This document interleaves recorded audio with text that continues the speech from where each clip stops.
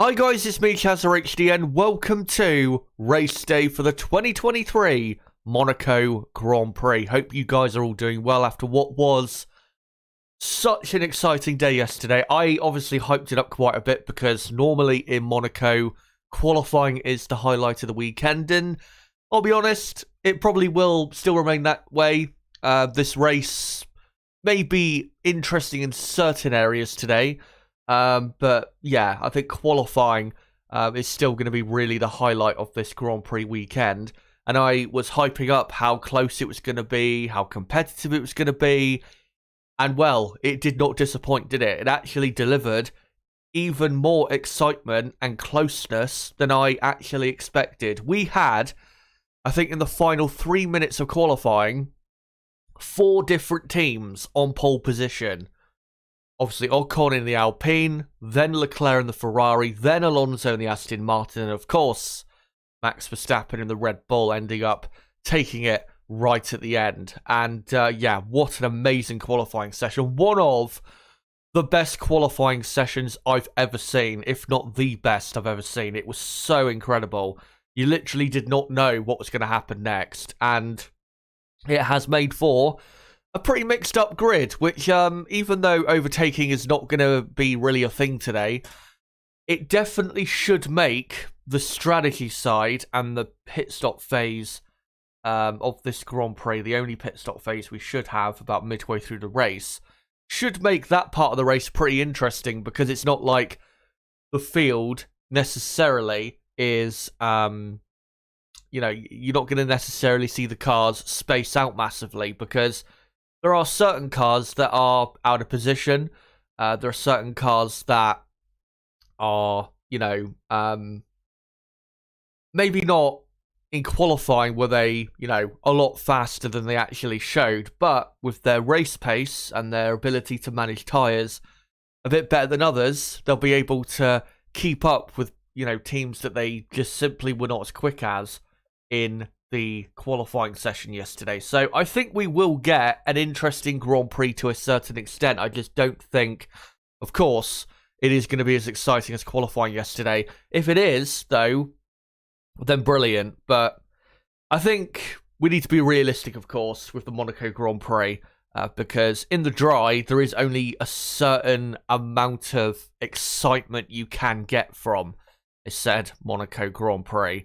So yeah, we'll see what happens. Of course, the race gets underway in just under 2 hours from now. Weather is looking good. There is a chance of rain, of course, but it does look like it's going to stay dry for the Monaco Grand Prix, and should, of course, on strategy be a one-stop race with people starting on the medium compound and then going on to the hard compound tyre between, say, lap 30 and lap 40. For the first and only pit stop. But yeah, before we properly get into previewing and building up to this Monaco Grand Prix, just want to say hello to all you guys. Hope you're all doing well, and no matter what part of the world you're watching from and what time it is in your part of the world, I hope you're all having as best a day as possible, and you're going to join me and Niblo once he joins in probably about an hour and a half from now, to watch along and enjoy what you can of the Monaco Grand Prix. And yeah, of course, we're going to get into the build-up first. Plenty to get into, of course. We're going to, go through the usual stuff that we do here in the build-up. We're going to get into, of course, the results of qualifying. And then we're going to get into some of the key data as to why qualifying ended up the way it did. We'll also get into some long-run data from practice 2, just to show you who has good pace on heavy fuel. And then, of course, I'll get into my full top 10 race prediction for the race today.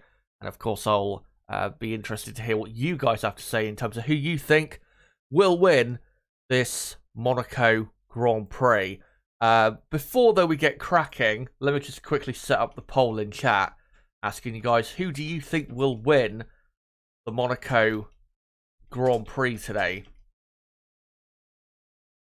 And let me just quickly do the options, and I'll leave this poll running until right before lights out. So the options, of course, will be the top 4 on the grid, because realistically, those are the only 4 drivers that, can, if there's to be 4 options for who is going to win today, it can only be the top 4, really. And of course, those top 4, Verstappen, Alonso, Ocon, and Carlos Sainz. So let me know again in the next hour and 55 minutes or so, who do you think is going to win the Monaco Grand Prix?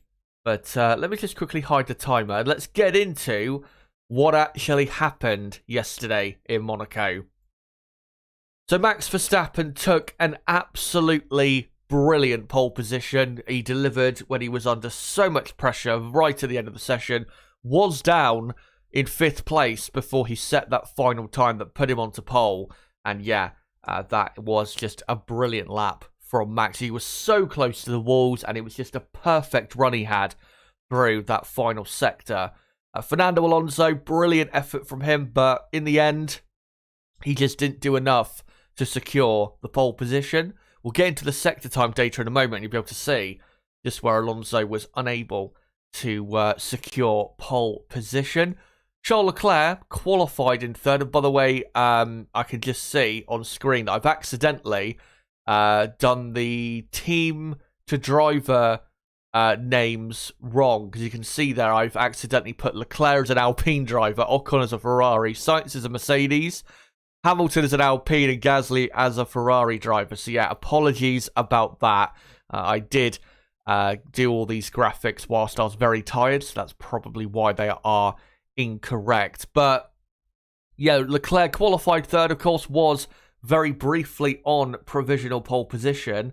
The reason he doesn't start in 3rd and he will start 6th today is because he impeded Lando Norris quite badly in the tunnel yesterday, and that's why Norris really ended up in P10 in qualifying. And yeah, was given a 3-place penalty, so Charles Leclerc will start the race from 6th, with it being Esteban Ocon starting 3rd. What a brilliant qualifying Ocon had.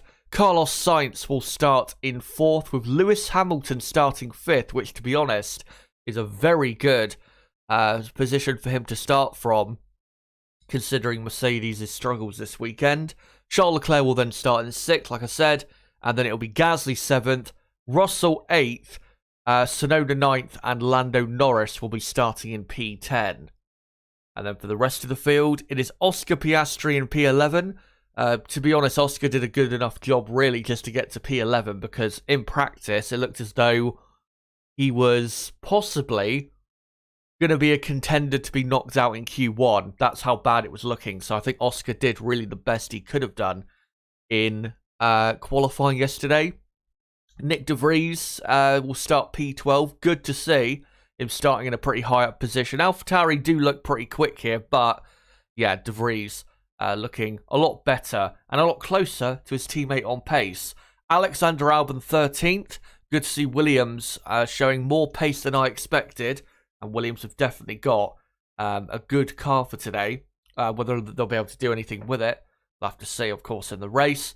Lance Stroll 14th. Terrible performance by Stroll. He had no pace through qualifying and ended up, 1.2 seconds almost slower than his teammate. That is unacceptable for Stroll be lapping at that type of speed. Valtteri Bottas was disappointing in 15th.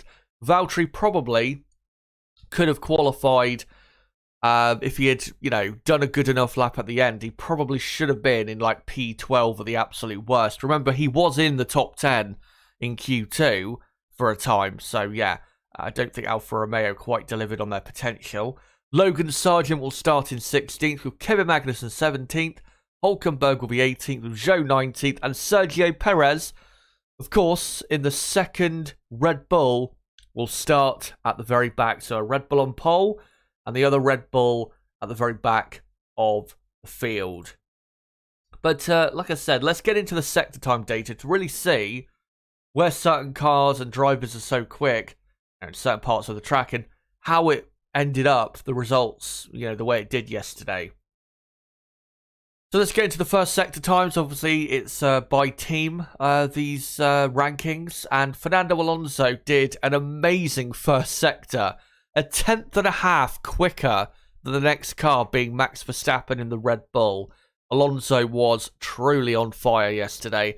And it is a surprise that the Aston Martin was so good in that first sector, because I just didn't think the first sector would be the type of sector where Aston Martin would be at their best around this track. So yeah, surprising that they were just so incredibly quick through the first part of the lap.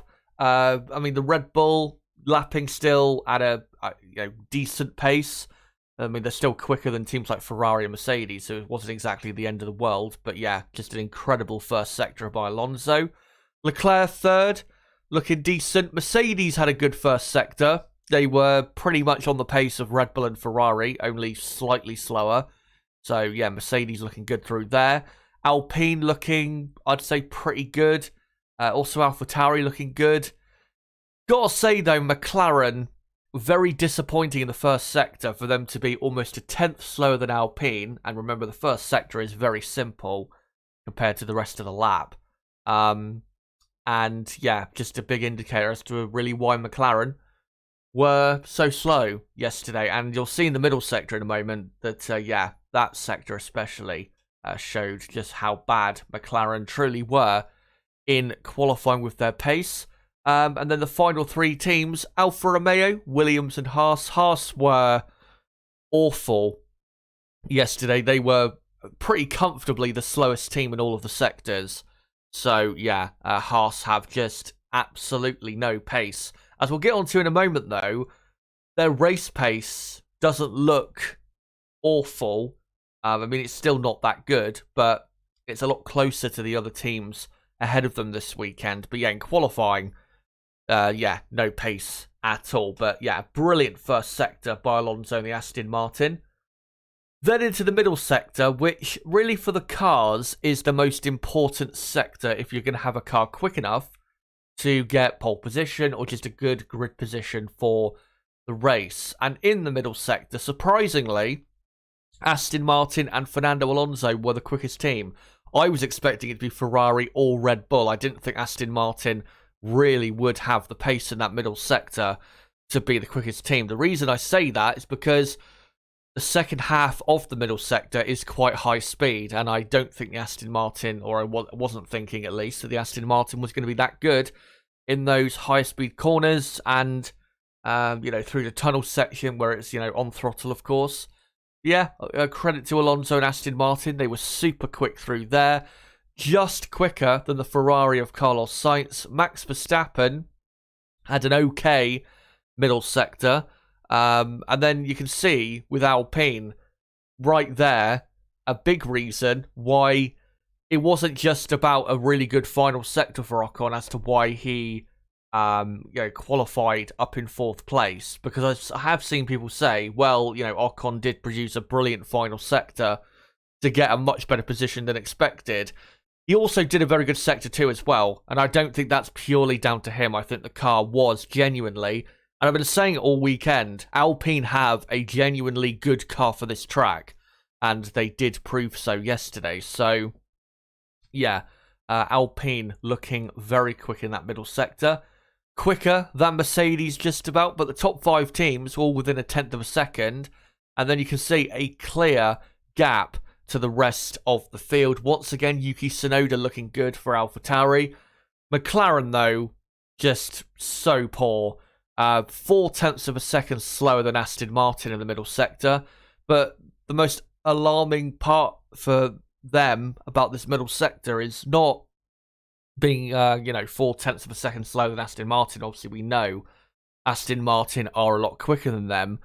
But for them to be almost 4 tenths of a second slower than Alpine, a team they're supposed to be, really close to and fighting this weekend and this season, is unacceptable.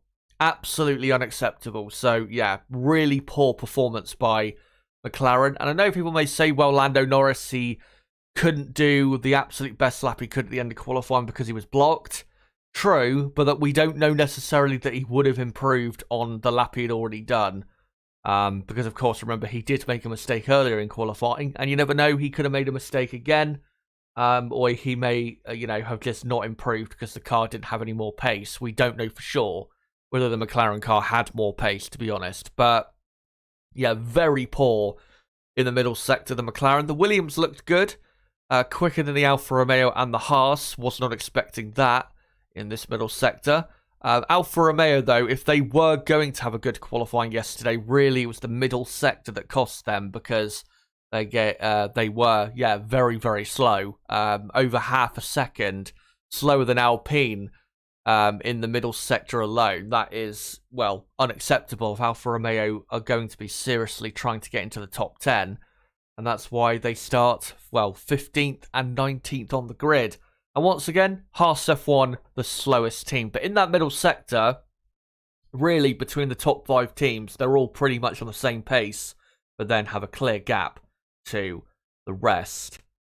And then let's get into the final sector, where really the drivers yesterday, I think, made quite a big difference to, what happened in qualifying and who ended up in what positions. Max Verstappen produced definitely a very good final sector. There is no doubt about it. 18.8 in the final sector, and almost 0.3 of a second quicker than Alonso. I will say, though, and I'm not hating on Verstappen, he did do a very good lap yesterday, but this final sector from Verstappen, I mean, if you watch it visually, it was, perfect. You couldn't do any more than what he did in that final sector. But in terms of the actual pace he showed in that final sector, it was very good, but people are making out like it was the greatest final sector or sector ever done in qualifying by any driver. It definitely was not, because with Alonso, his main rival in the fight for pole position, it's not like Alonso was second in the final sector and he was still 0.3 of a second quicker. You can see Alonso was only the 7th quickest, or Aston Martin were only the 7th best team in that final sector through qualifying yesterday. So, again, good final sector for Verstappen, no doubt about it, but I think people are overrating that final sector quite a bit, because it's not like Alonso did the best final sector he could have done. Alonso definitely could have lapped at least 0.1 quicker in that final sector, because, I mean, he's, below McLaren and AlphaTauri in that final sector.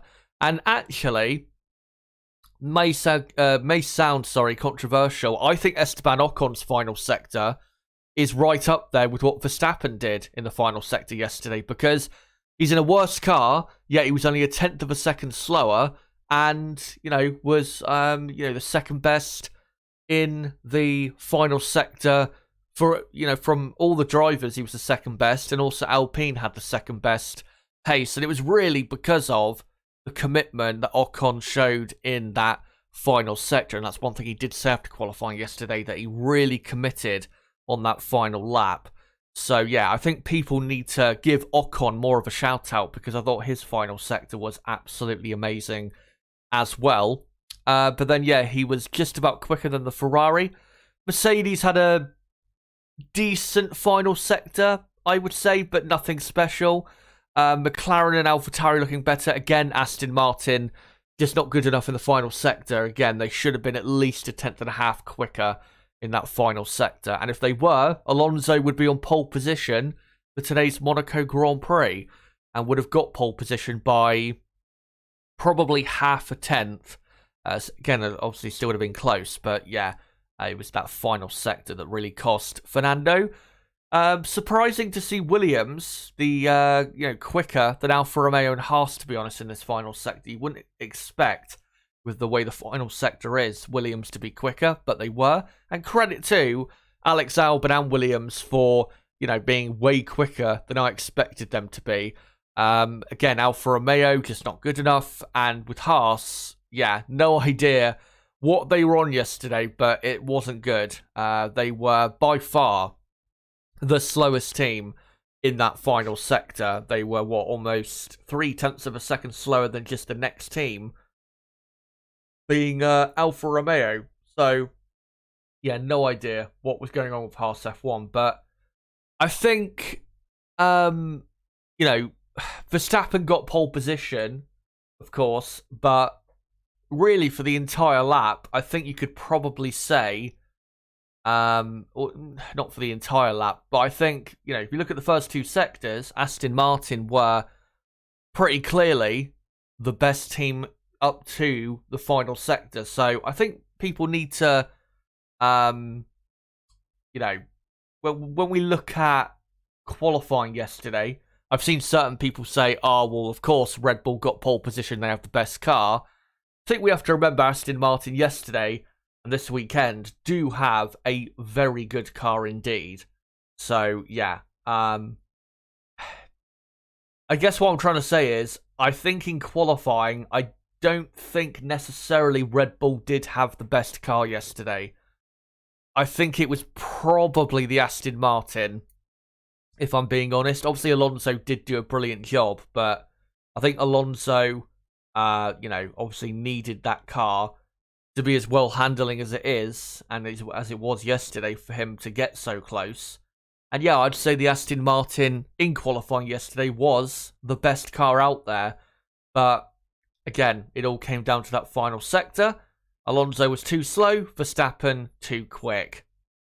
But let's now get into the long run pace that the teams, obviously, they do in practice too, as they try to understand how the tyres are working with heavy fuel load, how the car feels on a heavy fuel load, and also see what the actual average pace is like.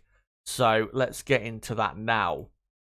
And this is the average long run pace by team from practice 2.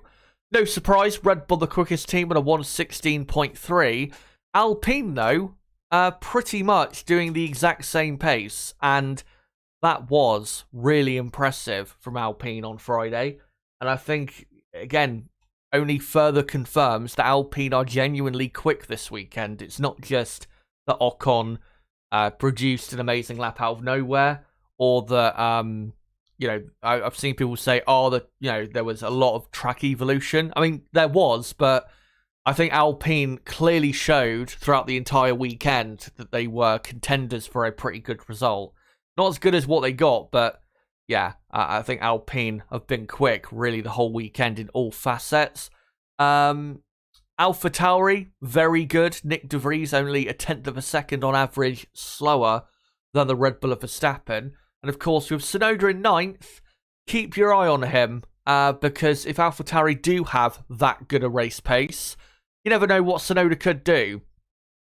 We've seen, of course, this season, Tsunoda's race pace has been really good, and his race performances have been very good indeed. So, yeah, watch out for Yuki Tsunoda today. Definitely someone that could cause a shock with, Russell, Gasly, and Leclerc, the 3 drivers just ahead of him.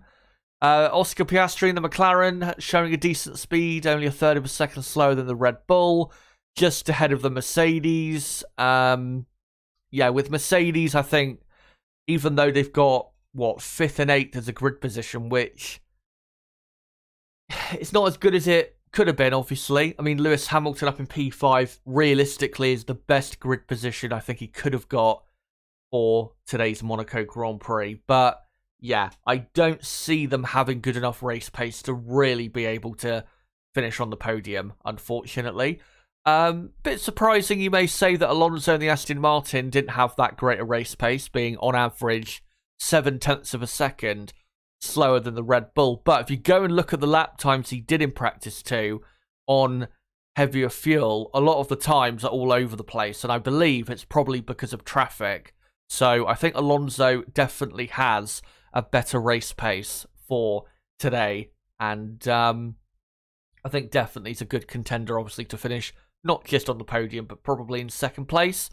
Alfa Romeo looking not that great. Neither are Haas, really. Williams were quite slow with their long run pace in practice 2.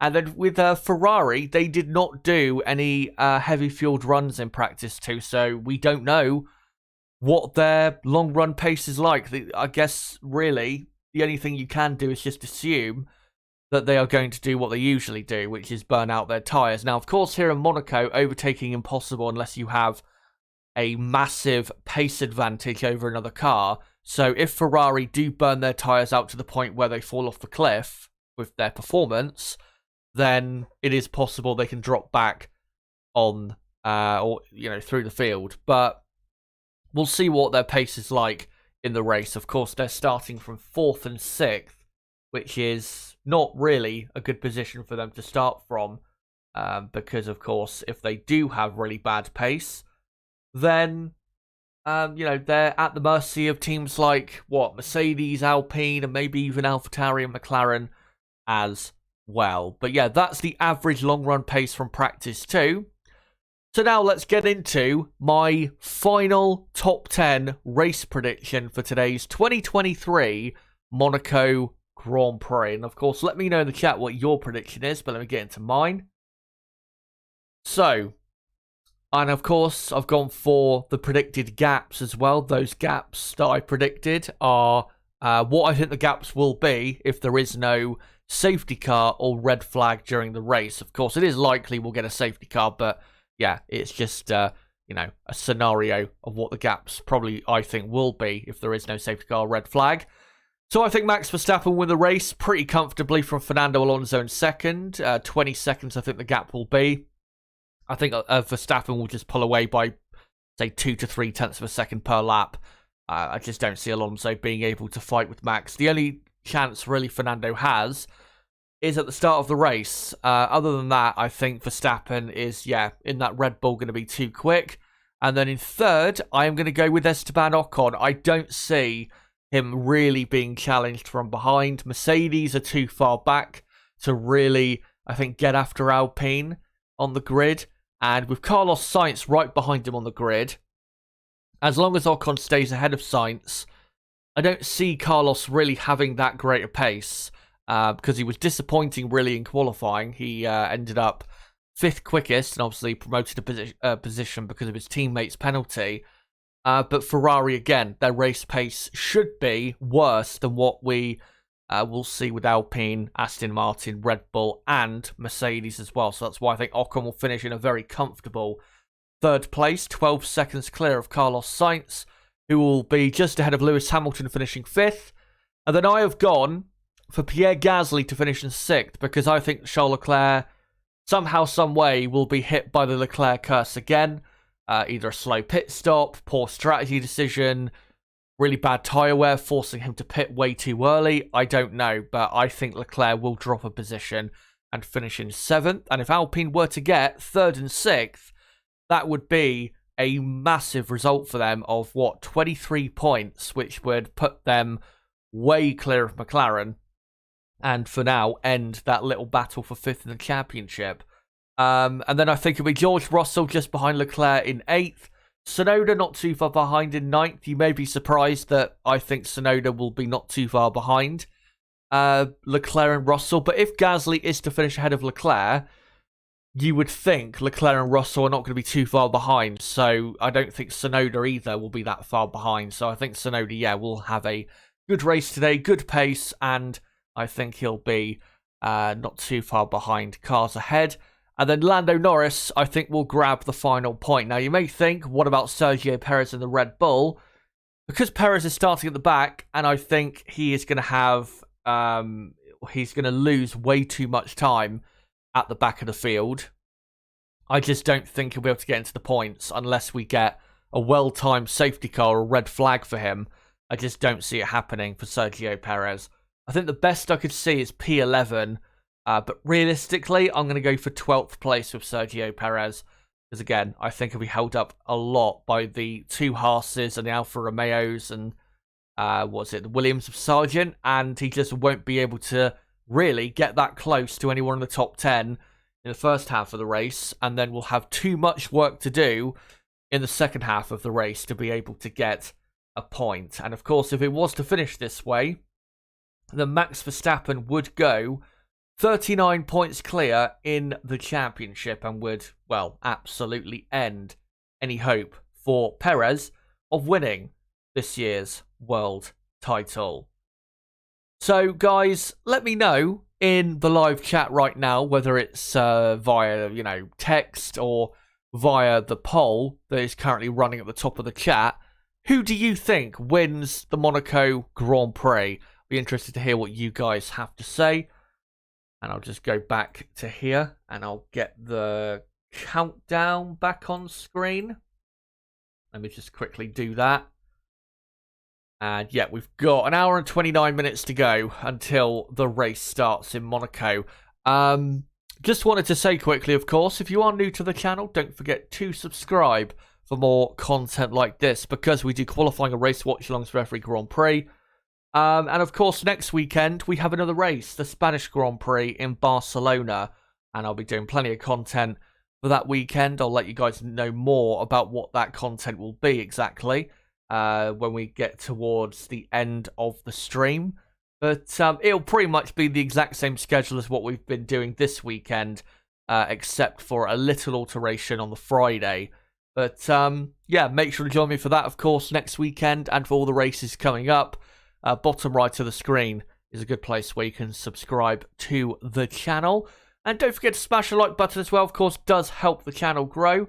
We are currently on 22 likes, so yeah, let's try and get up to like 30 or 40 likes if we can in the next 25 minutes or so. That'd be good if we could do that. But one thing I will do quickly before I move on to the next part of the stream, let's have a look on Twitter to see if there is any news. I have seen news from Albert Fabrega, one of the top F1 journalists, that has just posted a picture of the weather radar, at 14:50, which will be in an hour and 20 minutes, basically, from now, of possible rain hitting the track 10 minutes before the start of the race. Now, whether it actually does happen or not, we'll have to see.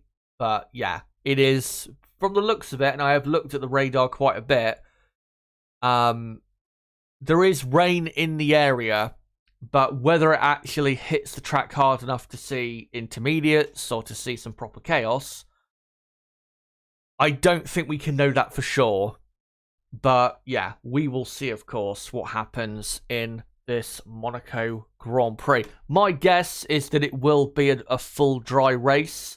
If we do get a shower, my expectation is it will be a small shower that won't force the drivers to go onto inters, but it will force them to have to, crawl around the track probably for, 3-4 laps on dry tyres, just to make sure they don't crash, of course, and make sure that, if it doesn't last that long, a small shower, that they don't have to pit and waste time going onto an intermediate tyre. I'm currently looking at the live broadcast, though. The sun is out in Monaco. It's not as sunny as it was yesterday, but yeah. I think it's going to take quite a lot for us to see like proper intermediate tyres on these cars, to be honest. Sam Tingy for £4.99 sends in a super chat. Thank you very much for that, mate. Says, I feel a crash might happen lap 1 between a couple of front runners. Keep up the great content, mate. Cheers for that. And yeah, been a while since we've had a crash between front runners at the start of a Monaco Grand Prix. I don't think the last time it was. I think, would it be Grosjean in 2012 where he hit Michael Schumacher?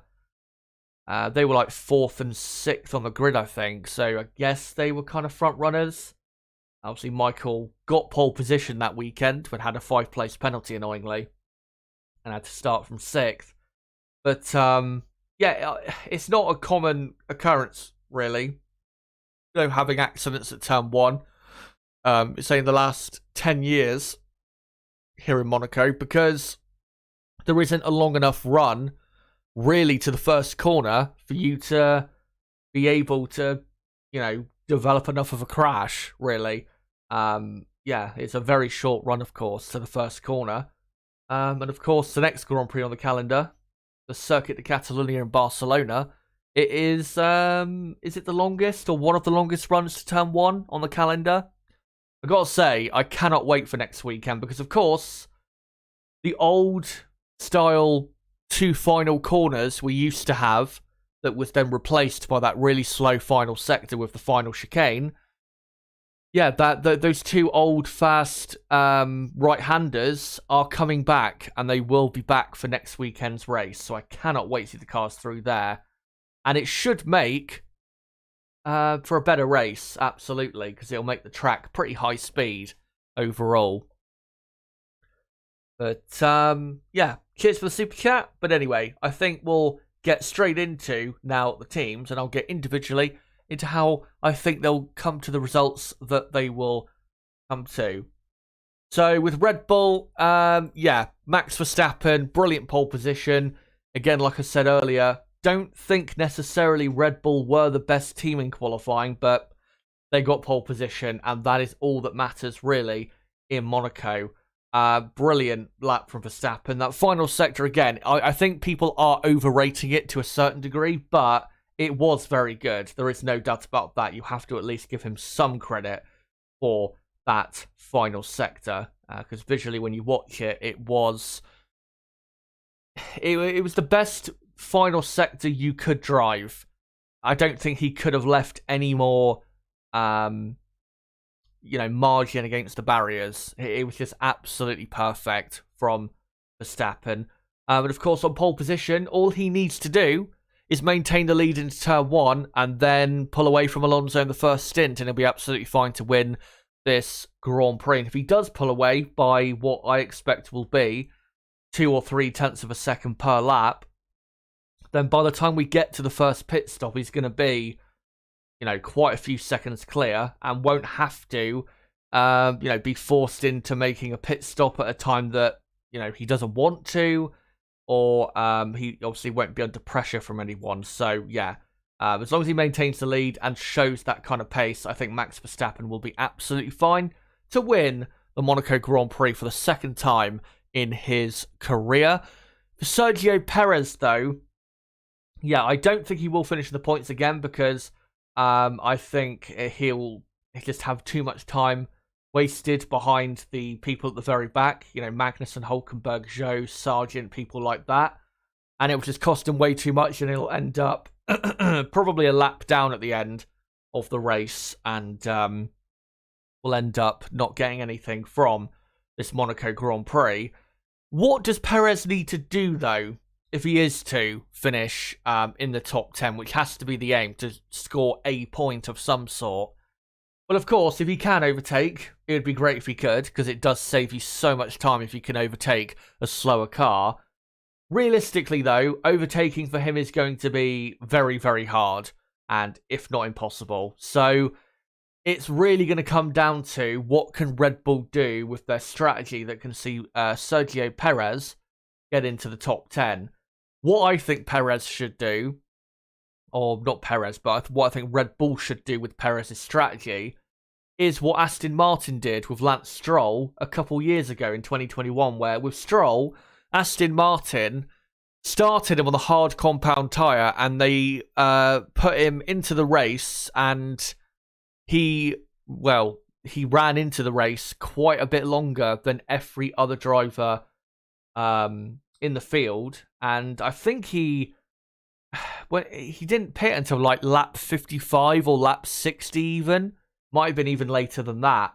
And yeah, on that hard tyre, because the hard tyre is so durable and so good, so quick as well, he was able to overcut like 5-6 drivers and end up finishing in 8th when he I think started in like 17th place or something like that. So if Perez can, be on that strategy and Red Bull can start him on the hard tyre and just run him as long into the race as possible, then that is really his only bet of, finishing in the, or finishing in the top 10. An undercut in Monaco really just doesn't work unless you get the timing of your undercut absolutely spot on. And, the teams ahead that you're trying to undercut if they do pit not too long after, then it does work massively here in Monaco. But if you do pit too early in Monaco and then you come up behind a much slower car that has not pitted yet, then your undercut has been completely destroyed, which is why pitting too early in Monaco does always get punished, and it has been, for decades. So, yeah, I think Red Bull, start with a hard tyre, run him, say, 55, 60 laps into the race, and then see if he can build a gap to whoever, and somehow grab, I don't know, a couple points or more. And if he can, then great. But yeah, realistically, if he's going to get like any better than 6th or 7th in this race, then really he's going to need a well-timed safety car or a well-timed red flag.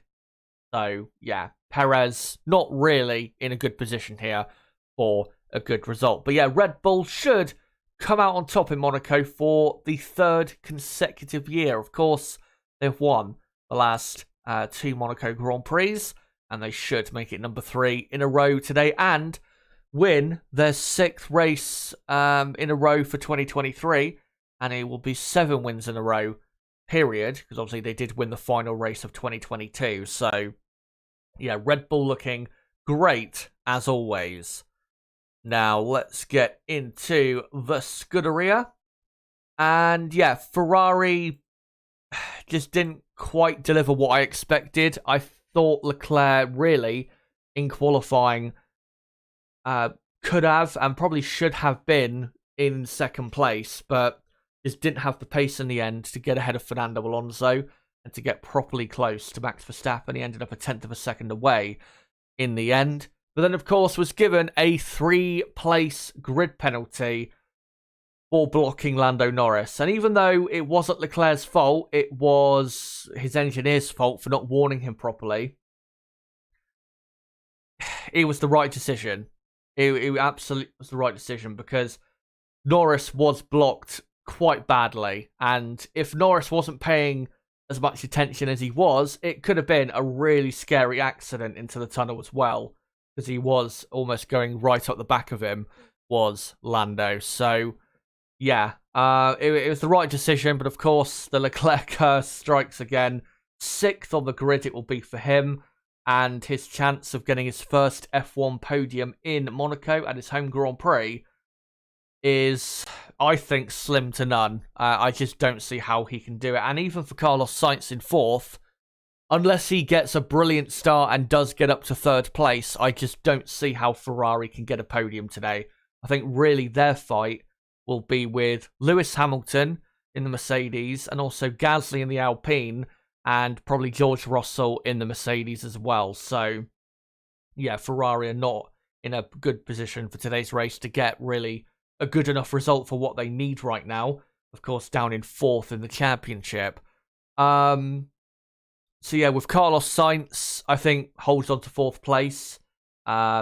His main rival today will be Lewis Hamilton. And for Charles Leclerc, like I said a moment ago with my race prediction, somehow, some way, he will be passed by Gasly. Whether it's a strategy mistake, slow pit stop, whatever, because he just doesn't have any luck around this Grand Prix track. Yeah, I think he will lose positions to Gasly, and it will be only 4th and 7th for the Ferrari team in Monaco. What can Ferrari do on strategy if they are to get a better result than what they're heading for at the minute? To be honest, I'm not really sure what they can do, because the issue for Ferrari is because they have much worse tyre degradation compared to other teams like Aston Martin, Red Bull, Alpine as well, and probably Mercedes, you'd have to say as well. They don't exactly have a ton of options on strategy, because it's not like they can start on the medium compound tyre and go much longer into the race to be able to do an overcut or something like that. Because I just don't think Ferrari will be able to keep their tyres in good enough condition to be able to have the pace to perform an overcut. So really, you would expect Ferrari to be one of the first front-running teams to pit today. And that, if anything, is going to cost them if it really does come down to strategy and pit stops today in terms of positions swapping around. And it's going to make their life very, very tough indeed. According to Pirelli, let me just get it up on my end. I'll just read it to you guys rather than get it up on the screen. Pirelli are predicting a one-stop strategy today, with teams starting on the medium and finishing on the hard compound tyre. But let me just get it up to see exactly what they said. And according to them, the fastest strategy today is to start on the medium and then pit between lap 30 and 38 and then go onto the hard tyre to finish the race. There's a couple other strategies that it says you can do, but those strategies will be definitely slower than the main one, starting on the medium and finishing on the hard. But most people should pit between lap 30 and lap 38 or lap 40, let's say. With Ferrari, can they make their tyres last long enough to be able to get to lap 30? That is going to be an issue for them. And if they do have to pit on like lap 25 or something, that will hurt them a lot, because if they come out behind slower cars on a harder compound of tyre that they just cannot overtake, then you're going to have, Gasly, Russell, maybe even Tsunoda and Norris be able to jump their way past the Ferrari cars. So it's really about getting the tyres, or, extending the tyre life as much as they can, Ferrari. But we know, again, that for them, that is a very hard thing to do compared to other teams. So, very crucial that Ferrari can at least go 30 laps into this race, because if they can only do 20 or 25 laps, then I think they're going to be in quite a bit of trouble. Let's go now onto the Mercedes-Benz team. Lewis Hamilton starts up in P5 for today's Monaco Grand Prix. George Russell start in 8th. Hamilton, I have to say, despite having not the greatest qualifying session in total, was at risk quite a few times of getting knocked out in Q1 and then in Q2. In the end, when it mattered most, as he usually does, produced the goods and qualified 6th, and obviously will start 5th because of Leclerc's penalty. And like I said a few minutes ago, I don't think you really could ask any more of Lewis Hamilton, because 5th really is the absolute maximum I think Mercedes could have got in qualifying yesterday. They're just simply not as quick as Red Bull, Aston Martin, Ferrari around this track in qualifying. And as I was proven in qualifying yesterday, Alpine were genuinely quicker than Mercedes. As I was saying all weekend, that I thought Alpine were the quicker team. So, 5th on the grid for Hamilton is a very good place to start from. And if Ferrari do have to pit a bit earlier than really they should be, then if Mercedes can make their tyres go quite a bit longer and Ferrari do get held up behind slower cars, I don't see why Mercedes can't make up a position, with Lewis Hamilton, say, up to 4th, and then George Russell up to 7th or even 6th, if Russell can also somehow get ahead of the Alpine or Pierre Gasly. So, for Mercedes, looking decent, the grid position, and we'll see where they are when we get to the first and only pit stop phase, of course, for this Grand Prix. Because if they're not too far behind Sainz and Ocon with Hamilton, and Russell, is not too far behind Hamilton and is fighting a bit with Leclerc and Gasly, then there's definitely a good opportunity if they really get the strategy right and obviously the pit stops right. There's a really good opportunity for them to climb some positions. And of course, they're only 6 points behind Aston Martin in the championship. So if they can try and score about the same amount of points today as Aston Martin will, with Alonso starting up in 2nd, that would be, I think, a pretty good result for them. Because if Alonso does finish in second, like I predict, and I think it's very likely Alonso will finish in second, of course, that's 18 points. Currently, as it stands, Mercedes with 5th and 8th would be heading for 14 points, which is a good damage limitation with Aston Martin this weekend, clearly quicker than the Mercedes team. So, yeah, we'll see how they get on the race. We'll see what their race pace is like. It should be decent, nothing special. But yeah, they just need to hang on to the Ferrari cars if they can, and then they'll be able to try and execute a good plan. And the final, well, not the final front-running team, the penultimate front-running team will go on to Aston Martin. Again, in qualifying yesterday, I think they had the better car, really, compared to everybody else. But in the end, that final sector just cost them. Verstappen, of course, did a very good final sector. Alonso, not so much. And that's why Alonso is not starting on pole position. And yeah, it is a shame that Alonso's not on pole, because if Alonso was on pole, even though, yeah, his chances of victory would be very, very high, given how the Red Bull should be quicker today, and it normally is on a Sunday, it would be a good close fight, really, throughout the race between Alonso and Verstappen if Alonso was ahead on the grid. I mean, you never know. Alonso could get ahead at the start. If he did, that would really make for a really interesting race today. But yeah, starting in second, most likely he's not going to get into the lead. And I think if he does not get somehow into the lead into the first corner, and Verstappen does have the pace to pull away, then really, I think he just needs to try and focus on finishing in second place, because that is realistically, of course, the best he will be able to do in the Grand Prix. The only threats really he needs to look out for, if he's not, fighting with Verstappen today for the win, is Esteban Ocon in the Alpine, who look, quite fast. But as long as Alonso has track position, I don't see Ocon, seriously challenging Alonso today. So yeah, as long as Alonso, gets away fine, maintains second, then he should finish in second place, barring anything really bad happening for him.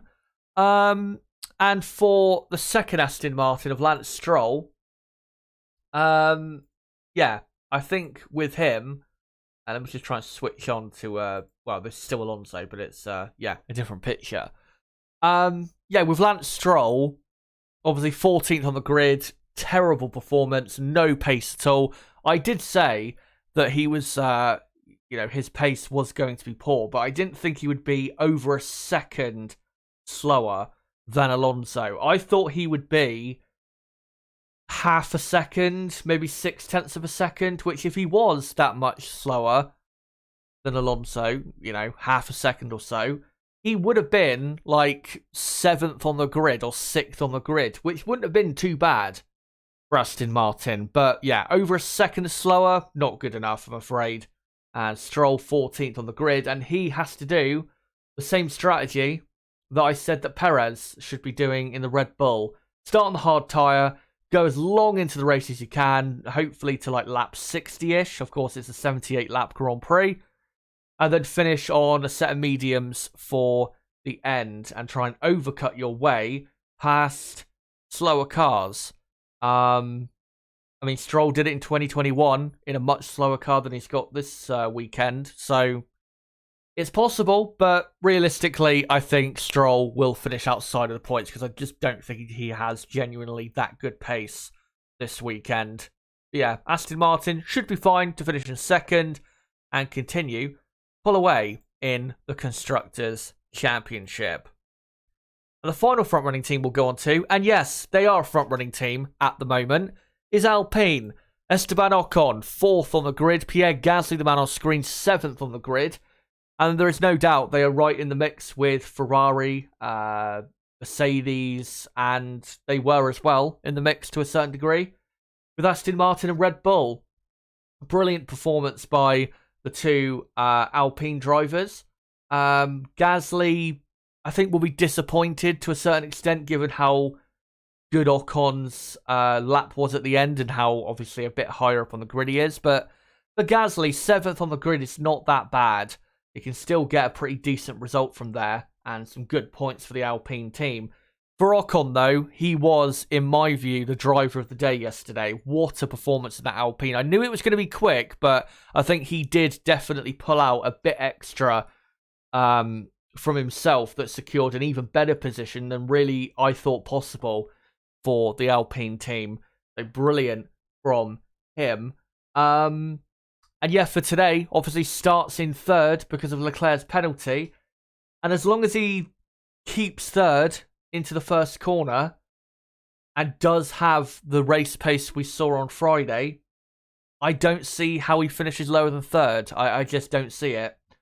Something would have to seriously go wrong, put it that way, for Ocon in the Alpine. But yeah, I think he will finish in 3rd, and I really hope he does finish in 3rd, because honestly, he does deserve a podium this weekend. He has been one of the best drivers this weekend. So yeah, it would be great to see him on the podium for Alpine. And again, as I've said many times this season, Alpine are pretty much a front-running team. They've just at times lacked consistent good performances from the drivers, but this weekend, drivers are on it, and that is allowing Alpine to be right up there and in the fight. And if they got a podium today, I think it would just confirm that, yeah, Alpine are here to fight in 2023, and they will be fighting not at every Grand Prix with teams like Ferrari and Aston Martin, but a few times this season, Alpine are going to be up there and contending with some of the front-running teams. There is no doubt about it, especially when the drivers hook up a brilliant lap. That helps, of course, them, deliver great pace and put them in really good positions for the race. And yeah, Ocon, I think, will finish in 3rd. Like I said, with Leclerc, something will happen bad for him in this race, and I think Gasly will jump him up to 6th. And if they were to get 3rd and 6th, 23 points that would be, and that would be a massive result for Alpine, because they're currently level on points for 5th in the championship with the McLaren. And of course, if McLaren only score, say, 1 point, which they are at the minute on the grid, and Alpine score 23, Alpine would be 22 points clear of McLaren. And it would take McLaren something special to catch back up to Alpine. So, yeah, big day today. And let's hope Alpine get a good result, which really they do deserve with a good car they clearly have.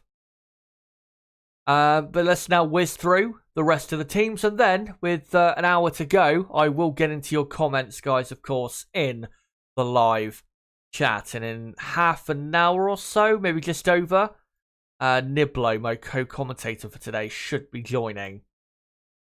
But yeah, let's go on to McLaren. I know people may say with McLaren that, Lando Norris obviously was blocked on his final lap and there was more pace there to be shown. Maybe they would have been quicker than, say, Tsunoda in the AlphaTauri, but I don't really think they would have been much better than what they showed. I think, to be honest, where they are on the grid is about indicative of where they truly are. They are not as quick, obviously, as the top 4 teams, and they are clearly not as quick this season as Alpine.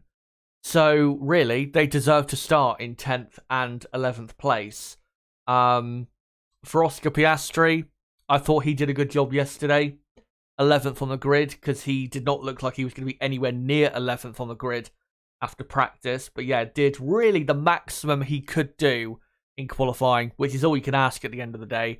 Lando Norris, yeah, I think could have done better if he was not blocked, but I think the only better position I could have seen really for Lando was him in 9th, which really wouldn't have made that big a difference for Lando in today's Monaco Grand Prix. So yeah, I think Norris will score a point for McLaren, the final point out of the top 10. And with Oscar Piastri, of course, he has to hope that someone in the top 10 has a retirement, because that is the only opportunity, really, of him finishing in the top 10. Or maybe not a retirement, but if someone has like a proper issue, like a really slow pit stop, puncture, something that can cost you quite a bit of time for Piastri to be able to benefit from it, then I think we'll be able to see, Piastri in the top 10, which would be really a brilliant result for him Yeah, during a weekend where, McLaren have not been that great, I have to say. Yeah, McLaren at the minute are the 6th best team in Formula One. Not good enough, I'm afraid, from them. And to be honest, I don't see McLaren for the next couple races after this. I don't really see it getting that much better for McLaren.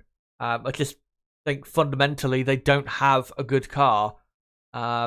Obviously, it's a better car than what we saw at the first race, but as I've said, I think a few times this weekend, they're just polishing a turd at the end of the day.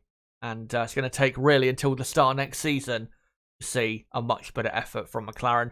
There is talk of a new B-Spec car coming for their home race at Silverstone, which of course is in 7 weeks, I think, from now? Is it? About 6-7 weeks from now. Maybe that will make a big difference for them. It depends really on how many new upgrades they'll have, but we'll have to see. What happens with that when we get to their home Grand Prix at Silverstone. But until that British Grand Prix, I just don't see McLaren really getting good results this season. Of course, in Australia, benefited a lot from a few retirements, and that's why they ended up finishing with so many points from that race. Obviously, Lando was going to finish in the points. He was going to finish, I think, Lando in was it 8th place in that race or 7th place? Anyway, but it just wasn't going to be quite as good as it actually ended up being for him until those retirements happened.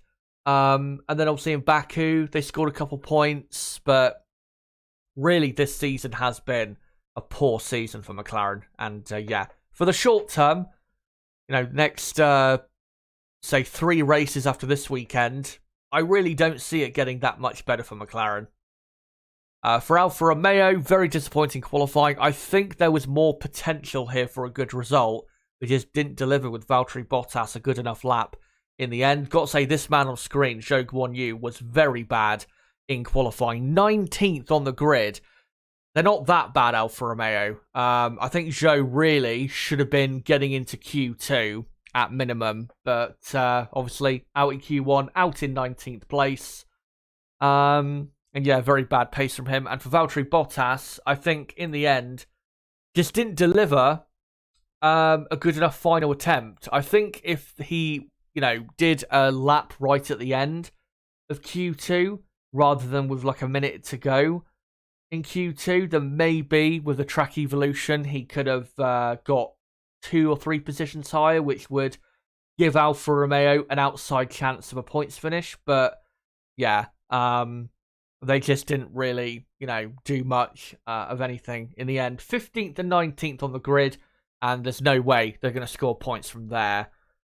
For Haas F1 as well, for them, no way they'll be scoring points today. 17th and 18th on the grid. They were the slowest team in qualifying, quite comfortably as well. The slowest team in qualifying, and not quite sure why they were so bad, because I didn't think they would be great this weekend, but I didn't think they'd be the worst team.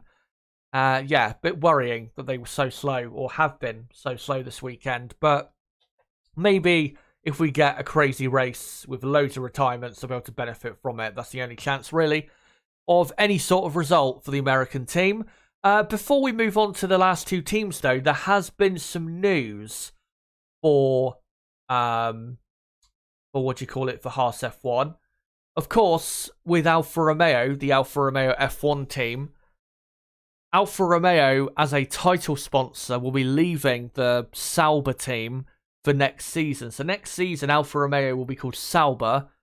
And it was rumoured that Alfa Romeo will still be sticking around in Formula 1. And we were thinking, well, where would they go? It turns out, and it's not been announced officially yet, but it is set to be announced that Alfa Romeo will be a title sponsor of the Haas F1 team in 2024. So that will be a big helping to them. Apparently the deal is going to be worth $20 million to the Haas team, and that is massive for them. Really secures their future. So yeah, good news to see. Good deal for Haas. Hopefully they benefit from that. For AlphaTauri, very good pace yesterday. 9th and 12th on the grid. That's their best qualifying of the season so far with both cars. Obviously, Tsunoda was better in Baku, where he got 8th on the grid, I think it was, that day. But yeah, brilliant qualifying. AlphaTauri were genuinely quick through really all of the sectors on the track. It's not like they just lucked into a great result. And yeah, Yuki Tsunoda, brilliant performance by him yet again. He has been such a brilliant driver this season.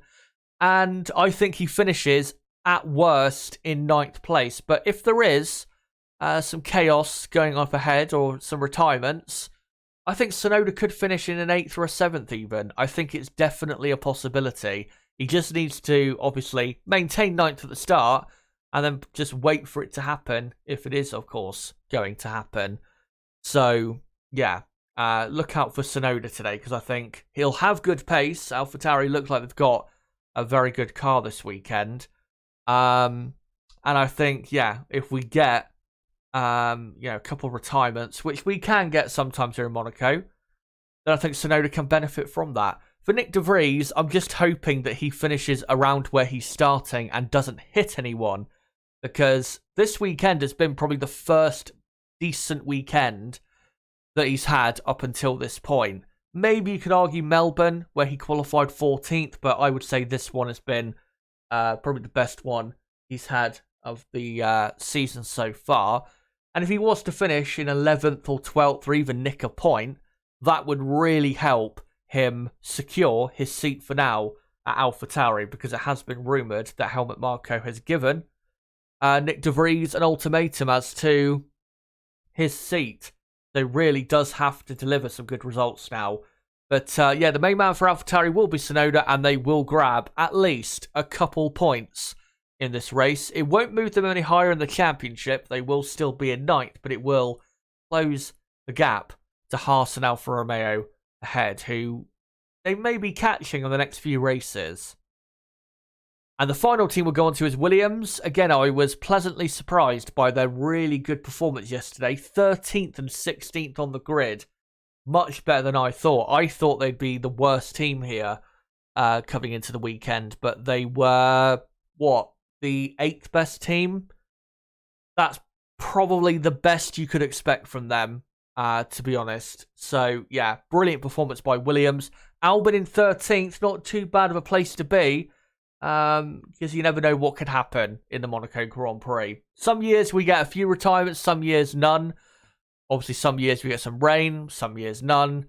And if it is a bit more of a chaotic race today than your normal Monaco Grand Prix, then Albon is in a good position to benefit from that. And of course, Williams are only a point behind AlphaTauri in the championship. So if they can score a point or more today, it would be a massive result for them. I got to say, though, Logan Sargent, I thought, had a good performance yesterday. 16th he was in qualifying, ahead of the two Haases, Zhou and Perez. And he wasn't that much slower than Albon. So, yeah, good performance by Logan. And I think today, if he finishes like 15th or 16th, that should be a pretty good result, really, for him to take. And should give him definitely more confidence than the last couple of races before today will give him, in 2023. But realistically, from a performance perspective, Williams will not finish in the points. But again, if there's retirements or some rain, you never know what could happen here in Monaco. But let me go back onto these pictures. And of course, those are all the teams done with. And we have just over 45 minutes to go until the Monaco Grand Prix. Yeah, weather at the minute still looking pretty good. And I would be surprised if we got a rain shower, to be honest. But if we do get one, like I said, the absolute worst I can see it being is a small shower that doesn't force the drivers to pit onto intermediate or wet tyres. So, yeah. Should be okay, the weather today. But what I'm going to do as, my co-commentator for today should be coming on in about 20 to 25 minutes, hopefully. as long as he's not falling asleep or anything.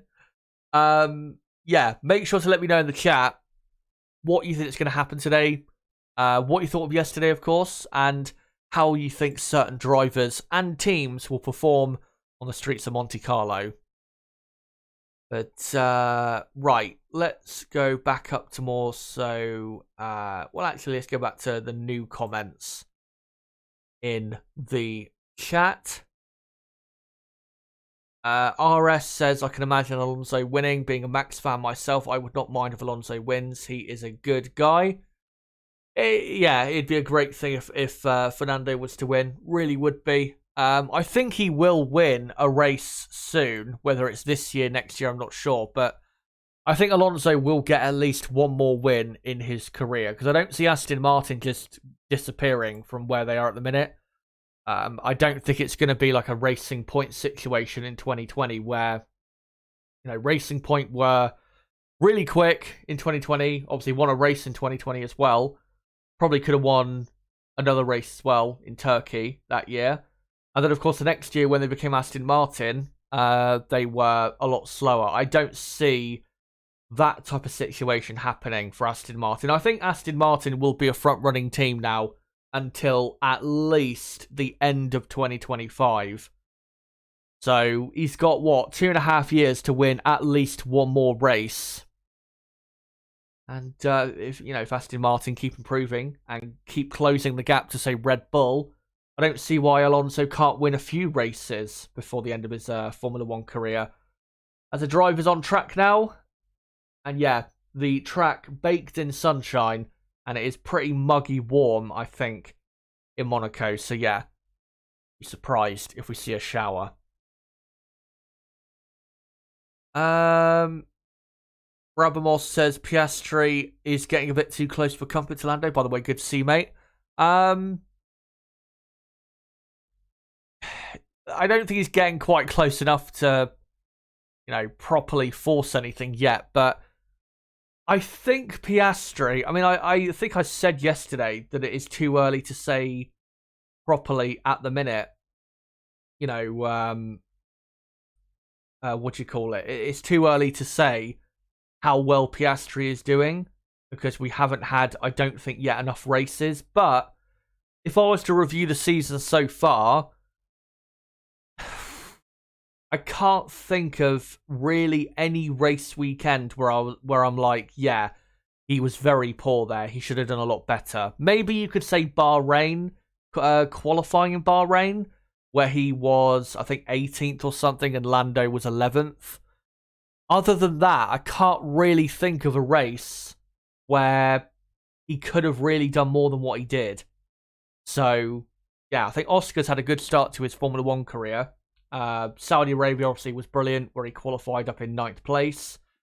Australia, home race, scored, 4 points, finished in 8th, I think it was. Baku, just missed out on a point. Miami, McLaren were awfully slow, so yeah, there was nothing really McLaren or Piastri could do.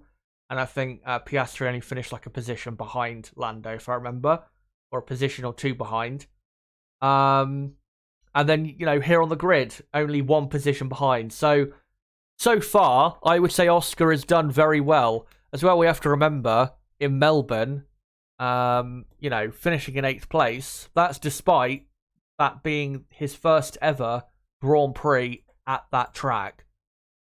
So next year, just imagine what he can do. Now we have more confidence around that track. But yeah, so far, Oscar, I think, has done pretty well. Brabham says Ocon for the win.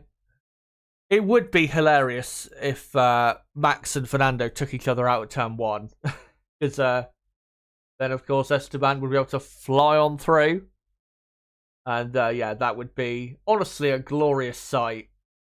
Seeing an Alpine fly past a crashing Red Bull and Aston Martin at turn 1. But again, it's not that common lately having accidents at the front into turn 1. So, yeah, be surprised if it was to happen. McLaren F1 racers Perez will cause a red flag lap 1, wanting to clear some traffic. Prank says Nando would take that stat from Kimi, right? Longest time in between wins. I didn't know Kimi had the record for that. Yeah, the longest gap Kimi had in between wins was what, 5.5 years? Obviously, Fernando is his last win was, I think, 10 years and 2 weeks ago. Right, let's find some other comments here if we can. And hello to all you beautiful people, of course.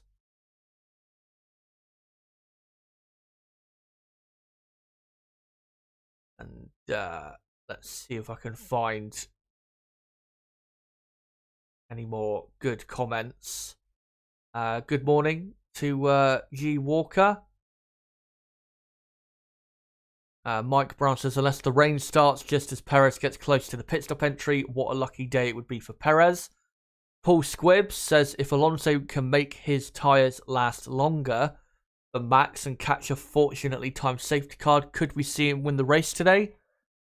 He would, if what do you call it? If Max Verstappen makes his first pit stop and Fernando is within, say, I don't know, 10 seconds of Max when he makes that pit stop, if Fernando stays out on track and then there's a safety car, then yeah, Fernando would probably jump Verstappen in that whole little phase.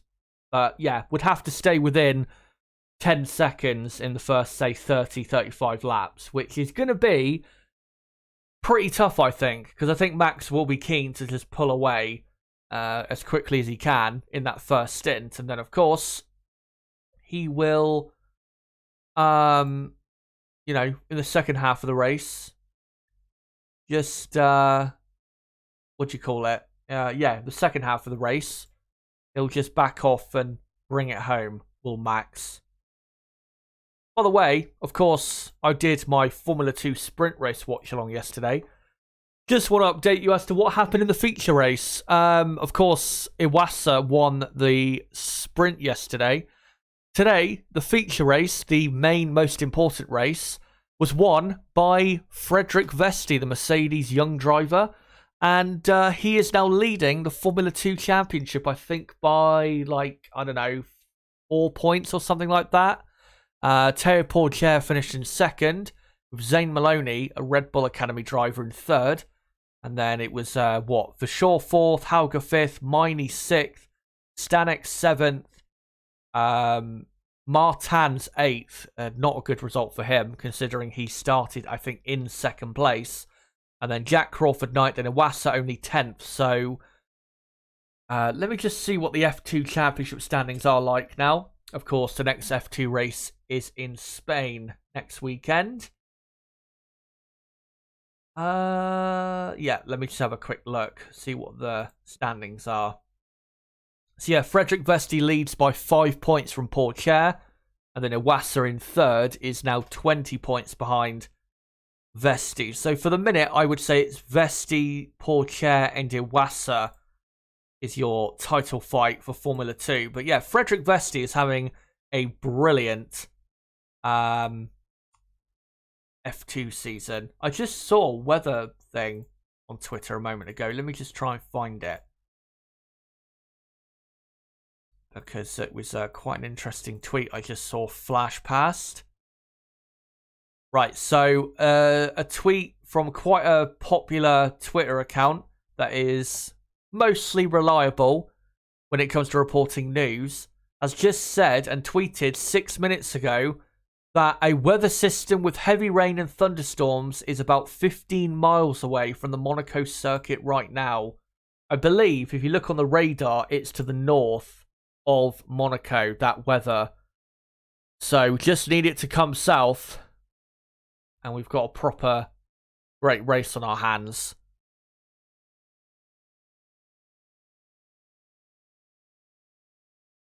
McLaren from Racers, you sound happy now. There's some excitement in F1 now, Chazza. Well, yeah, since I had that whole rant and was feeling quite depressed, I guess, about the state of Formula 1, not been too bad since, has it? Miami was a pretty good race compared to what we expected.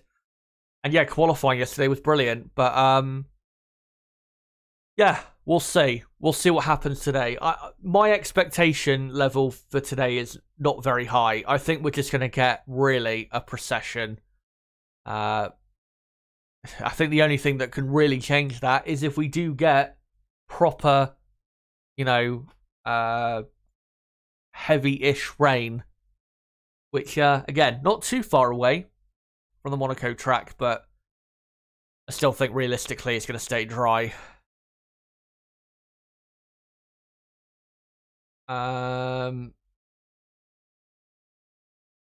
Let's find some other news if we can. Or not some other news, some more comments rather.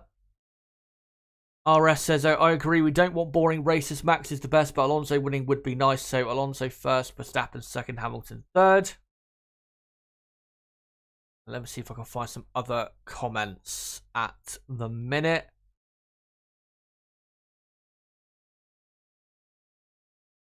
Mike Brown says Ferrari is beyond a joke team right now. True. I mean, obviously today will be the 6th race of the season, and they probably today will not get a podium, so, it'll only be one podium in the first 6 races for Ferrari. I mean, Mercedes also have only had 1 podium this season. It's really poor, been a poor season for them, but if you compare Ferrari to what they did this time last year, where they were, I think, still leading the championship, or if they weren't leading the championship, they were just about second to Red Bull, only a few points behind on the drivers and constructors side. Compare that to now, where, they're doing well just to finish on the podium. It's an incredible contrast, compared to last year. And it's, very poor from them. They just haven't, they started 2022 and this new era with a brilliant car, and at the time had the best car, and just haven't improved at all since then. And that's why they are where they are. And actually, when you look at qualifying yesterday, all of the teams pretty much lapped a bit quicker than what they did in qualifying last year. For example, Max Verstappen, let me just see what the best time he did in qualifying last year was. So last year in qualifying, Verstappen did a 1:11.6. For pole position yesterday, Max did a 1:11.3. Aston Martin's best time was a 1:12.6 in qualifying last year. Obviously yesterday it was a 1:11.4.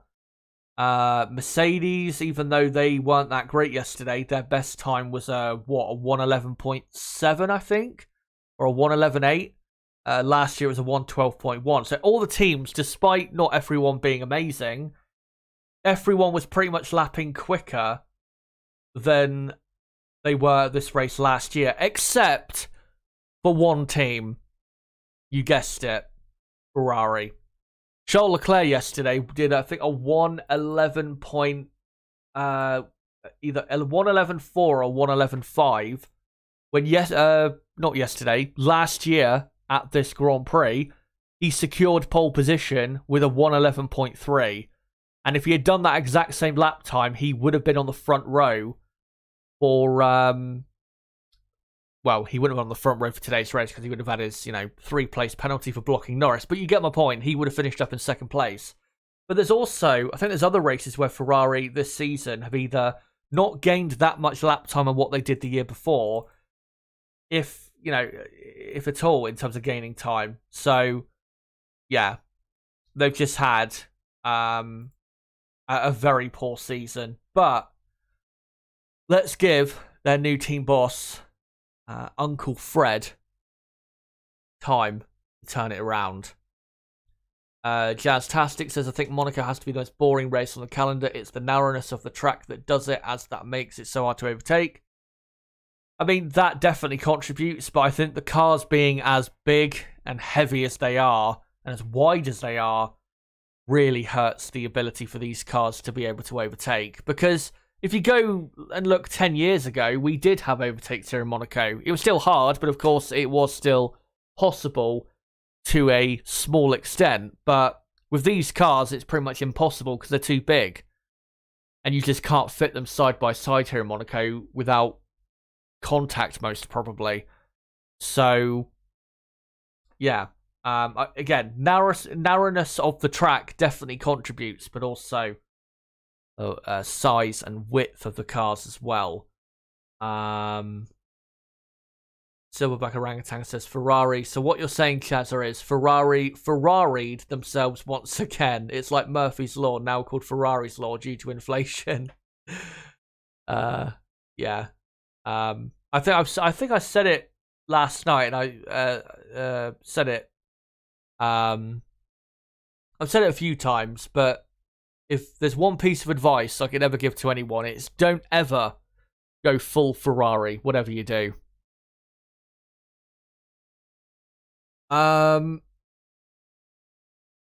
Michael Gott says, just watched a great comparison video of how close Q3 was between Max and Fernando. So close.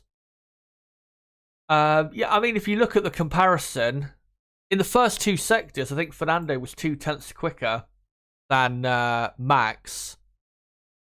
And then, yeah, that final sector, it just completely swapped around. But yeah, was, of course, a brilliant battle between Max and Fernando.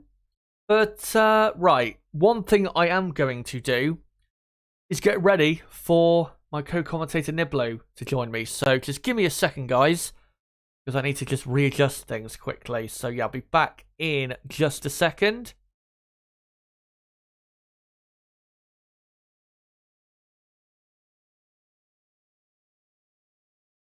Right, and actually, before I bring him on, I am going to tweet the link back out for the stream for the final time before we get the race underway. So I'll just quickly do that. And yeah, we've only got, what, just over half an hour until the race. This build-up is absolutely flying by. But yeah, let me just quickly post this out a couple of times, and then we'll just get straight into the final half an hour of build-up. And make sure, of course, if you haven't voted in that poll at the top of the live chat, to do so. Who do you think is going to win the Monaco Grand Prix? Let me know in that poll. Come join us to watch along the 2023 Monaco GP. And yeah, I'll just quickly post it out on Twitter as well. As in Monaco, still sunny. There are some clouds about, but still looks pretty good weather. I'd still be surprised if we got like proper rain or anything. Come join us here to watch along the Monaco GP.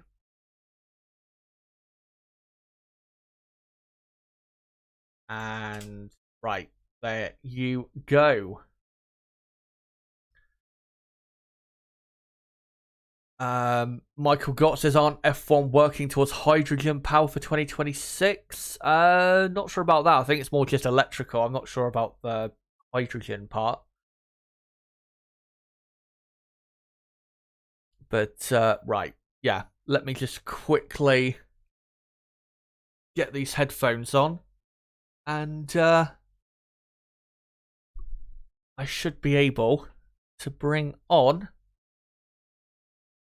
actually, I need to get up Discord, of course, to be able to get him on. Let's see if he is ready, and I think he is.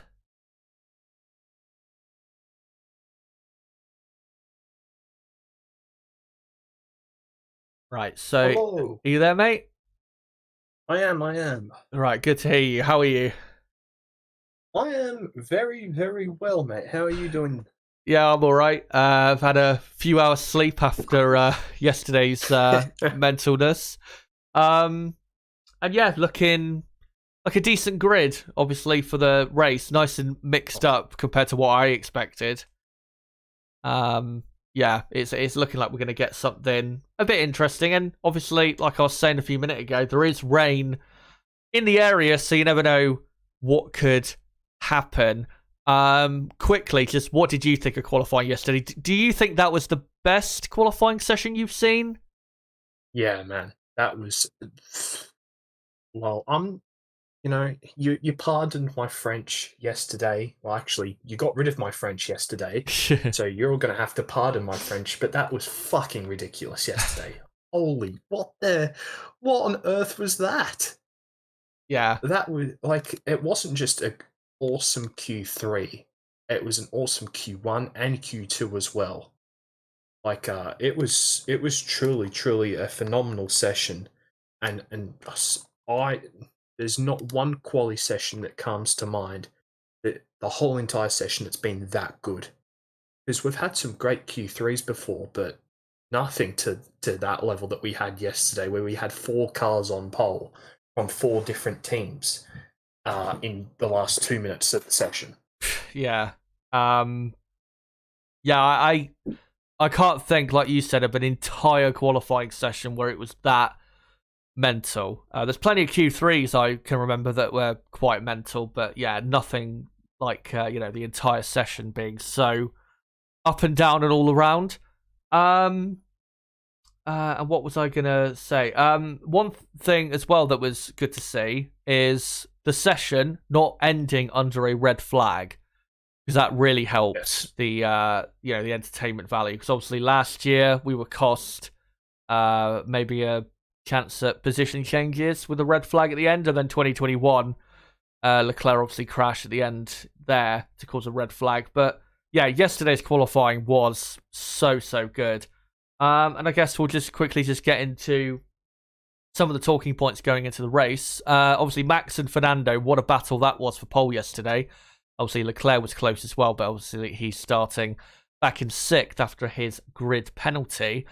Do you think Fernando and Aston Martin have any chance at all of winning today? Like, on strategy, do you think they can keep close enough, or do you think Verstappen just runs away? Well, I think that Red Bull are probably just going to manage the race. It doesn't seem like that there's going to be a massive pace advantage. Well, I mean, there might be, but I didn't pay too much attention to the actual Friday long runs. I mean, nor do the teams around Monaco, because it all is just qualifying. But potentially Fernando can stay close enough. But I mean, the chances of him getting a gap further, big enough further back, to pit and sort of try and undercut Verstappen's pretty unlikely. So yeah, I mean, I'd give Max a 95% chance of winning today's race. I mean, just because it is Monaco.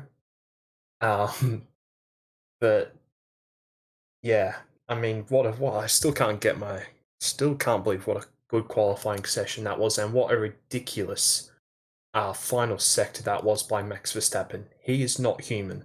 As I saw on Twitter, like, his last sector was literally like sim racing level perfection. Like, yeah, unbelievable. yeah, it was. It was. Yeah, it looked.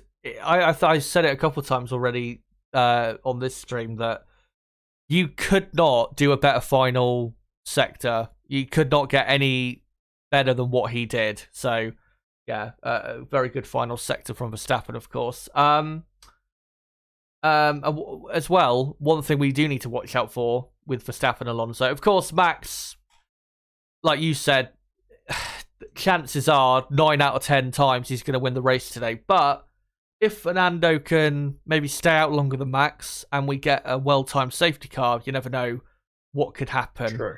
But he does need, if he is to benefit from that, he needs to stay probably within 10 seconds of Max when he does pit to try and benefit from anything like that. But we'll see, of course, what happens with that. And let's obviously talk about Esteban Ocon in the Alpine. 4th in qualifying, was briefly on pole position for the Monaco Grand Prix and starts in third place. It's actually his highest ever starting position for the, I think, Renault/Alpine team since he joined them in 2020. So brilliant from Ocon. Yep. Do you think he holds on to the podium? I think he does. I just don't see anyone really behind seriously challenging him. All he has to do, really, in my view, is just hold on to third into the first corner. Do you think it's the same for Ocon? Well, listen, I have probably disrespected Mr. Ocon on this channel, so the disrespect will be no longer today, and I think that Ocon will hold on to the podium. And fair play, he's been fantastic. Yeah, he yesterday, I mean, it came out of nowhere because I was saying going into qualifying, I thought Gasly would be the quicker driver, and he looked that way through practice. Gasly looked like the better driver, and even, I think in Q2, Gasly was ahead of Ocon, but then somehow, out of nowhere, Ocon banged in just an absolutely amazing lap. Obviously, Gasly and the other Alpine is still in a decent position. In seventh, and well, the only other couple things I guess to talk about are Mercedes. How do you think they're getting on at the minute with their upgrade? I mean, it hasn't made a difference for what we can see so far, but I've been saying this weekend it's probably not going to make a difference this weekend for them. But have you seen anything more encouraging from them, or they to you, do they look just the same as they did in Miami? Yeah, I mean, you're not really going to get the full picture just from this weekend, are you? I mean, the true test will be. We're in Barcelona next weekend. We are, aren't we? Yeah. Yeah. I mean, that's going to be the true test because I mean they were miles off it there last year, weren't they? What was it? Was it 7/10 off pole they were there last year or something like that? Yeah, I think. So that's going to be the real test. For them next weekend. But I mean, at times Russell looked like he was there with a good chance, but I mean, as everyone on Twitter has seen, the underside of the Mercedes is a little bit alarming considering that's a new upgrade because I mean, compare it to the Red Bull and the Aston Martin, from what we've seen of their floor, it is nowhere near it. So, and as we know, with these regulations, the floor is the most important thing, really. So, yeah, I don't hold out too much hope for Mercedes with this upgrade in terms of propelling them into fighting with Red Bull for race wins, but who knows? Who knows? But I certainly don't see that happening. Yeah, I think with Mercedes, I think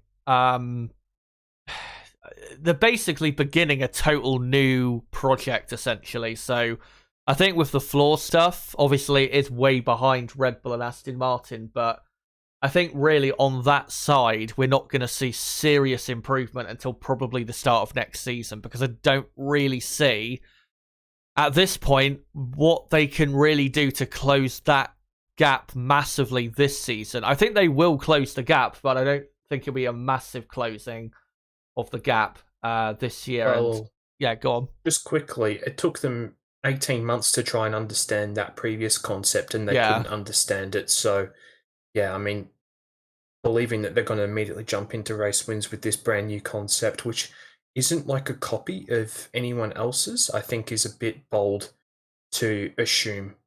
And also, we just want to quickly touch on the king of the streets. Yeah, Sergio Perez. What a nightmare. Not what a nightmare for Perez. I mean, that mistake at turn 1, that was dreadful. Like, that wasn't even like, sometimes like Sainz's crash in FP3, right? That's him just pushing the limits, like just clipping the wall. Well, Perez certainly just didn't clip the wall, did he? No. Like, proper if smash. that was a normal racetrack, I reckon he might have gone off into the gravel trap and hit the wall. Like, it was that bad of a mistake into the first turn that, I mean, the marshals could see it happening before he was even hitting the wall. They were all starting to duck. Yeah, I mean, a terrible mistake by Perez, and yeah, I mean, he's going to have a long, hard afternoon, that's for sure. Yeah, definitely. The mistake was terrible, like you said. It wasn't like in turn 1, it's not like he was like clipping the wall and gave himself like a broken suspension or something. You could see he went way too quick into the corner. He was never going to not crash, and he hit the wall so hard. And yeah, it was such a poor mistake. From Perez, what mistake would you say was worse, that one or the Melbourne one? Slightly. Oh, well, I mean, Melbourne, he had about 15 offs, didn't he? Yeah. It was quite funny. I was just sitting there freezing on the Saturday on the outside of turn 9, and on the big screen seeing Perez going off at every single corner. I mean, I think this mistake is worse, to be honest with you. I mean, because at Melbourne, right, he could get up to P8 or P9. He's not doing that today, is he? There's just no way. No, he needs well-timed safety car, red flag. If there is no safety car, which you've been surprised by, the thing is, even if there's a safety car on the first lap, that's obviously not going to help. He needs like a safety car between like lap 20 and lap 60 or something for him to really benefit, because I assume he's going to be starting on the hard compound tyre and try and run obviously super long into the race. Yeah, I don't see him in the points. I don't think he'll be anywhere close. I think he definitely ends up a lap down and will probably finish like 12th or something like that. Yeah, definitely lap down. Yeah, Christ, that would be quite funny. Like, I mean, okay, I like Perez, and I know you love Perez, but Christ, it would be a bit funny after all the talk from some people saying he was going to be battling for the championship, for them him to be getting lapped. Yeah, like people comparing it to like Rosberg 2016 when Perez is not even close to Rosberg. Yeah, I like Perez, but it's just not possible. Yeah, so yeah, Perez, I think, lap down, he'll end up. I think he'll be... Again, if there's not a safety car, he'll probably be around, like, Piastri, maybe, at best. But I don't see him ahead of Piastri, because I think Piastri will have good enough pace to be either 11th or better than Perez. The thing with Perez is, obviously, he starts at the back. If he can't get past Zhou or the two Haas's, they're going to be like 2-3 seconds a lap off the pace, and by the time they pit, he's probably already going to be a lap down. So yeah, it's just not going to be a good race for him. One driver though, talking about poor performances, I know he's not the best qualifier, but can we talk about Lance Stroll? Because that performance in qualifying was so bad. He was over a second slower than Fernando in qualifying and is 14th on the grid. He's behind even a Williams, and I thought they'd be at the back this weekend. And yeah, just such a shit performance from him. What have you thought of his performance? Did you think were you expecting him to be that bad, or did you think he'd be at least in the top 10 still? Well, you'd expect him to be in the top 10 with probably you'd probably say third best car on the grid, maybe second. I mean, a top 3 car on the grid, maybe you'd expect better, but I mean, we've been long time, and I wouldn't say defenders, but we've argued saying he's not that bad. Yeah. But that was really bad. Really bad. I mean, and the fact that he's in a top 3 car is pretty horrific. There's no other way to put it. Yeah. Like, imagine, I mean, it's easy to say, imagine Vettel was in the car. I mean, imagine Norris in that car. I mean, I still think he'd get beaten by Alonso, but yeah, I mean, just imagine a good, competent driver in that car. There'd be certainly pretty much a lock for top 2 in the constructors, wouldn't they? Yeah, that's the thing. Aston Martin have been clearly quicker than Mercedes, yet they're only 6 points clear of them in the championship, and that is mostly down to Lance Stroll, because obviously, what was it? Bahrain, he had a decent result. Saudi Arabia retired, that wasn't his fault. Melbourne, he lucked into a good result there, really. Baku, he really didn't do much of anything.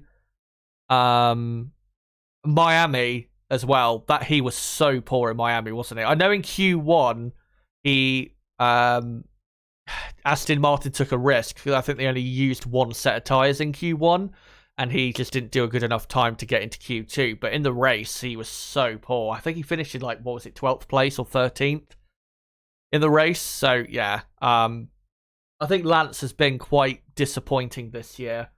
And if Aston Martin do not finish second in the championship, it is definitely going to be more so because of him.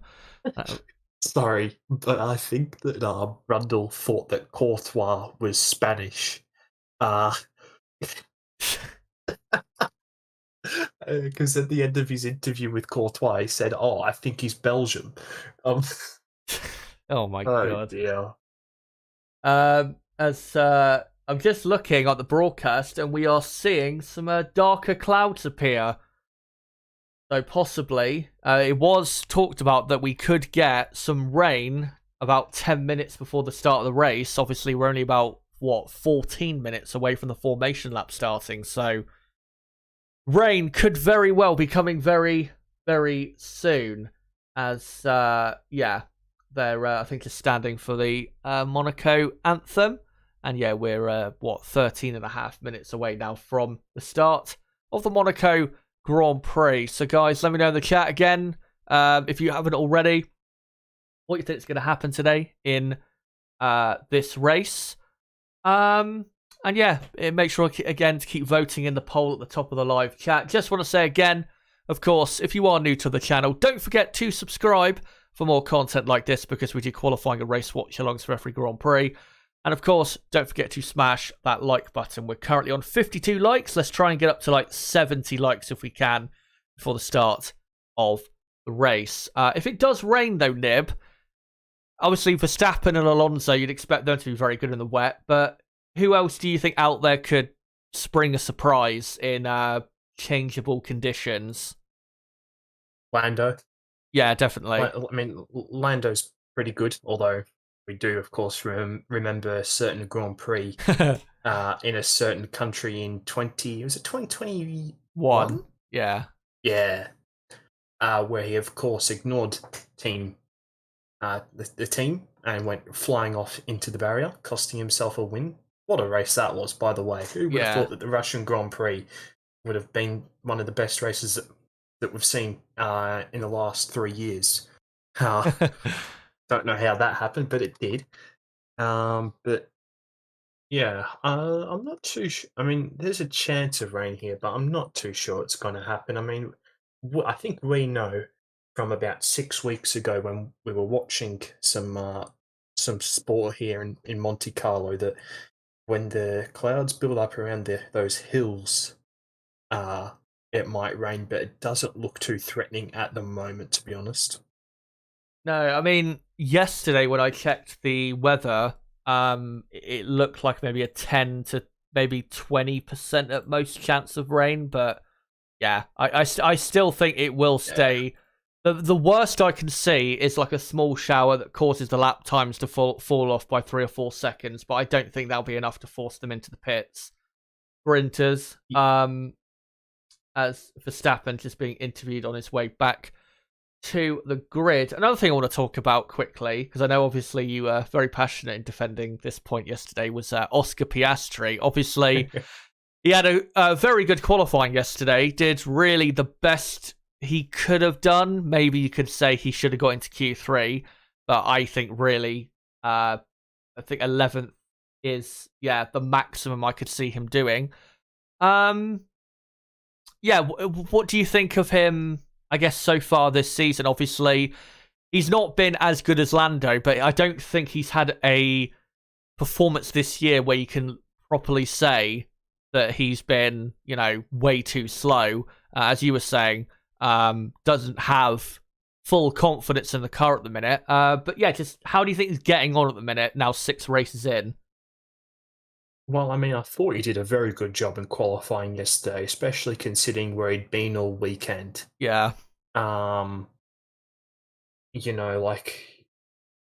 probably could have gone to Q3, but I think he was queued up behind Hamilton at the end of Q2 there. So I think that pretty sure his tyres were just absolutely out of temperature completely. So I think that's why he didn't improve in Q2 yesterday. But I mean, I think people got to remember that he had a year out of the sport. Like, he didn't drive last year at all. So I think he's been driving at a pretty good level, all things considered. Yeah, I agree. Put it this way, at McLaren, if there's any problems, it's the car. The drivers are not the problems. They've done pretty much everything so far this season they could have done. Obviously, Lando's had a couple little errors in qualifying. We saw yesterday, actually, breaking his suspension really stupidly on the exit of the chicane. And he did it in Saudi Arabia as well, where he turned in too early to the final corner. But yeah, the drivers are not the issue. They've got two stunningly quick drivers. Two drivers who, if they reach their potential, have absolutely got enough within themselves to be world champions in the right car. But the car is just not very good. Just not very good at all. I mean, they're not just behind, Red Bull, Aston Martin, Ferrari and Mercedes this weekend, but also Alpine and AlphaTauri. And also, let's shout out, obviously, again, Yuki Tsunoda. What a qualifying from him. 9th place on the grid. And what a season he is continuing to have. I think at this point, I'm going to finish up the poll in the chat, as we've had just over 200 votes. And of course, I asked you guys, who do you think will win the Monaco Grand Prix? And you guys voted with 57% of the vote, Max Verstappen, with Alonso second with 34% of the vote, Sainz third with 4% of the vote, and then Ocon fourth with 3% of the vote. So yeah, we've got, 7.5 minutes now until the formation lap gets underway. So get ready, guys, for what hopefully will be an interesting Monaco Grand Prix. Most likely it's just going to be a procession. The most exciting part is probably going to be around the pit stop phase, where we could get, positions changed around. Thankfully, though, if there is any cars side by side this weekend, or in this race today, I don't think we're going to be seeing a dramatic cut to a replay when cars are side by side, like we did a couple years ago. Because if you don't know, previously, the people that ran the TV broadcast here in Monaco were the local, production, local TV people. Now, Formula One, FOM, now run the TV direction when it comes to the Monaco Grand Prix. So yeah, should be better in that case. And some of the camera angles so far this weekend have been pretty good, now that we've got full control. I do like the one out of the final corner. It's a nice angle. The car's coming out of there. I must say, it's certainly a big upgrade from what there was, but I've got to say, the only thing that has been a downgrade is the swimming pool. The swimming pool, just isn't as raw as what it previously was, in my opinion. I think they might have had the camera a little bit lower, previously. So, yeah, I think that's the only thing that I think that's been a negative from FLM taking over. But everything else has been fantastic. The addition of the helicopters has been fantastic. Much needed. Yeah. Thankfully, they have took over. I think it was a part of the new deal they signed last year for this Monaco Grand Prix, that FOM would take over the TV direction, and thankfully they agreed, the Monaco Grand Prix organisers, to that, because that cut to that replay for Lance Stroll was the worst cut to a replay I think of all time. I don't think I've seen anything as egregious as that. We're 5 minutes away now from the formation lap, so I think with us so close, I'll hide the timer and let's get into a couple final things before the start of this race. Firstly, before we get into the starting grid, a reminder of your championship standings. Max Verstappen leading by 14 points from Sergio Perez second, Alonso third, and Alonso 44 points behind Max Verstappen. Hamilton in 4th with Sainz in 5th, Russell 6th, Leclerc 7th, Lance Stroll 8th, Norris in 9th, and Gasly 10th. You'd expect Esteban Ocon to be getting up into the top 10 after today's race. And on the constructors' side, Red Bull 122 points clear coming into this race of Aston Martin in 2nd, who are only 6 points clear of Mercedes in 3rd. So Aston Martin do need to finish really in the top 2 today to continue in 2nd and pull probably slightly away from the Mercedes team. Ferrari are back in 4th, 24 points behind Aston Martin. It'll be a tough day for them. McLaren are currently in 5th ahead of Alpine in 6th, but I doubt that's going to last. Haas are in 7th with Alfa Romeo 8th, and then AlphaTauri are in 9th with Williams in P10. But let's now get on to your starting grid for today's Monaco Grand Prix. So on the front row, it is Max Verstappen and Fernando Alonso, 2 drivers who have won here, of course, in the past.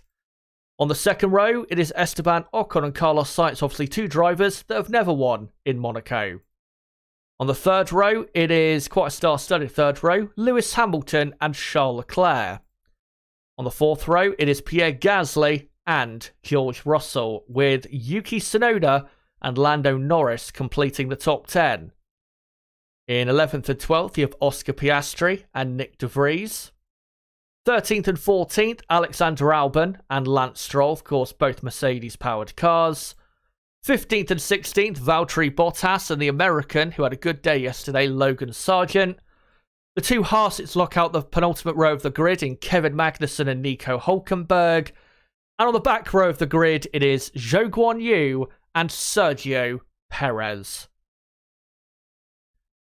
But now let's get into this race. So let me just hide that running order because I forgot to set it up to the correct one. So yeah, let me try and do that if I can. And yeah, I'll have to quickly do it as we've got, just 2.5 minutes or so, I think, until the formation lap. So, yeah, I'll just quickly get all the cars in position. And, of course, if there is any rain, we will let you know if it does indeed fall. But, yeah, let me get all the cars in their correct positions. I am expecting, as by the way, just to remind you, that we have the 3 softest tyre compounds here. Doesn't matter that much, but just to let you guys know about that.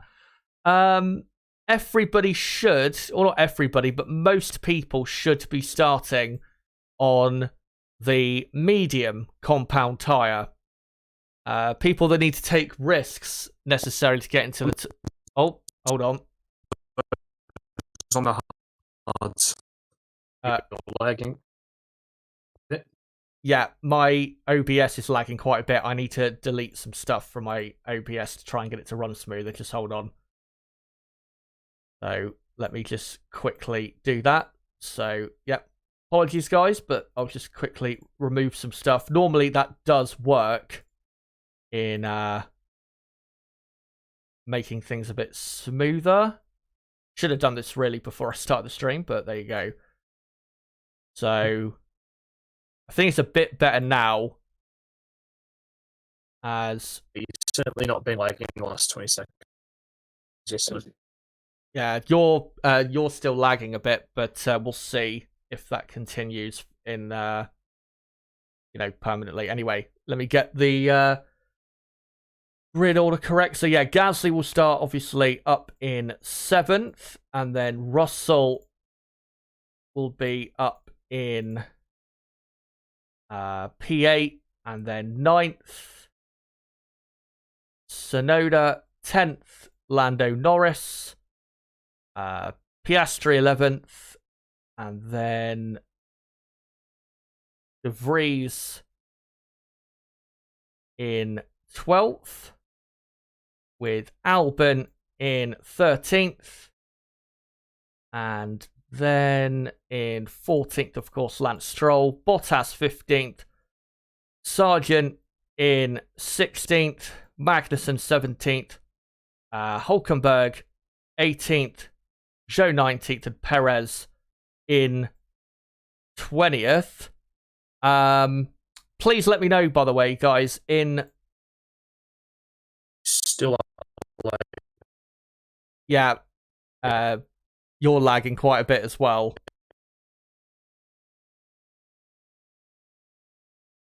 Wow, this is fucking annoying.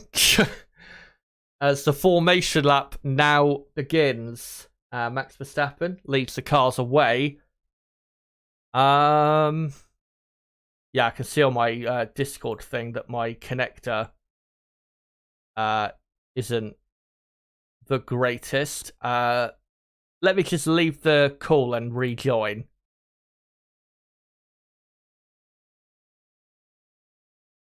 Is that better? Or I think it is actually. Yeah, that sounds much better. right. Well, let's hope it doesn't get worse again. But yeah, I am set to get a new PC in the next like week or so. Right. It was so funny. You were like on like it sounded like you were on about 2x speed. The way that you were talking at times, and it was so hilarious. But have you seen the tires? No, I wasn't able to see them. Quite a lot going on. So Alonso is starting on the hard compound tire. Sainz is on the hard, and Leclerc is on the hard. So the other three that I didn't. Fuck. No. It's lagging again. Why is this happening? Yep. This is so annoying. As they're coming to the end of the formation lap now, and we'll see if the robotic stuff continues. I don't know why it's just. Yeah, I think it's like might be your connection on Discord, because I mean my connection's still all good, but yeah, my not connection's too sure what's going on. My connection's only 2 bars for some reason. But anyway, so the cars now lining up. Sergio Perez, I can see, is on the medium compound tyre. And yeah, hopefully this lag clears itself in the next few minutes, and then we can just, go on as normal. If not, then we'll see what we can do as the cars back up quite a bit in the final corner of obviously the final few cars. Verstappen already sat on pole position. He's going to be sat there for quite a while, as all the teams now ready. And yeah, Perez will be the final car on the grid. So of course, qualifying yesterday was very, very exciting. Can we get an exciting Monaco Grand Prix here in the dry, possibly even the wet? As the lights come on, it's 2, 3, 4, and 5 lights. Lights out and away we go. Max Verstappen gets a brilliant start. Alonso, pretty good start as well. And having a look around the outside, Ocon thinking about the inside line, as Gasly was trying to go for a move down Leclerc, as Hamilton trying on Carlos Sainz, but I think they've all got away pretty much in position as they now come through Casino Square. And Team McLaren's there almost side by side. And yeah, pretty much everyone is still in the position they started in, as Piastri and De Vries there were side by side. And the Haas there racing the Williams as Perez passes Zhou. And contact there at the hairpin. Chaos at the hairpin. And I think Lance Stroll has some sort of damage to his car because he's getting overtaken left, right, and centre. And Zhou there in the Alfa Romeo having a torrid time. Stroll tried to go around the outside of Albon and went into the wall on the outside, and then got clipped into Mirabeau. Not Mirabeau, into the other corner. Portier. Far out. Portier, yes. I couldn't Monaco for a second then. Christ. As right, we're about to begin lap 2, and yeah, it's pretty much the order as it was. Nico Hülkenberg, though, what a start by him as we're on lap 2 out of 78. And Hülkenberg is in the pits, actually, and so is Zhou and Perez. So Perez going to get rid of the mediums immediately and go on to the hards. Thankfully for him now, he will not have to pit again. And those hard tyres, they probably could do the entire race, as he does get himself past Zhou and Hülkenberg. So he's gained 2 positions there, has Sergio Perez. So, right, let me just make sure the positions are all correct. So, yeah, the top 13 are still in the positions they started in. And then it is Bottas in 14th, Sargent in 15th, and then Magnussen 16th, Stroll 17th, and then Perez 18th, Zhou 19th, and Hülkenberg in 20th. And in a moment, I will get the correct tyres on the screen. Max Verstappen in the lead is 1.6 seconds clear of Fernando Alonso. Of course, though, Alonso is on the hard tyre, but should come back more towards Fernando later in this race. Going to make things interesting. So we're on lap 3 now out of 78. And Hülkenberg under investigation for causing a collision with Sargent after their little incident at Mirabeau, the first part. And I reckon he might be getting... that's going to get strongly looked at, that's for sure.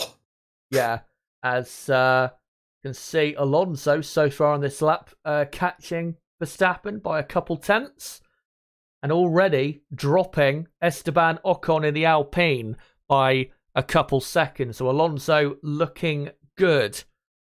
And yeah, let me just get the tyres, all the tyre data ready to show on screen. So yeah, you got Verstappen on the medium, Alonso on the hard, Ocon on the medium, and then Sainz on the hard, Hamilton on the medium, and then you've got Leclerc,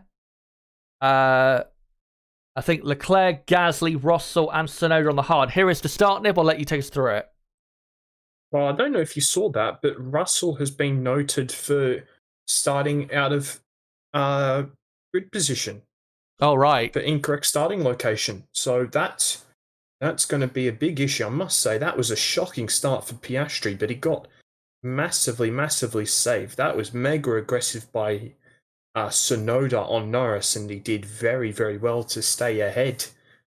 As then we're on board now with Hamilton. Hamilton actually did get a pretty good start, but I mean, it's not like he can do much with a good start here in Monaco. He just sort of held position as Sainz made sure that he couldn't get alongside. But there was certainly a lot more chaos further behind, wasn't there, Chaz? Yeah, here's a replay of Stroll. He hit the wall pretty hard and then went round the outside of Hülkenberg and Albon, I think it was. And then, has lost some of his front wing. So, yeah, to be honest, it'd probably be best, as Sergeant says, mate, what was that? It'd probably be best for Stroll to pit because he's not really got anything to lose and he's not got a healthy car at the minute. But we'll see what he does. He is obviously on the hard tyre already. So, and obviously you have to use 2 different compounds and he doesn't want to be switching onto a new compound as of yet. It was so funny. Perez basically... is that going to be an unsafe release by Alpha? It could be, but it was pretty funny. Perez basically stopped in the hairpin, watching the chaos unfold in front of him, like you'd literally do on the F1 game. Yep, he did. As Nico Hülkenberg, I see now, has got a penalty of 5 seconds, as we're on lap 5 out of 78. Max Verstappen just under 2 seconds ahead of Fernando Alonso. Let me just try and get these tyres correct. So yeah, you got Hamilton on the medium, and then Leclerc, Gasly, and Russell on the hard, and then Tsunoda and Norris on the medium, And then I think Piastri, is on the hard tyre, followed up by De Vries and Albon on the medium. As here is the Ferrari of Charles Leclerc on board visor cam of him, right up behind Lewis Hamilton. And these hard tyres already look like they're performing quite well. By the way, guys, for everyone watching, if we are still lagging, apologies, but I don't really see what I can do at the minute about the lagging. The only thing I can do, obviously, is get a new PC, which will be happening very soon. But De Vries in 12th, Albon 13th, both on the medium, and then Bottas is on the hard in 14th. Sargent then is on the medium, and then the rest of the field on the hard compound tyre from 16th place down. So I'll just quickly get that done and then show it on screen, as we're currently on lap 6 out of 78. And at the moment, if Perez would be coming out in P6 if everyone else in front of him was to currently pit.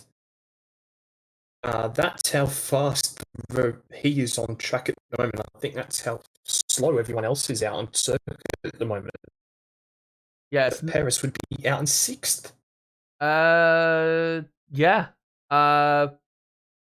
Well, if everyone wants to pit right now, I think even better than that. I think he probably could get up towards 3rd or 4th even, to be honest, because he's continuing to obviously catch those drivers ahead, as we're now on lap 7.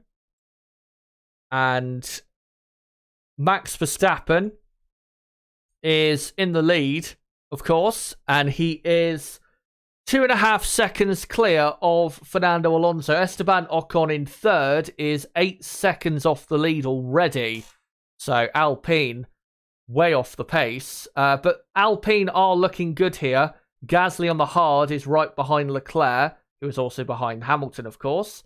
And Ocon has pulled over a second clear of the of Carlos Sainz, so that he's not under threat at the minute in that fight, as Nick De Vries within a second of Oscar Piastri. Piastri, of course, on the hard tyre, 2 seconds behind his teammate Lando Norris, as we're on lap 8 out of 78. And looking at the minute, Perez 26.7 seconds off the lead. And if everyone ahead of him was to pit, Perez, I think, would come out or would go up to 3rd place. 3rd. Yeah.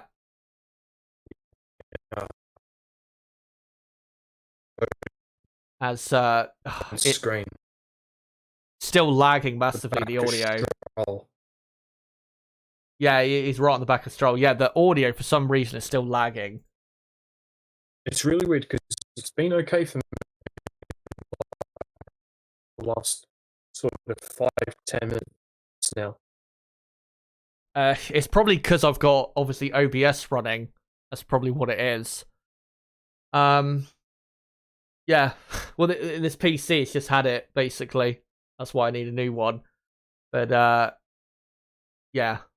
We'll try and, obviously, manage it during the race and just see what we can accomplish, essentially. But, I am going to, like I said, get a new PC, probably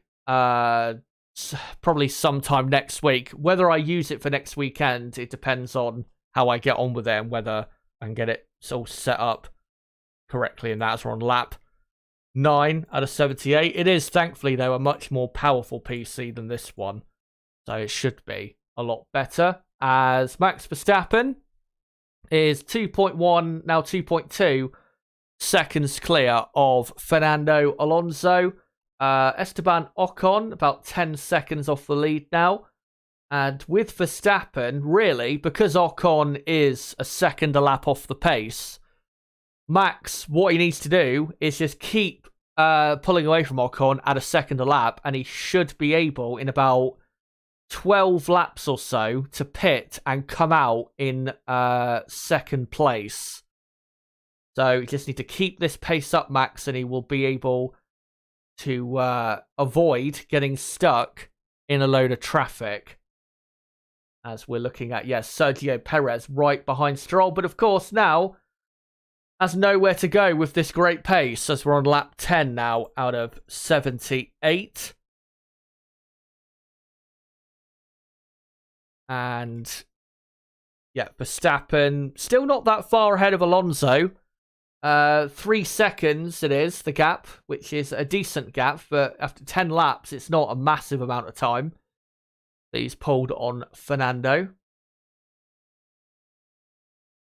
As Alonso, we can see now coming through the Lowe's hairpin, and yeah, these two miles ahead of the rest of the field, who are all fighting really for the rest of the podium, or the final podium position, as Esteban Ocon has got Carlos Sainz now right on his case, and it looks at the minute like starting on the medium tyre was not the best decision for Alpine. As Alonso through to back he goes. And yeah, just seeing in the background Ocon with Sainz right on his back. The good thing for Ocon though is, of course, Sainz is on the hard tyre now. He will have to switch to the worst tyre later. With Esteban, he'll be able to go to the hard tyre, a fresher hard tyre, you know, not too far away from now. So he's taking the pain at the minute, is Esteban, but it's not all over and done with or anything. Right, so lap 11, and yeah, currently on board with Carlos Sainz, who's following very closely to Esteban Ocon. But nowhere, obviously, to get past. But those hard tyres are looking better for sure than the medium compound tyres on the people that are, of course, running the mediums. Sainz very close into Mirabeau. And very close into the hairpin. And he's actually going to get kind of a switchback on the exit to get better traction. And Ocon under serious pressure from Carlos Sainz. As Ocon is 13.5 seconds nearly off of Carlos Sainz. Tries to go for the position and hits the back of Ocon and breaks a part of his front wing. Why did he go for the gap? I mean, he was a lot quicker than Ocon into the braking zone, but that was a stupid decision by Sainz, and surely now he will have to pit, because that's a dangerous part. And no, he's going to stay out on track. But why did Sainz go for the move there? I have no idea, to be honest. But, yeah. Sainz thought he was Perez in 2013. Yeah. Yeah, it was similar to that. He was a lot deeper on the brakes. Clearly, obviously, Sainz has a lot more pace than Ocon right now. But as we've got a yellow flag in Sector 1. Don't know what. That's probably for some debris or something. Probably from Carlos Sainz's front wing, I would imagine. Sainz is still not too far behind Ocon, but he is now dropping a bit further behind the Alpine driver. And yeah, it's a stupid decision by Sainz. Not something he needed to do only like 11 laps into the race. There is a long way to go in this race, and he needed to be a lot cooler and calmer than that. And surely he is going to pit for a new front wing. I think Ferrari are in the pit lane. And will he pit? No, he will not. He's going to stay on track, as I think the marshals have now cleared that debris on lap 13 out of 78. And yeah, Ferrari put the front wing back and are going back into the garage as Max Verstappen is leading by 4 seconds from Fernando Alonso. So Max on the mediums is looking absolutely fine. And of course, at the minute, as long as Ocon holds on to third, this is working out really well for Max, because Ocon is allowing for a gap to be built. Ocon currently 15.5 seconds off the lead. In about, 4 to 5 laps, Max will have enough of a gap to pit and come out in second place. So this is looking really good for Max. And even though Max will pit a lot early for the hards, that'll work out better for him. As Alonso not too far behind Max at the minute, but yeah, Verstappen very much in control of this race as we're on lap 14 out of 78. It's hilarious, Chaz. Sainz said that he thought Ocon moved late under braking.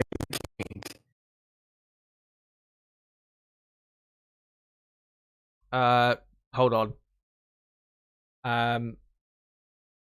You still there? Yeah, I'm still here. Oh, right. Yeah, it's still lagging. I'm trying to see if I can fix it quick. As Max is 5.5 seconds clear now. I'm going to try and switch off a couple connections I have, see if that improves it. Yeah, this is really fucking annoying with the connection. I don't know why it's doing it. Discord normally is absolutely fine, but for some reason today it's... What? Alonso thinks he has a puncture. Oh no. And there's a yellow flag in Sector 1 for something else. And here's a replay of Carlos Sainz on Ocon. And yeah, closed the gap massively. And Ocon did not move under braking at all. Ocon, well, he did move more to the middle, but it wasn't like a proper move across at the last minute. He was turning left for the corner. Sainz just went way too deep on the brakes. So, yeah. Clearly Carlos Sainz's fault. And if he now starts to drop back from Ocon, which I think he is with that front wing damage, and there's a replay of him losing that piece of that front wing, then he has cost himself a really good chance of a podium here, as Hamilton went through the debris there. And Alonso, you'd think if he does have a puncture, it's probably because of that debris on track. As look at this, a massive train right behind the Williams of Logan Sargent. And you've got Kevin Magnussen right behind, and Stroll and Perez and Zhou and even Hulkenberg in the distance as well. And Sargent is, 5 seconds, I think, almost behind the next car. And is the last man on track on the medium compound tyre. So clearly is struggling a lot with those tyres. And Kevin Magnussen has, I think, got a good run out of the exit of Portier into the tunnel. And let's see if he's going to go for a move. Nope, but he is so close to the Williams that is in desperate need, really, of a pit stop at this point. As Verstappen on lap 16 is 6.2 seconds clear of Alonso.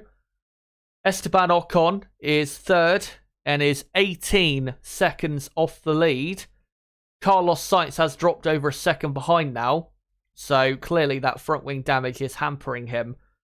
Russell saying on the radio, Mercedes saying to Russell that some medium runners are complaining, I think, of graining. As just a little small onboard shot of Leclerc chasing after Hamilton. Of course, Hamilton also on the medium with Leclerc on the hard, so Hamilton is struggling as well, as Logan Sargent has a massive train of cars behind him. And it is inevitable that one of the cars behind is going to get impatient and decide to send it and cause a massive crash. That is just inevitable the longer that Logan is out on the track. Is our connection better now? It seems a bit better. Well, sounds better that time. Yeah.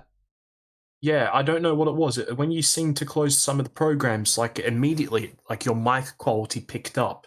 So I disconnected hopefully we're good. I disconnected my phone from the the connection to the Wi-Fi.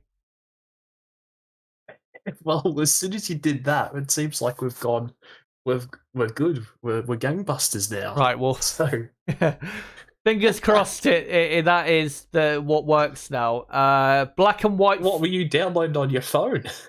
I've no idea. That's never been an issue for me before. But it was a joke. It was a joke. Well, I know it's something you've had to do in the past, but I've never had to. I've never had to do something like that. But yeah, let's hope that is as. Magnussen sends it into Mirabeau. What a move by Kevin Magnussen! A supreme dive bomb on Logan Sargent, and he's up to 15th place. What a brilliant move that is, and now has to push hard to get after Bottas a few seconds up the road, and really Williams should hit Logan Sargent because his tyres have absolutely gone, as he's got Lance Stroll and Sergio Perez right up behind him. Right, let me just update that. Obviously Magnussen now in 15th, and obviously on the hard compared to Sargent on the medium. I was just going to say quickly, as Sargent there, losing position into Raskas, I think it was, to Stroll, and Sergio Perez, and Zhou Guanyu, is he going to overtake as well? No, not quite. This is very surprising. I did not think the medium tyre would drop off like this. He's got absolutely no grip out there as Logan, and I don't know why Williams did not pit him the time before, because he has no pace at all. He's got to be 4 or 5 seconds off the pace. He is so slow out there. I think it might just be a Williams issue. Maybe that is a possibility. As so Stroll up to 16th, Perez 17th, and a replay of Magnussen's dive bomb. Brilliant move, and Logan went to turn in and then thankfully did not turn in anymore and left Magnussen the way through. But good move from K-Mag nonetheless. And meanwhile, Max is absolutely saying toodaloo at the front. Yeah, he's that's Valtteri Bottas overtaking Alex Albon at the hairpin. Brilliant move by and Albon is now pitted. What a move by Bottas. Obviously Albon on the medium as well. So yeah, Williams really struggling with those tyres. As Albon is now in last position, as Hulkenberg has now overtaken Zhou Guanyu. So Hulkenberg, well, let me just relegate Albon down quickly. So Albon is now at the very back. And I'll just quickly update who is on what compound as Logan Sargent defends for his life. And like you were saying, Nib, Max Verstappen is way out front. 8.5 seconds clear now of Alonso. Everyone else, that's what's funny. And I've said this to you before, I think, that Max doesn't seem to suffer with tyre wear, or he just doesn't. His level of wearing out the tyres, despite being quick, is nowhere near as bad as others, because everybody else on the medium is, I'd say, struggling. Their pace is not very good, yet Verstappen is destroying everyone out there. As that's why Hulkenberg passed Zhou. He thought about going for a move onto the inside of turn 1, went to the inside escape route, and then Hulkenberg went round the outside. And did you see Hulkenberg's overtake at the chicane? No, I didn't actually. I was looking away, I think. They just showed a replay of his overtake at the chicane. It was brilliant. I believe it was Hulkenberg. But fantastic. It was certainly a Haas and a Williams, so it actually. Well, what happened there? Sorry, it looked like Hamilton had completely sparked then. I don't know what on earth that camera shot was, but Perez immediately back out in some clean air, and he set the fastest second sector. So Perez certainly got a lot of pace. It's just that he needs to get in some more clear air as they catch up to the back of K-Mag.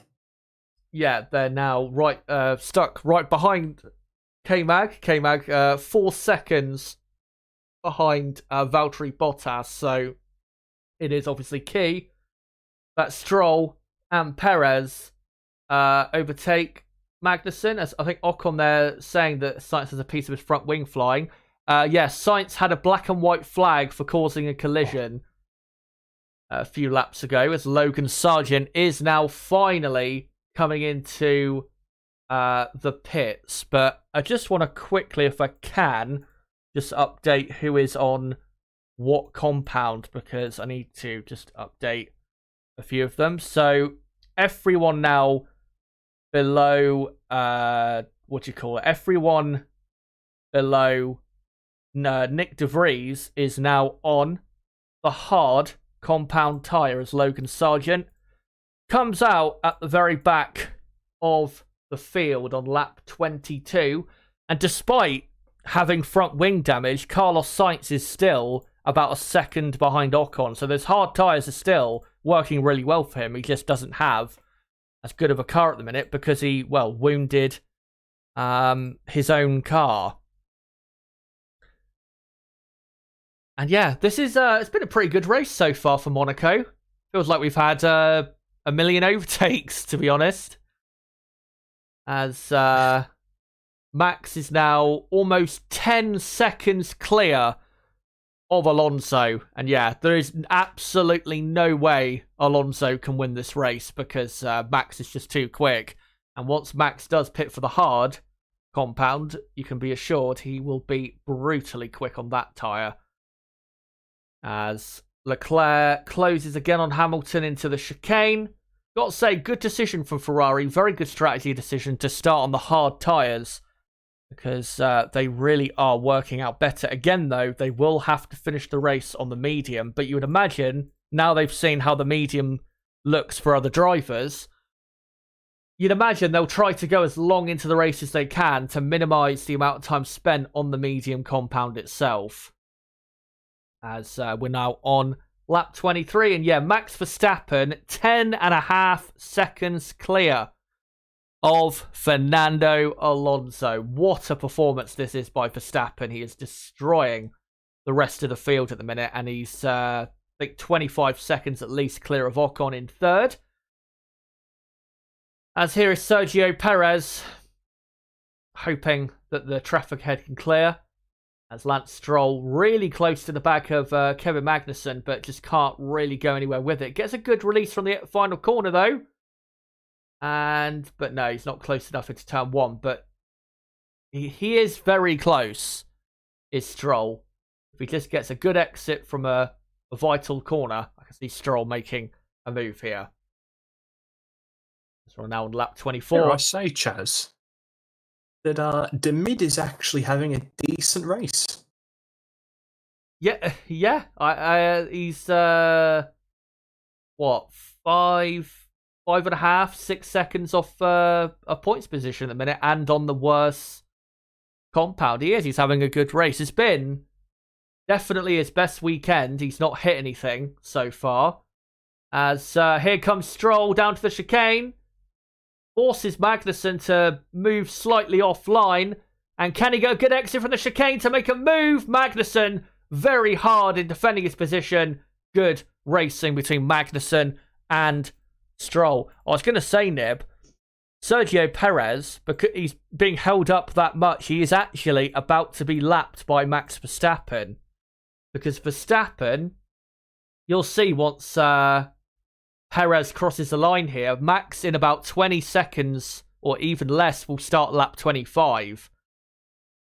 So, yeah, Perez will be a lap down very soon. I think the two Williamses are already a lap down.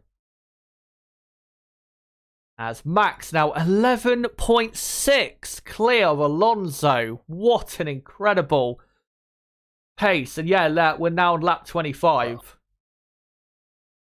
I mean, the only thing that is coming close to what Max is doing is what Webber did in 2010 here at Monaco, but of course, I think he had like a 30-second lead before the last safety car was called out. But I mean, Max could win this race by about 50 seconds at this rate. Ridiculous pace so far. Yeah, I mean, at the minute, he's on his way to building enough of a gap to come out in first when he makes his pit stop, because he's pulling away from Alonso quite quickly. As Logan Sargent has pitted again for a set of soft tyres, so I'm wondering maybe he had a puncture, did Logan, because obviously he had just pitted, or maybe there's a car issue that they're trying to work through. As yeah, we're actually on lap 25, and let me just update that Logan is on now the soft. And yeah, Max Verstappen 11.6 clear of Alonso, and Ocon in third is currently 29 seconds, I think, off the lead after 26 laps. So if Max continues at this rate, he could lap everyone except for Alonso at this rate. That's how quick he is. He is... The pace, I cannot describe in good enough words, honestly, just how good Max's pace is. This is the most dominant performance, like you said, since Webber in 2010, and since, some of Michael Schumacher's back in the bias. day. Yeah. As Stroll not close enough on this occasion to Magnussen. I will say there is a good gap starting to develop for Ocon and Hamilton currently on the medium, because Yuki Tsunoda, who is obviously on the medium as well, and his pace is not very good at all compared to obviously Leclerc, Gasly, Russell. Tsunoda is 13.2 seconds. As Sainz asking about rain. And they're saying in 45 minutes. So we'll see whether that does happen or not. As we're now on lap 27. And yeah, Max is going to lap Perez probably in about 3 laps' time. What was I going to say? Yeah, Tsunoda is 13, almost 14 seconds now behind Russell. So if Ocon was to pit for the hard tyre, say right now, then... yeah, he would... well, he'd come up behind Tsunoda, but the point is, he's almost got a good gap there of 14 seconds in between Russell and Tsunoda that he could drop himself into, as McLaren saying to Lando, possible rain class 1 for lap 30-something. I didn't quite see what lap it said. Yeah, I've seen James Allen tweet that rain potentially in 15 minutes. So, and it is coming from the mountains. Yeah, the sky is getting darker. So, we will see. As, thankfully for Alonso and Aston Martin, they have now stabilised the gap to Verstappen. But I think that is actually more likely because Max Verstappen is being held up lapping traffic. Because I think he is just going... I think he's lapped the 2 Williamses. He has lapped, I think, Hulkenberg... not Hulkenberg, but I think he's probably just about lapped Zhou Guanyu in the Alfa Romeo as well. So, yeah, Max trying to battle through the traffic as Ferrari say to Carlos, stay out. As Ocon currently on lap 28, 1.6 seconds clear of Sainz. And Ferrari were thinking of a pit stop, but have decided not to bother. And yeah, at this point, if there is no rain to come, a proper rain that could force, some real excitement, you'd have to say that we're just waiting for the pit stop phase now, because obviously that is going to really change up the field and make things very interesting. As here's a slow-mo replay of Max Verstappen's front tyres, and he says that front left really is pretty, and it does not look pretty. It is very worn, but despite it, that wear, his pace is still incredibly hot. As now we've got a massive train behind Nick de Vries of Bottas, Magnussen, Stroll, and Perez and Hulkenberg very quickly joining that train as well. Alonso was complaining of some graining, so over the last lap and a bit, the gaps remained pretty stable. So I wonder if Alonso's come through that phase of graining and it's now starting to finally match Max on pace, and Max is finally starting to struggle with his tyres. Maybe, yeah. He's now cut the gap down to 11 seconds as Verstappen, I think, is about to come up and actually lap this train of cars. To be honest, it would probably be best for Max if he pitted, because he's going to waste a lot of time lapping these cars. And he does have enough of a gap to pit and come out in second place quite comfortably. So, yeah. And Alonso taking more time out of him now. So, yeah, if I was Red Bull, I'd be pitting him really about now. Because he'll lose a few seconds to Alonso just getting through. You know, De Vries, Bottas, Magnussen, Stroll, Perez, Hulkenberg. I think the only thing stopping Red Bull would be the radar. Yeah. As here he is, Max Verstappen, right on the back of Hulkenberg now.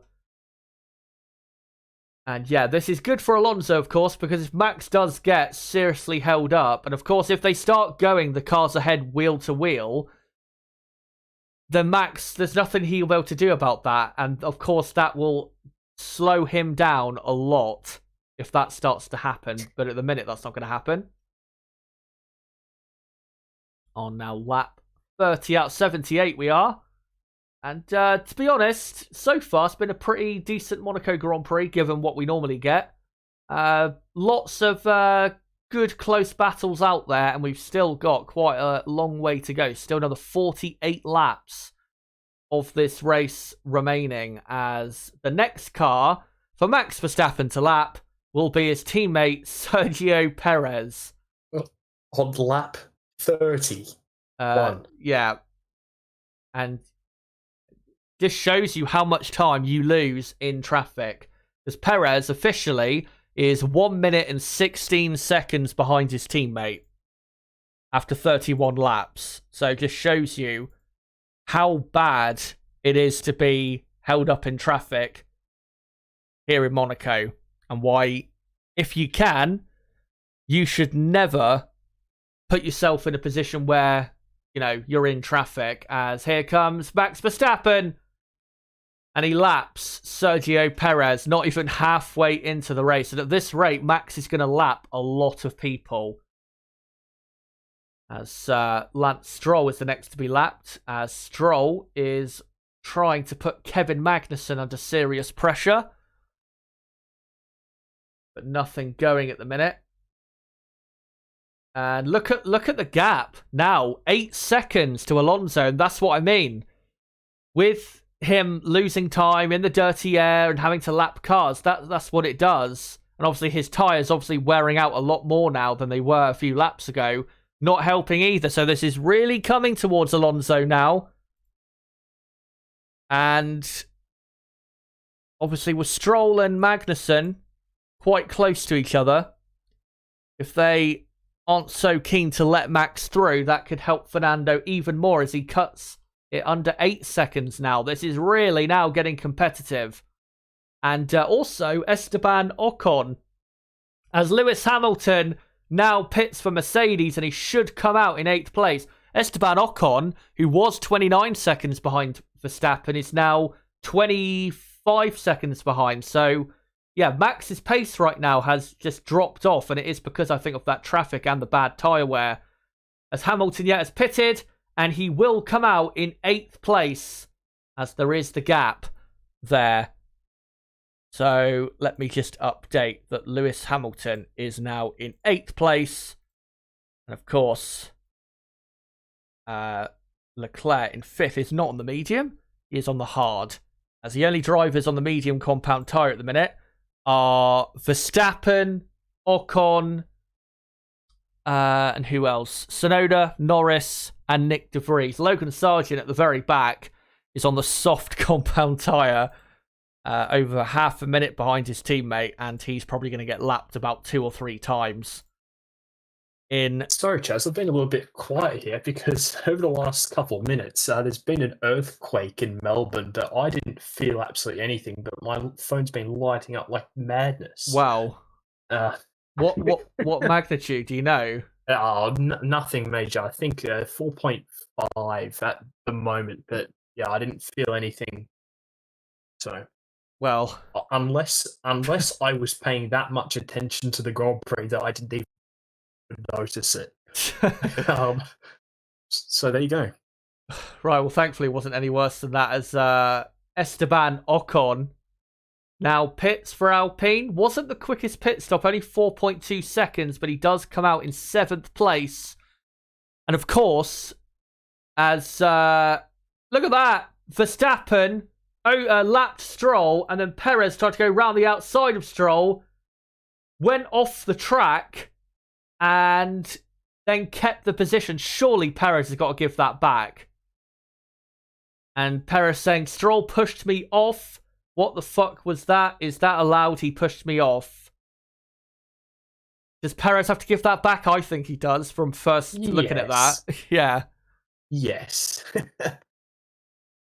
Well, at the minute, he is not.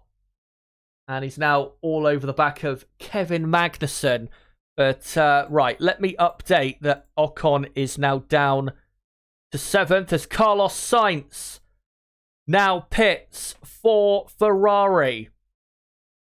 And, of course, as rain, a lot of rain just north of Monaco, we just need it to come south if we can. And can Sainz get ahead of Ocon? Nope. Sainz obviously on the medium, and Ocon comes out ahead, and obviously Ocon is now on the better tyre, and Ocon really should be finishing on the podium at this rate, because yeah, he's on the better tyre, and the cars ahead he's not going to be able, he's not going to be overcut by, put it that way, as Carlos Sainz is now on the medium compound tyre. So currently on lap 34, it is Max Verstappen leading now only by 6.8 seconds as Max starts lap 35. Alonso continuing to close in. As, Perez has let Stroll back through. So, yeah, good decision there. And let me just update that it is lap 35. Then, that's why he hit the back of Magnussen and he's broken a part of his front wing. So into the chicane, Perez has a lot more grip on the exit and just rear ends him. And Stroll goes on through. I don't even know why they crashed there. It's like Perez just had a million times more traction than Magnussen. And yeah, knocks part of his front wing off. And, well, he'll have to pit, surely. I don't see really what benefit there'll be for him to stay out. As Perez has fallen quite a bit behind this now battle between Magnussen and Stroll. And, yeah, Perez told to box. Right decision. And that is pretty much the end of his race, unless we get a safety car later, as it's now lap 36, and it'll be a new front wing. And Perez will come out in 19th place. Thankfully, we'll be able to go on to another set of hard... Oh, no, he's going to a set of mediums, actually, as Perez. But new front wing, and yeah, Perez's race is really done. Now, as no further investigation for Perez and Stroll, because the place was given back, say... The stewards? Just give him back because Perez is... Oh, God. Quite a bit of lag there. Do you want to try that again? I said, well, the reason why that happened was because he bozoed into the back of Magnussen. Yeah.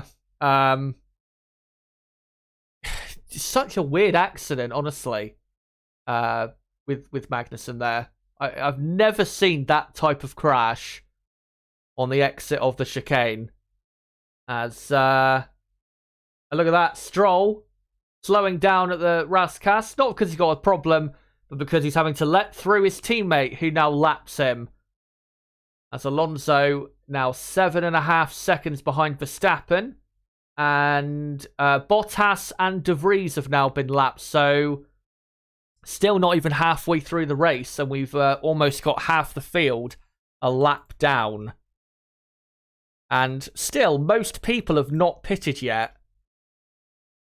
So we've still got quite a while to go in this race. As Carlos Sainz in 7th on the medium tyre, the worst compound. He's currently he's even worse than that. He's about 3 seconds behind Ocon.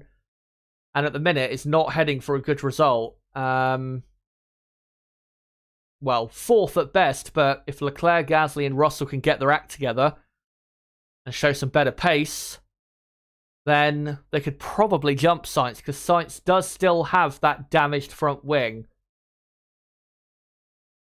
And one thing I do want to see is whether Lewis Hamilton can close the gap to Sainz, because obviously Hamilton now on the better tyre of the hard compound, as Verstappen begins lap 38. And the next person for him to lap is Oscar Piastri, as Stroll tries to overtake Magnussen into the final corner and ends up touching the back of him. He is at war with everyone today, is Stroll. Don't think he damaged his car, but I have no idea why he even bothered trying into the final corner there. As we're on lap 38. Some of the bozo stuff that we're seeing today is quite funny, but you do expect that at Monaco. By the way, I've had people saying that they felt it where I live, so I must have literally just been too focused on the Grand Prix that I didn't notice anything at all. well, must mean that this race has been pretty good if you've not noticed that.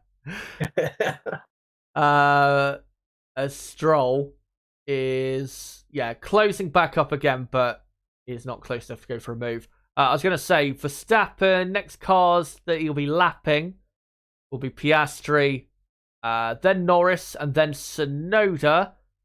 I'd be surprised if he can get any further than that before he makes his pit stop, as we're now on lap 39 out of 78. We are officially halfway through 2023 Monaco Grand Prix, and it's been a pretty fun race so far, considering what is possible in Monaco. Here's a replay quickly of Stroll on Magnussen. So takes a different line, gets a much better exit, and then tries to send it into the final corner. And slight debris falling off the front wing, but stupid move really from Stroll.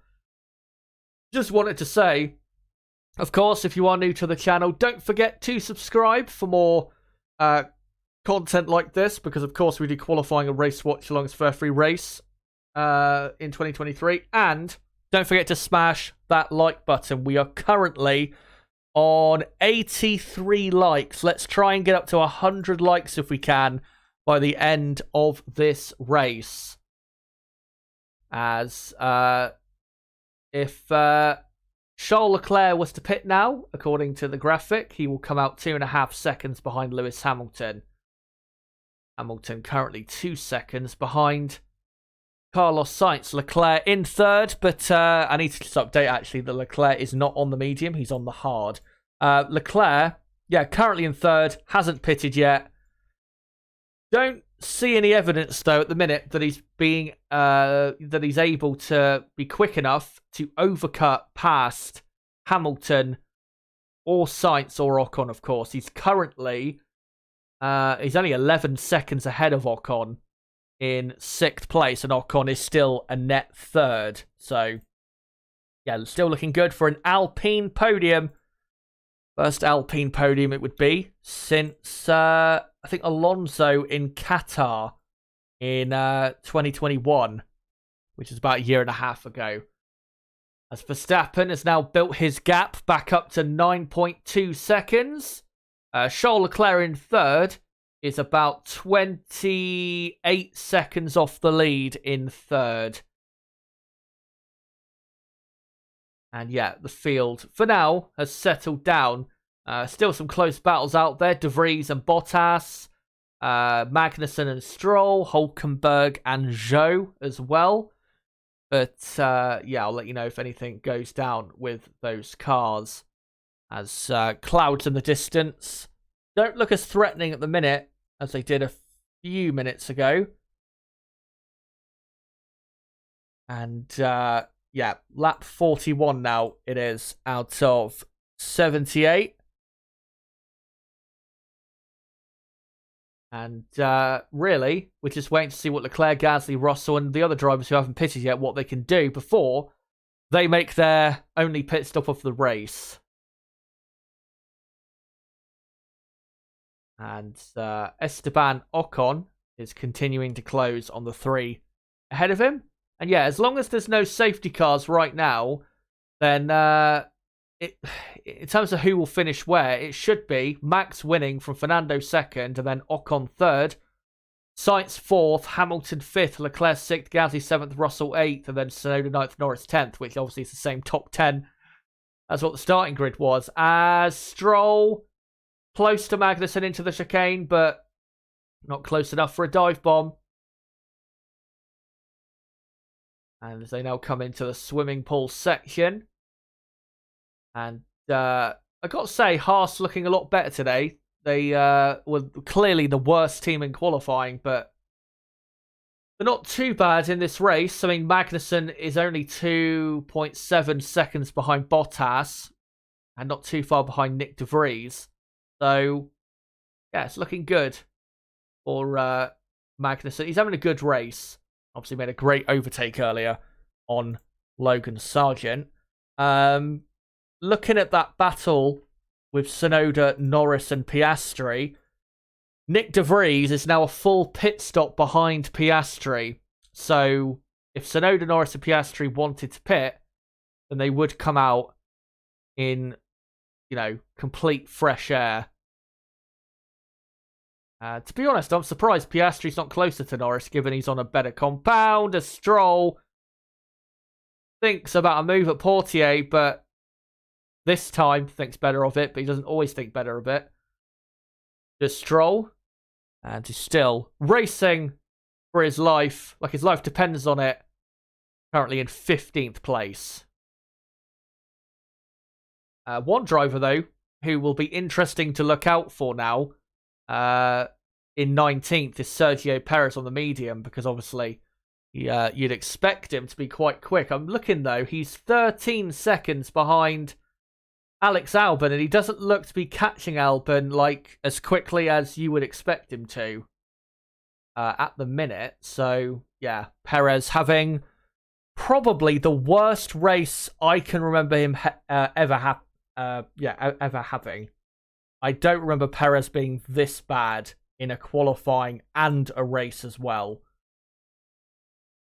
It's yeah, all-time bad performance. As Max Verstappen still on track on the mediums he started on lap 43, and he is 9 seconds clear of Alonso. As Russell saying on radio, Gasly's backing me up, I reckon. Unsure why. Don't really understand why he's saying that, to be honest, because Gasly is only like 2 seconds behind Leclerc. He's not backing him up. So, yeah, don't quite know what he's on about. As there's a Red Bull right behind him, which I think is Sergio Perez in the Red Bull. That's probably why Perez is not catching Albon very quickly, because he's held up behind Russell, who's, yeah, that's what that is. What it is. So he's held up behind Russell, and he's not able, obviously, to catch Albon as quickly as he probably could in clean air. As we're now on lap 44 out of 78, and Verstappen still looking good out front. Charles Leclerc in third is now over half a minute behind the race leader. And to to me, skies look brighter now, so I think that chance of rain has now passed, and I think it will probably now stay dry for the rest of the race, because skies are definitely looking brighter overhead. Gasly, though, really starting to close in on Leclerc. He's now just 1 second behind. So this is really looking good, and to be honest, if Alpine... let's just see what the gaps are. So you've got Russell 1.3, Ocon 3.8.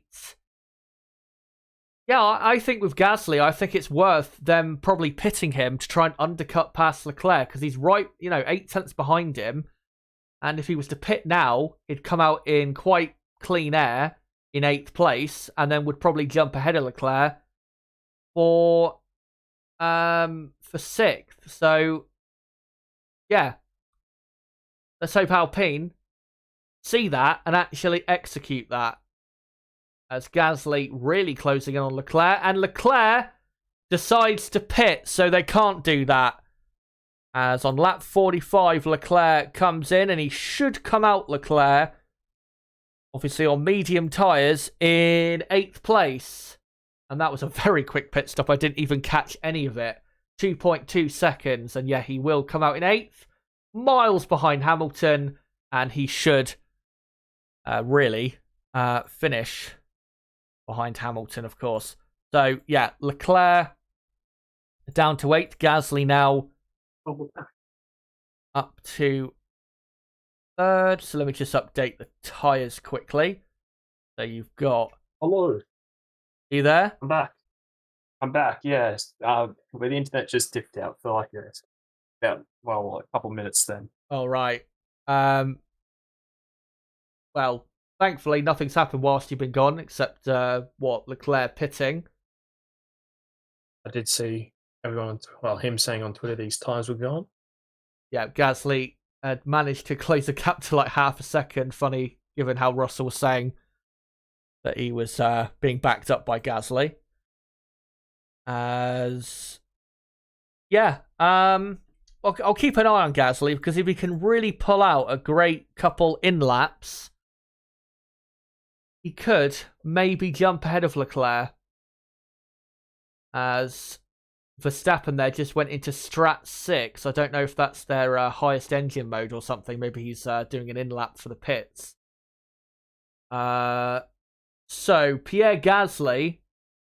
You know what? If Gasly pits and he has a 2.1 second stop or something, he might just come out ahead of Leclerc. Because he's currently about 19 seconds ahead. And according to this broadcast, it takes 19 seconds for a pit stop. So Gasly, yeah, it might be worth coming in and seeing if they can get ahead. As Max now starts lap 47 out of 78. And Alonso, 9.3 seconds behind. Pierre Gasly in 3rd is 34.5 seconds behind the race leader. And I think, talking of Verstappen and, him lapping all the cars that he is about to lap in the next probably couple of laps Oscar Piastri, and then Lando Norris is not too far up the road, so he will have to contend with traffic once again. Still, quite a lot of rain to the north of Monaco, but again, it's all to the north. It's not hitting the coast at the minute. Well, at least that part of the coast. Everywhere but Monte Carlo. Yeah, it's like Monaco's in a bubble or something. As purple final sector for Leclerc, so he's had a good couple out laps, as lap 48 now, still 30 laps to go here in Monaco. And Verstappen and Alonso have been in a class of one out front. Here's a replay of Oscar Piastri, and getting as close as you dare to the inside of that barrier. If he hit it any harder, he probably would have damaged his car. Oh, not even close. As Pierre Gasly now pits, where will he come out in relation to Leclerc? Probably behind, I'd imagine, because Leclerc's had a good... And yet, Leclerc has pumped in some good sectors, and he will come out ahead by probably about 3 seconds or so. So Gasly down to 8th. And now Russell up into 3rd. So Leclerc and Gasly on the medium. Sainz in 5th on the medium. Hamilton on the hard. And then, yeah. What do you call it? Leclerc on the medium. And Gasly on the medium as well. As we're now looking at George Russell, who's still got Sergio Perez right behind him. Obviously, Perez a lap down. What will Mercedes decide to do? Will they just pit straight away? Nope. He stays out on track. Really, it's as long as they got the tyre life, it's probably worth Mercedes just keeping Russell out for as long as possible and hope for a safety car. Because at the minute, Russell is heading for an 8th place finish if there is no safety car. As Esteban Ocon, heading for a brilliant podium, is only 2.8 seconds behind. Of course, Ocon has pitted, Russell has not. And here's a replay of Kevin Magnussen from the rear. There's a rear shot of Magnussen. And kissing the barrier on the exit of turn 1. Okay, well, this is how you know the race has gone to a bit of a snooze fest now. Yeah. They're showing replays of cars getting close to the wall. True. As, yeah. Yeah.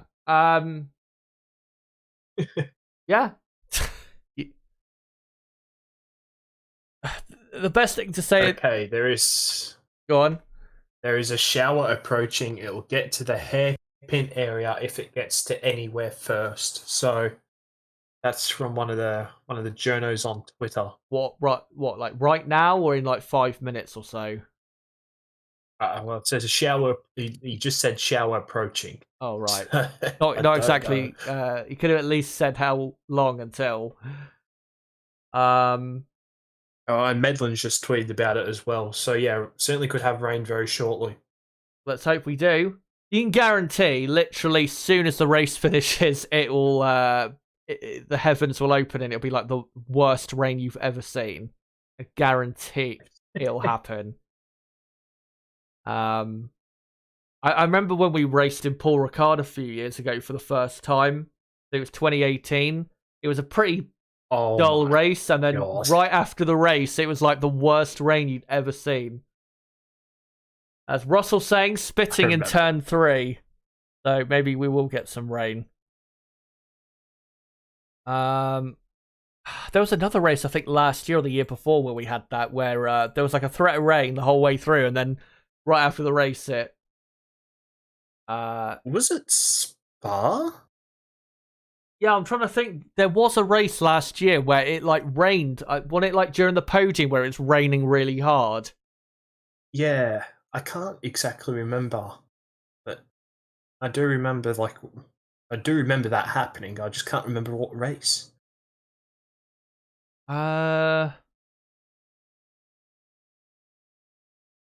not sure. Hungary, maybe? I'm not sure. Usually your memory's better than this. Come on, lift up here. What's wrong with you? Well, I remember Hungary was like really cold and overcast. So I was thinking maybe that one, but there was a race either last year or the year after, or the year before, sorry, where it was like raining really hard during the podium. De Vries has been told 10 minutes. Right.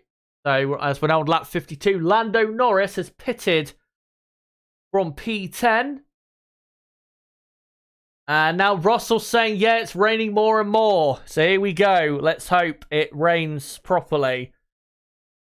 to force some excitement to happen as Lando Norris. And yeah, clouds really getting dark now. And the rain is, looks like it's sweeping in. So, right. So Lando Norris is now in P11. And Piastri now up to P10. Of course, Piastri hasn't pitted yet. But if it does rain, start properly raining now, then I'll just look at the cars. Yeah, look, I can see rain there. I thought I just saw a drop of rain there.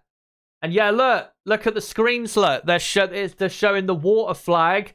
And yep, it is raining. And Sainz is all over the back of Ocon into the hairpin. And it started raining in Monaco. And they're all over the place. They've got no tyre temperature. And Sainz, can he have a run on Ocon into the chicane? And the Williams there trying to overtake. We need to see Sainz and Ocon down to the chicane. And will he go round the outside? No, he won't. He jumps across and surely he'll have to let Ocon back through. And they say box to Russell. Are they going to pit for intermediate tyres? And chaos in Monaco. Ocon is still ahead of Sainz. Bottas pits. And, Ferrari there lapping the Alfa Romeo. So close not to hit him. And look how many cars, look. Massive train of like 8 cars. As this is going to be chaos in the pits. Yeah, George Russell did not come in, by the way. He stayed out. As coming up to Casino Square, Sainz all over the back of Ocon, and well, they need to get to the pits as Bottas and Stroll are on the intermediate tyres. Look at how hard it's raining towards the hairpin. They're having to crawl along, and look at that, Gasly trying to pass Perez. They almost had a little accident there, and they're just having to manage their way through as Max saying, I have to drive super slow because my tyres are fucked. And here comes Sainz again. Down to the chicane. Can he get the move done? No, Ocon protects his position well. Sainz braking a lot better now when it's raining than he did earlier. As Williams goes off at the chicane. Don't know why Perez is not letting Gasly through. He's a lap down. And now he does. So Gasly is through on Perez on lap 54. And Valtteri Bottas, just on this lap alone, has been about 3 or 4 seconds quicker than Sergio Perez. And yeah, if it continues like this for another few laps, then it's going to help those teams on the Inters. Zhou and Albon are pitting. They're going to go for it, going to take that risk. As, yeah, raining quite hard now towards the, was it Mirabeau and the hairpin? And look how slow they're going. They're barely going at any speed. They've got no tyre temperature. Into the hairpin, they're going at like 10 miles an hour, if that. And yeah, so Bottas, Stroll, Zhou, and Albon are all on the Inters. I will do the tyres when I can, but at the minute, everything's going mental, so I can't really do that at the minute. As Aston Martin have said, box to Alonso. They're going to go, are they, for the intermediate tyres? And he does come in, does Alonso. And is it intermediates? Nope, he's gone for the medium tyre instead. So they think this shower will clear. Sonoda and De Vries have pitted. Logan Sargent now on the intermediate tyres. Bottas and Stroll, by the way, have overtaken Sergio Perez on the Inters. And Russell, Ocon and Hamilton all into the pits for intermediate tyres. I think Aston Martin might have got that decision wrong We'll have to see. As the two Ferraris stay out, will that pay off for them? George Russell has now officially jumped past Esteban Ocon. So Ocon, for the moment, cruelly denied the podium. But it is Sainz. It's raining everywhere now, Chaz. Yeah, and those top four. Oh, look at Sainz. He's off down the escape road, and look how hard it's raining. They'll be overtaken on this lap, surely. And Verstappen and Alonso, how are they coping with these conditions? Look how hard it's raining. And Esteban Ocon has passed George Russell. So Ocon is back into a podium position at the minute. And you never know, he could be in an even better position as Max Verstappen now pits for the Inters. And yeah, Verstappen, as the two McLarens pitting the Inters. Look at the two Ferraris. They're racing side by side and they've got no tyre temperature. The slowest race for third you will ever see in your entire life. This is a yellow flag in Sector 2. Don't know what for. As Esteban Ocon is not too far behind and they tell Leclerc to box, surely they're going to box both cars. This would be peak Ferrari if they did not box both cars. And yes, they do. And Leclerc actually got ahead of Sainz. So it'll be Leclerc first. Ocon is now up to third. And yeah, both have now pitted. So it's Ocon now third. Lewis Hamilton up to fourth. George Russell has something's happened to him on this outlap because he was in a net third and now he's in fifth place. Leclerc comes out in sixth place, still ahead of Pierre Gasly, surprisingly, but now he's got to get these tyres up to temperature. Carlos Sainz now all the way down in eighth place. Look how hard it's raining in the first sector. It's almost full wet conditions through here. No, it is. Bro. It is full wet conditions. If Alonso had pitted for Inters at the time that he did, he would be in the lead. I know, they got it wrong. They absolutely fucked up that decision. And here's a replay of Max on the mediums when he was on the mediums. And yeah, how they've kept it out the wall, beyond me. Yeah, he's just brushing the wall there on the entry to Portier. Look at Carlos Sainz here. He's driving dry tyres on a full wet track. And as you can see, no grip. And he's lucky that he didn't end his race in that barrier. Very lucky. And probably has now even more damage to his front wing. Again, guys, I will update who is on F1 on the intermediate tyres when I can. As, Lance Stroll has broken his front wings. Now last, that's him locking up and going deep at the hairpin. What an idiot. And look at that. Front wing had gone under his car and he went straight on again. He's basically wall riding his Stroll.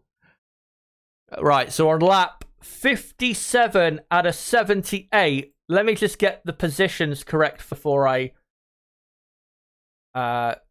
Sky Germany said there was a mistake in the Aston Martin garage. They wanted to pit for intermediates with Alonso, but apparently there was a miscommunication.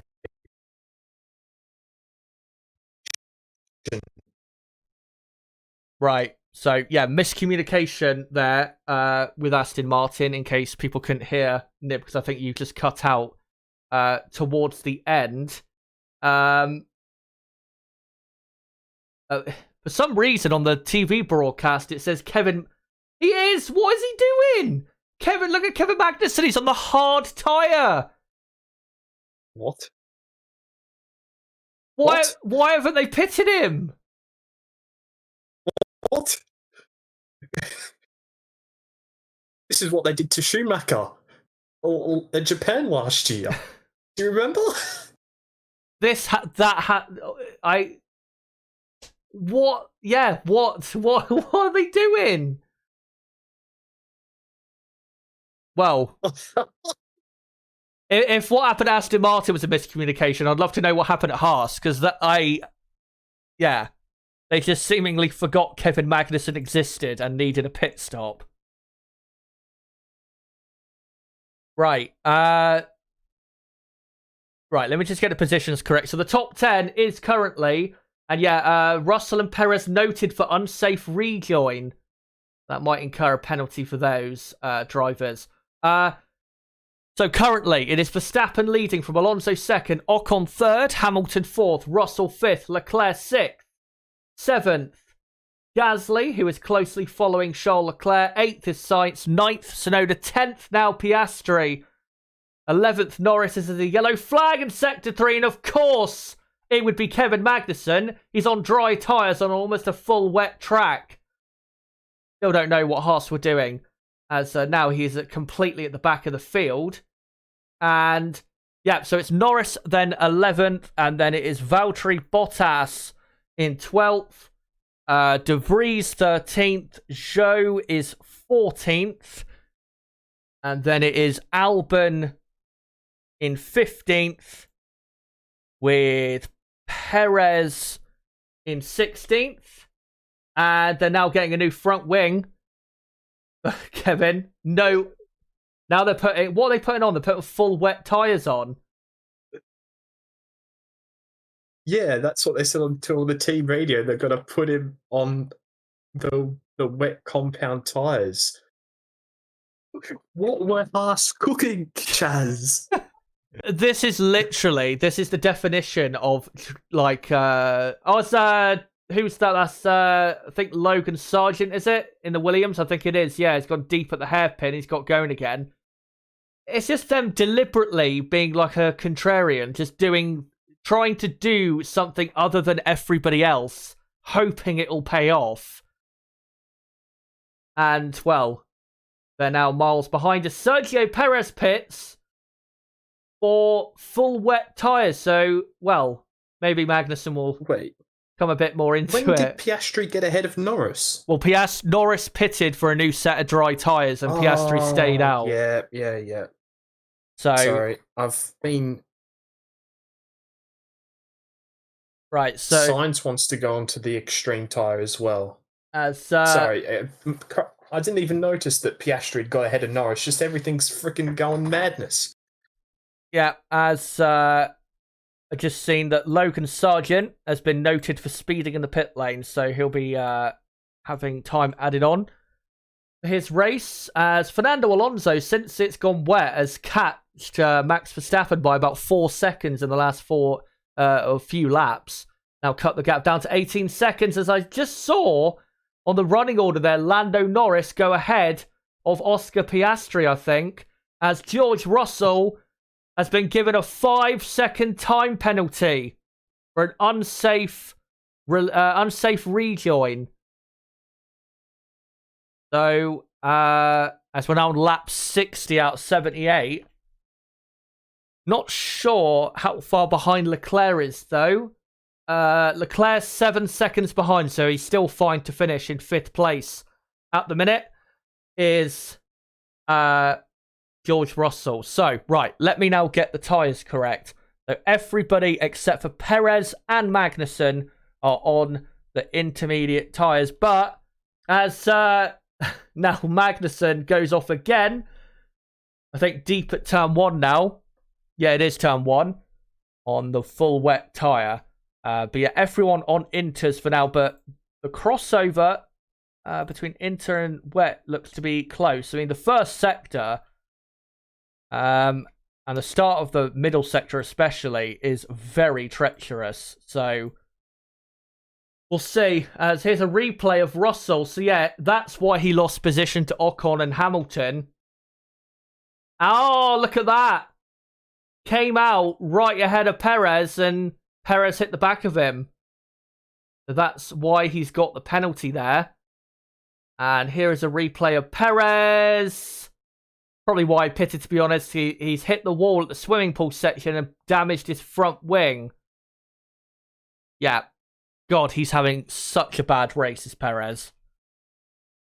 you should hear Crofty's reaction to that. He's literally just gone, oh.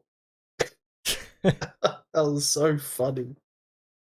Oh, jeez, that's such a massive moment for Perez. That could have been an aeroplane crash. He could have ended up in the marina there. Yeah, it was very. That part of the track is very scary if you have a moment. Lap 61 now out of 78 as the rain continues to fall. And, right, so yeah, still F1 on Inters. Fernando Alonso, the nib, still catching Max Verstappen. The gap now down to 16 seconds. Could he do it? Could the madman do it? Could he actually catch and pass Verstappen here in Monaco in the wet? I'm not getting my hopes up. It would be something incredible. But, I mean, if he keeps catching Verstappen at the rate he is, then he absolutely can do it, as we've got a yellow flag in Sector 2. And I think that's for the debris caused by Perez's front wing, and also debris on the exit swimming pool section as well. Well, now it's a green flag, so maybe it was a car going off. Look at that, Verstappen having a tank slapper at Rascasse and keeping it together. As Alonso has lost a lot of time on this lap. He's just lost like 2 seconds out of nowhere as Fernando. But yeah, the conditions really tough. And in Monaco, it is so tough to drive in the wet. There's painted lines everywhere. The walls are so close. And just one little moment and your race will be over. And yeah, Verstappen continuing to pull away from Alonso. So I'm wondering if Alonso's hit the barriers. Maybe damaged his car somewhere. As Nico Hulkenberg now down to 17th because he has also pitted for the full wet tyre. So let me just update that. And, well, Alonso looking better now. I'm sure we'll see a replay of Alonso if he has had any off-track moments. But, yeah, field for the moment settling down. And yes, Lando Norris somewhere has passed Oscar Piastri for P10. So Norris back into the points. And maybe we'll see a replay of that. Maybe we won't. We'll probably see it on Twitter after the race, to be honest. As apparently the rain's going to stop in a couple of minutes, Chaz. Right, well, if it does, then it, of course, they won't be going to dry tyres immediately. It will take quite a few laps to dry out the track enough. And look, Lance Stroll out of the race. I don't think I saw his car parked off the track unless I was looking away at the wrong time. But yeah, Lance Stroll is out of the Monaco Grand Prix and, well, has had a torrid time. As we're now on lap 63. And let me just update that Stroll is indeed out of the race. And, yeah, Verstappen now building the gap to Alonso. So, Alonso not able to keep catching like he was. And, right. So, yeah, that's all the tyre information and positions on your screen. I was about to say, and we get to breathe for the first time in about 15 minutes. Yeah. You can see in this first sector, it's so wet. So even if other parts of the track dry up a lot, it's still going to be too wet for dry tyres. And it will probably be intermediate conditions until the end of the race. As George Russell here, about 3.5 seconds behind his teammate. And Russell just needs to make sure he stays over 5 seconds clear of Leclerc. so he can secure 5th place. And this would be a great result for Mercedes. Lewis Hamilton as well currently has the fastest lap of the race. So Mercedes, as it stands, are heading for 23 points, which is a very good return. And, in their fight with Aston Martin currently heading for 18 points. Mercedes would be only, I think they'd only be 1 point behind Aston Martin in the championship for second at the minute. But of course, still quite a long way to go in these conditions as Hülkenberg gets a penalty. Another penalty of now 10 seconds, this Hülkenberg. And I will be back in a couple of minutes, by the way, Chaz. Right, no problem. As Hülkenberg, the reason he got that penalty is because he served his original penalty incorrectly. So that's why Hülkenberg has a further 10 seconds added on. But Logan Sargent is about 28 seconds behind him. So he's not going to lose any more position, as actually Sargent is in 18th, not Magnussen. Let me just update that. So it's Sargent 18th. Just update that Logan is on the intermediate tyre. But yeah, what a race we have had so far, guys, here in Monaco. And still, 15 laps pretty much to go. And it is going to be a very long 15 laps in these conditions. And still, anything could happen. As we're on lap 65 now, 78. Also, guys, remember to stick around until after the stream because I will be reacting with you guys to the events of the Monaco Grand Prix. So again, stick around until after the race finishes. I can currently see we've got 118 likes, by the way. Let's try and get up to 130 likes if we can by the end of the race. So if you haven't hit the like button yet, make sure to do so. And obviously does, help me see that, you guys support the content on this channel. And again, a quick apology if me and Nib have been a bit laggy today. But yeah, very soon these issues will be fixed once I get a much more powerful PC, which I should be getting very soon. But I think it's a lot better now than it was at the start of the race, thankfully. As Lewis Hamilton trying to apply pressure to Ocon, who is just a second ahead of Hamilton in the fight for third. If Hamilton was to overtake Ocon, then that would put Mercedes up to second in the championship. So this is vital for Mercedes, and it would be a brilliant result for them, despite the poor start to the season they've had, given our expectations for them. Ocon, though, still driving brilliantly. And to be honest, I think Ocon deserves the podium this weekend because he's been one of the best out there this weekend. As we're on lap 66 now out of 78.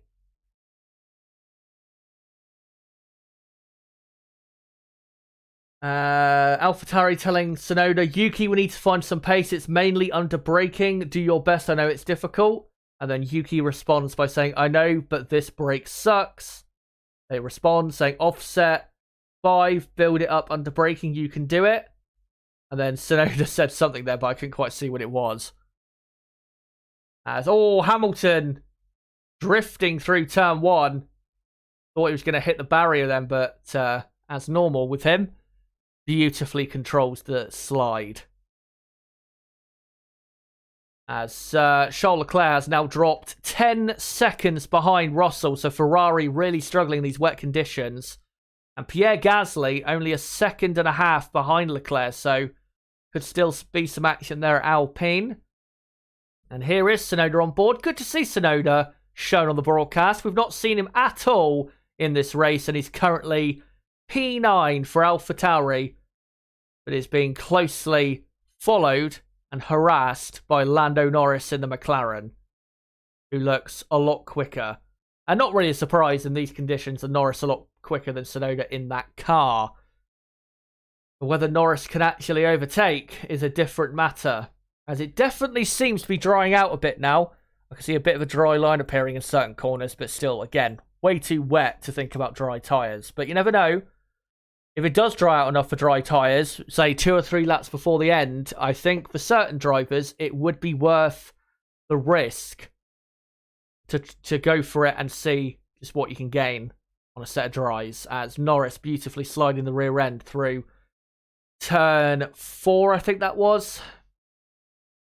It's funny, Chaz, because before that team radio message popped up, I was going to say, I reckon the only driver that would attempt it would be Perez, so he could have another bozo moment. And then his team radio message popped up saying it's drying quickly.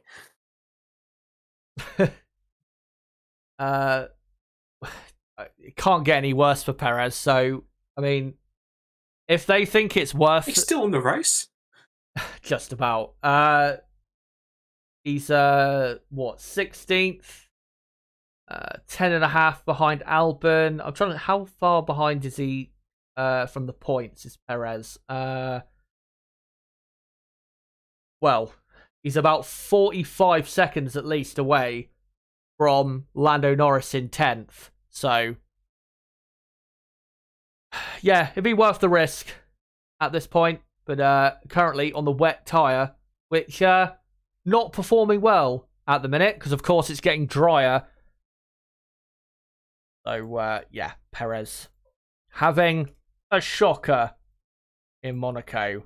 Of course, this time last year, won this race in wet, dry conditions. As Lando Norris has overtaken Yuki Tsunoda, as we're now going to see a replay of something that Carlos Sainz just complained about, which was Pierre Gasly jumping across the chicane. Well, that was just a minor jump across the chicane, nothing deserving of a penalty. As, yeah, definitely drying out a lot more now in a lot of the corners, but again, not fully dry yet, as Gasly has given a black and white flag for track limits. But yeah, Lando Norris has overtaken Yuki Tsunoda, and Oscar Piastri is within a second now, so let's hope that we can get some racing between those two. And to be honest, given Tsunoda is struggling with his brakes, as he said on the radio, Piastri is likely to overtake him before the end. And here's a replay. Round the outside into turn 1. Very confident and good move there by Lando Norris. And as you can see visually on the broadcast, now Piastri right on his tail. And yes, Tsunoda is struggling with his brakes. So Lando Norris up to 9th, and he should now finish there as Piastri. Look how close he is. Now through the final corner. If he gets good traction, surely a move into turn 1 is possible. DRS is now activated for Piastri, and he goes flying round the outside, locks his inside front. Does he make the corner? Yes, he does. Williams there went a bit wide. Thankfully, Piastri didn't go into the barriers. I thought he was going to go straight in. But a brilliant move round the outside. And Oscar Piastri is into the top 10. Let's go. And 9th and 10th now for McLaren. As, Tsunoda, he's really struggling with his brakes because he's now gone deep at Mirabeau. And how is he going to get out of there without hitting or hitting someone or being dangerous? Right, well, he's got to get going now because he's still reversing. As Ocon, Hamilton, and Russell now go through. Valtteri Bottas has overtaken Yuki Tsunoda. So Tsunoda is now down to 12th. Such a shame for Tsunoda because he's having such a good race.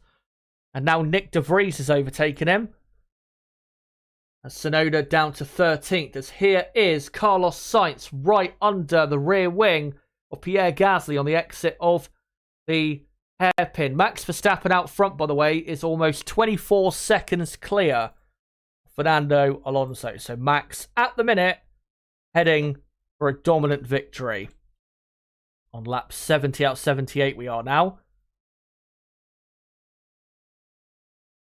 And yeah, looking Looking great out front for Verstappen, of course. Esteban Ocon in third. He's currently, 41 seconds off the lead. But really, in the second half of this race, Ocon has been very good. Sonoda saying, fuck this brake man. As Sainz gets a good run on Gasly on the exit of the Brass Cas. Can he get a good exit from Anthony Noakes? No, he cannot.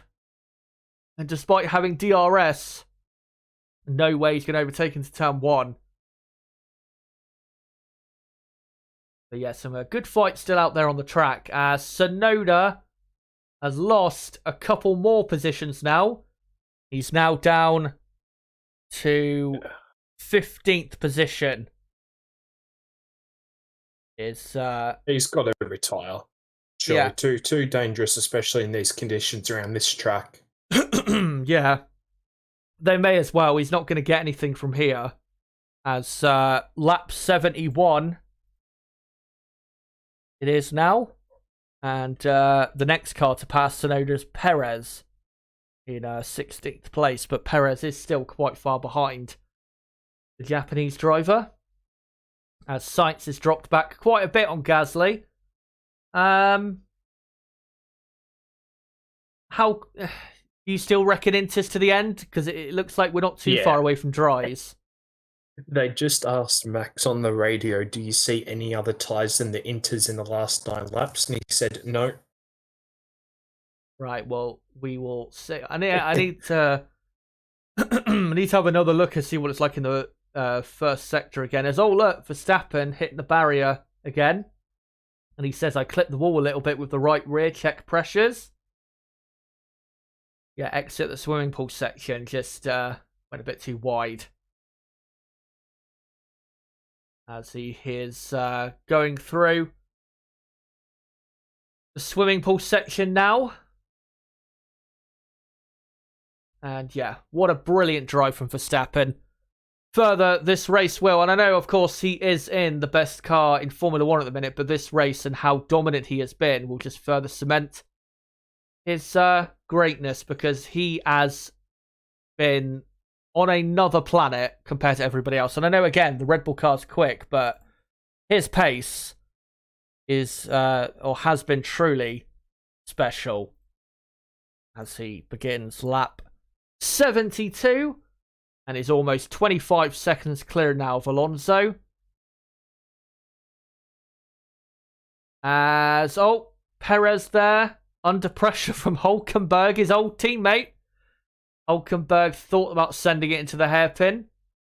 And Perez is going to be lapped for the second time by Max Verstappen. An incredibly bad race for Perez, and it's just now going to get even worse as Hülkenberg now lets Max through, and Perez lets him through as well. Will Hülkenberg try? Yep, he's going to get a good run on Perez now.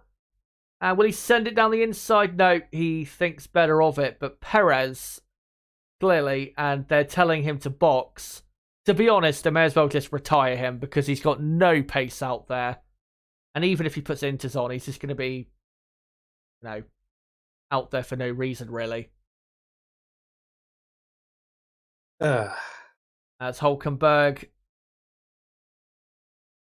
will now see Perez quickly disappear from him. And nope, they're going to keep Perez out there. Obviously, they're going to bring him into the pits, but they're not going to retire him, is what I mean. As here he comes. And now puts on a set of intermediate tyres. The only performance I can think similar to this was Bottas in Turkey in 2020. When Bottas spun 6 times. Didn't he spin like... That was the old times. Did he do like 3 spins on the first lap alone or something? It would have been close to that, but I'm pretty sure it was 2, but it was 6 throughout the whole entire race, that's for sure. Yeah, I think he was hit by someone at turn 1, and then later at like turn 11, Ocon dive bombed him and took him out. Oh god, what a race that was. as what we're seeing here. Perez, I think. Is it Perez or is it Max? I'm not sure. So we're actually on lap 73 now. Out of 78.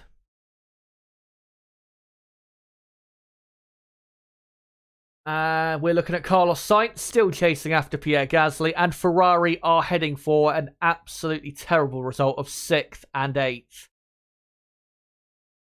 Well, things could have been different, quite a bit different. Firstly, if Sainz didn't damage his car with a stupid move early in the race, and if Ferrari had not kept both cars out on mediums when it was heavily raining. If they had got those two decisions, if those two things did not go wrong for them, then Carlos Sainz very much could have been on the podium today, but as usual at Ferrari, chaos ensued. And I have noticed as well, Lando Norris is really quickly catching Gasly and Sainz ahead. Because the gap was quite a bit bigger, I think, and now it's come down quite a bit. Norris is 3 seconds faster than everyone else at the moment. Wow. Yeah, I saw, I think, was it a few laps ago, he was like 45 seconds behind Sainz, and now he's 30 seconds behind, so... So he's just done a 25.9, and Sainz did a 29.8. Wow. And it's really drying up, like very close to our dry tyres, Chaz. Yeah, that's what. Too late now, probably. Depends who you are, though. If you're trying to look through the field, maybe Alfa Romeo or Alfa Tauri might take that risk with Bottas or De Vries. But yeah. Most likely, yeah, it will say intermediates to the end, but I wouldn't be surprised if we see at least one person try and whack on a set of soft tyres, because if they can get those soft tyres up to temperature, they will be incredibly quick. As Esteban Ocon starts his lap 75, he's had 2 podiums before. Obviously, one of them was a win in Hungary, the other a podium in Bahrain. And what a weekend he's had, and he's going to deservingly, at the minute, head for his 3rd podium. And definitely this drive from Ocon, one of the best drives of the season so far from any driver I've seen. As Ocon, a 2.5 seconds clear of Lewis Hamilton. Or just under that now, 1.3. And yeah, looking comfortable. What a weekend for Ocon and Alpine. I think I said to you, Nib, after Australia, that Alpine, I think, are now part of that front-running group. Not quite obviously with Red Bull, but, you know, with Mercedes and Ferrari and maybe to Aston Martin to a certain extent. Depends, obviously, which Aston Martin it is. But, yeah, Alpine, you'd have to say now, they are definitely in that group of teams at the minute.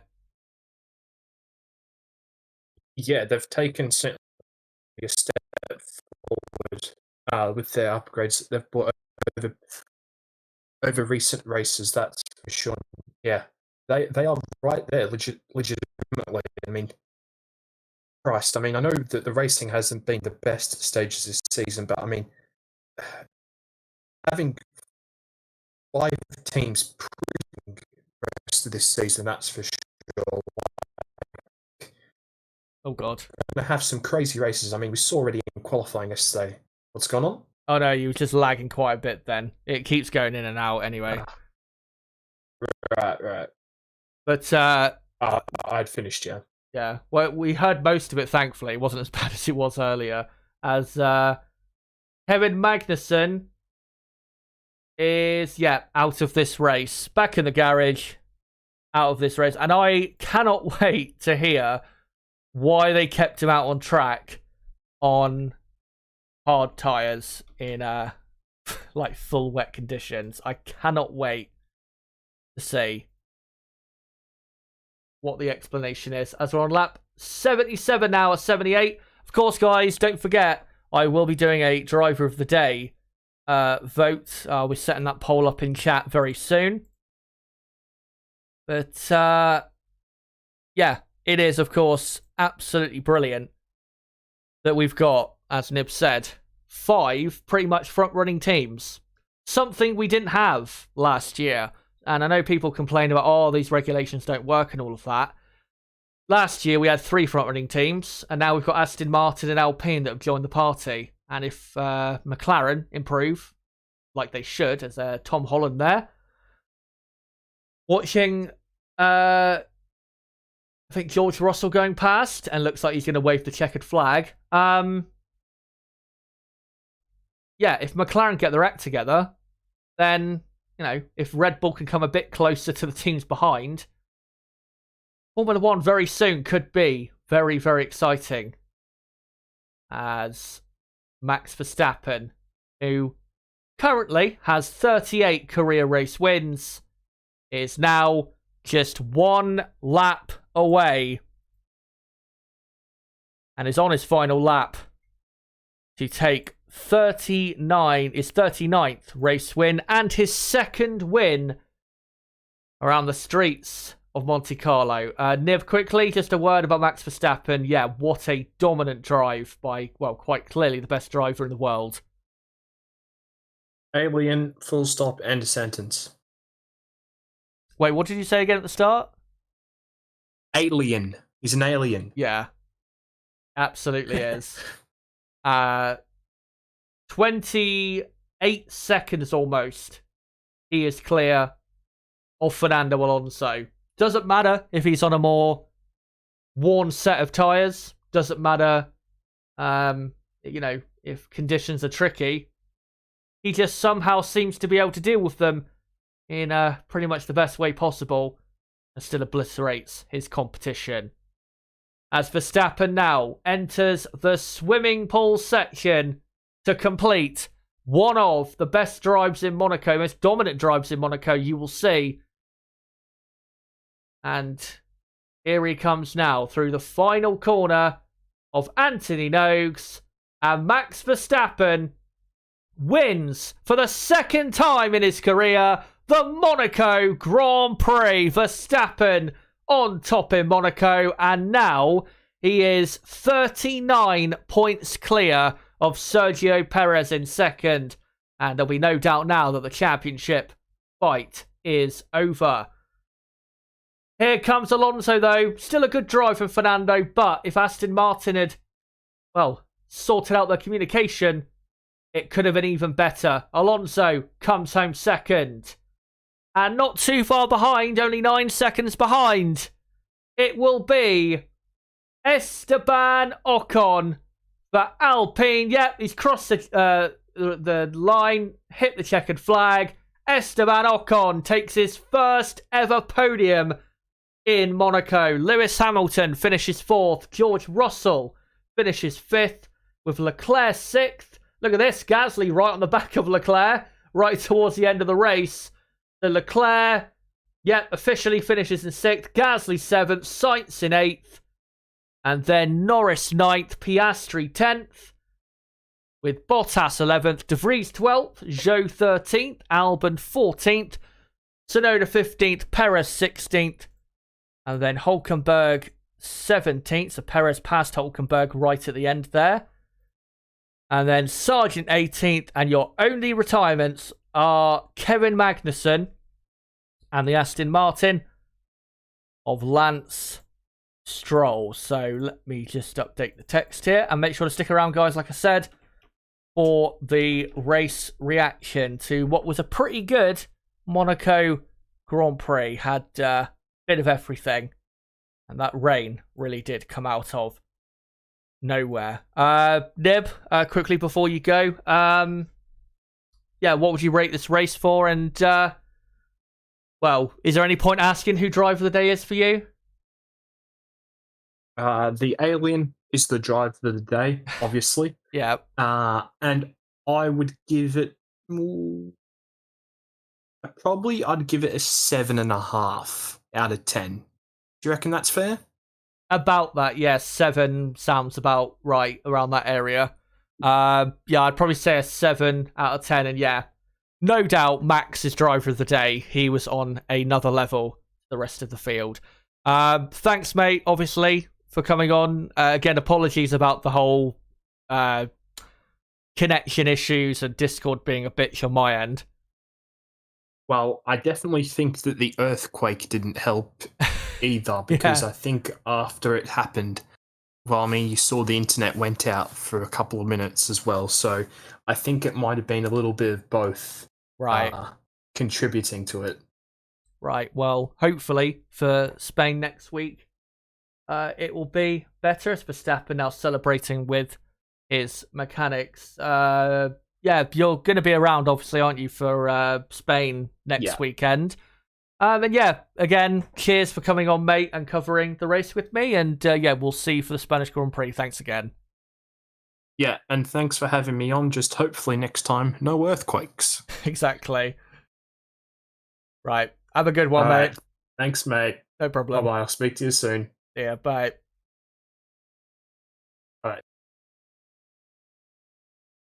Right, and yeah, apologies, as I said to him, but apologies to you guys as well. If, if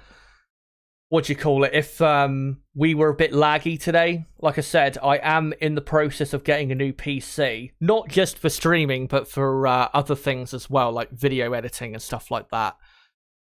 And the new PC I'm going to be getting has, you know, way more memory and is just a more powerful and bigger and better PC. So that issue should be... well, not much of an issue in the future. So again, apologies if that was too big of an issue for you today. But yeah, that is your Monaco Grand Prix. What a race that was. That was, yeah, quite dramatic. Didn't quite know what was going to happen through the race. It was changing around quite a bit. And once the rain hit, wow, it really got exciting, didn't it? But, of course, for the next probably 30 to 40 minutes, I'm going to stick around to do a reaction with you guys to the Monaco Grand Prix. Let me just quickly post post a poll in the chat to ask who is your driver of the day for the Monaco Grand Prix. And the options I will present will be Max Verstappen, Esteban Ocon. I'll throw Lewis Hamilton in there as well, because I thought he had a good day today. And I'll go Lando Norris as well, because I thought his pace towards the end was very, very good. So yeah, who out of those 4 is driver of the day? For me, it's Verstappen. Let me know whether you agree or disagree. But, yeah. We will, in a couple moments' time, get into this reaction. I'm not going to post the link out again. I'm just going to get straight into it and get through it. Because, yeah, I mean, I've been live for like 4 hours, so I am pretty tired. So I'm not going to be sticking around for ages or anything like that. But, right. Let's get into it then. And we will start, of course, with the best team in Formula 1, but also the best driver in Formula 1, Max Verstappen in the Red Bull. What a performance. He won the race by almost half a minute. And granted, again, he is in the best car. Of course, when you are in the best car, things are easier than if you're in the 3rd or 4th best car. But to put in the performance he did, despite all types of challenges thrown at him today, quite severe tyre wear on the medium, you know, obviously being on dry tyres on a wet track, and all of those challenges, having to lap traffic and fight his way through all of that. Yeah, despite all of that, still coming through and obliterating the rest of the field, he is, without doubt, the best driver in Formula 1. It's just not up for debate right now. The last 2 races, obviously where he's won in both, he has produced, as Nib was saying, alien-like performances. Started 9th in Miami, still won the race comfortably. Started on pole here, and then destroyed everybody. Obviously in this car, it's pretty much impossible to stop him, but in this form, and with him as confident as he is unstoppable. And obviously, Sergio Perez, out of the 6 races so far, Sergio has won 2 of the 6 races so far. So Max is unable to win every race this season. But going forward for the rest of the season, I wouldn't be surprised if Max won the next... I mean, how many races are there left? Like 16, 17? I could see Max winning almost all of those races in this form and with this car. So, yeah, Verstappen, a brutal domination from him. For Sergio Perez, quite the opposite. What a horrendous performance. Hitting absolutely everything did Perez. Obviously, poor mistake in qualifying that led to this. And he hit, Magnussen, had contact with Russell, had a little get-together with his ex-teammate Lance Stroll. And, hit the wall in the swimming pool section. Just mistake after mistake after mistake. And that was one of the worst performances I've seen, honestly, from a top... not a top driver, but from a driver in a top team. That's got to be one of the worst I've ever seen from Sergio Perez. And that is probably quite possibly Sergio Perez's worst ever performance this weekend. And of course, with him now 39 points behind, the championship is now over. Verstappen will be, without doubt, your 3-time Drivers' World Champion. Let's move on to Ferrari, though. Wasn't looking too bad for them at the start. Both on the hard tyre. Was a good strategy decision by Ferrari. Very good decision. I must give credit to them because, of course, we do rake them over the coals a lot for strategy errors. So I need to give credit where credit's due. They got it right on strategy there. But then Carlos Sainz did something that meant he couldn't benefit fully from that strategy decision. Had contact with the back of Esteban Ocon. Again, like I said at the time, poor mistake. He was never going to overtake him. So I don't understand why he needed to go as deep as he did on the brakes. Ocon, did nothing wrong. Sainz broke a piece of his front wing off and suffered with that for the rest of the race. And then, of course, for both Ferrari drivers, they were screwed over by Ferrari, failing to pit both cars for the intermediate tyres on the same lap that Russell, Hamilton, and Ocon pitted the tyres. I just don't know why they didn't pit them. It just wasn't worth the risk. Plus, they were in, pretty good position at the time. It's not like they were in a terrible position that meant they had to take a wild risk. They were still in a decent position, but yeah, cost them so much time, and then obviously ended up finishing in 6th and 8th with Pierre Gasly almost overtaking Charles Leclerc at the end of the race. Only 12 points they come away with from the Monaco Grand Prix. And yeah, Ferrari are not finishing in the top 3 in the championship this season. Just not happening. Even though Mercedes have not had a good season, they're only 1 point behind Aston Martin for 2nd in the championship. So clearly, that is the fight for 2nd, Aston Martin versus Mercedes. And with Alpine today scoring 21 points, that's 9 points more than Ferrari. And the gap coming into this race between Alpine and Ferrari was 64 points. So now it'll be down to 55 points. If Alpine can keep up this performance going forward, Alpine could fight Ferrari for 4th in the championship. It is not out of the question right now. So, yeah, Ferrari, terrible weekend. And, well, I don't think things are really going to get much better in Barcelona. I think they'll be pretty quick in Barcelona in qualifying, but in the race, I'm expecting another disaster as they destroy their tyres and destroy their chances of any positive result. For Mercedes-Benz, brilliant race for them. 4th and 5th, and Lewis Hamilton got the fastest lap point as well. 23 points That is a very good haul of points, considering they started 5th and 8th for this Grand Prix. And yes, they are only 1 point behind now Aston Martin in the championship, I believe. So looking really good for Mercedes. Lewis Hamilton, I thought, had a good drive today. Really did the best he could with the car. Was close to Ocon at times for that podium, but in the end, Ocon was just too quick in the Alpine. George Russell, though, really bottled the podium. Of course, he stayed out on his hard tyres, then pitted for the Inters, and then, came out in an official 3rd place. And then he got to Mirabeau and went off the track, losing 3rd to Ocon and 4th to Hamilton, then had a 5-second penalty for unsafely rejoining the track. So Russell really costing himself and the team quite big. So disappointing there from Russell when really he got quite lucky with the timing of the rain.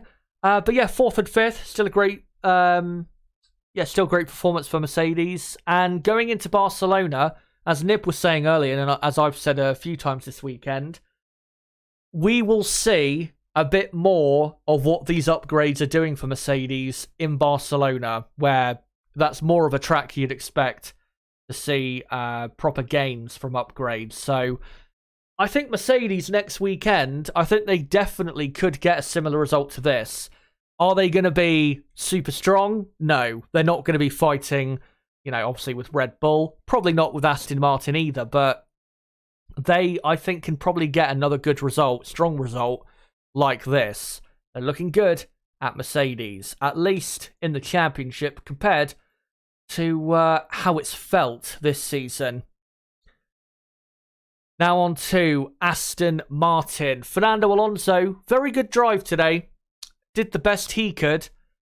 But the only question I must ask is, why did Aston Martin, when they pit Alonso from the hard onto the medium, why did they not put him on Inters? If they had, Alonso very well could have got into the lead and won this race.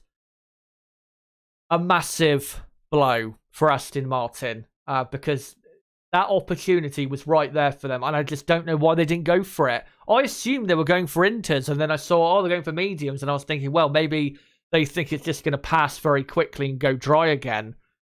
But then, of course, it was very wet right after that. So, yeah, I don't know why. I don't know why they didn't go for it.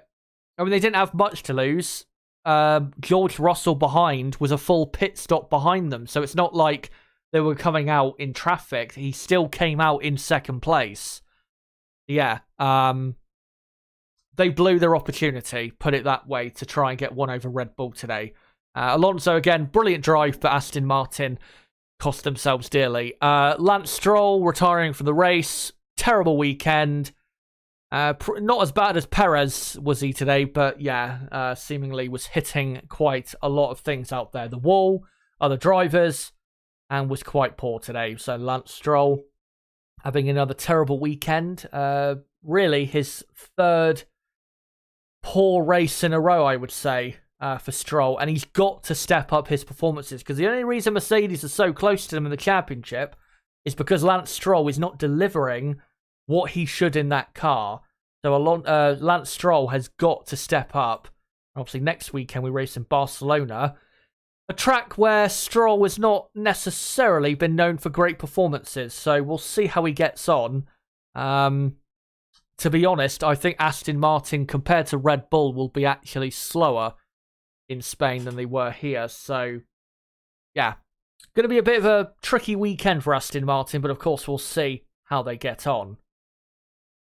For Alpine, it is a glorious day in Monte Carlo. For them, whilst it's raining for others, for them, it must feel like the sun is shining, because Esteban Ocon gets Alpine's first podium and first of maybe quite a few in 2023, because Alpine this weekend have had a brilliant performance. They were great all weekend, super quick with both drivers, and Ocon obviously after pulling out an amazing lap in qualifying, thoroughly deserved to finish on the podium today. Obviously, at times was under quite a bit of pressure from Sainz and Hamilton, drivers like that, but kept it cool, kept calm under pressure, and delivered what his team needed, which was a podium finish. Brilliant from Ocon, and I can understand if people say he's driver of the day, but I still think Verstappen because of how dominant he was. But driver of the weekend, I'd think you'd have to give it to either Verstappen or Ocon, but I think you could absolutely give it to Ocon and that not be a controversial point of view. Pierre Gasly finishing as 7th. He got close to passing Leclerc at the end.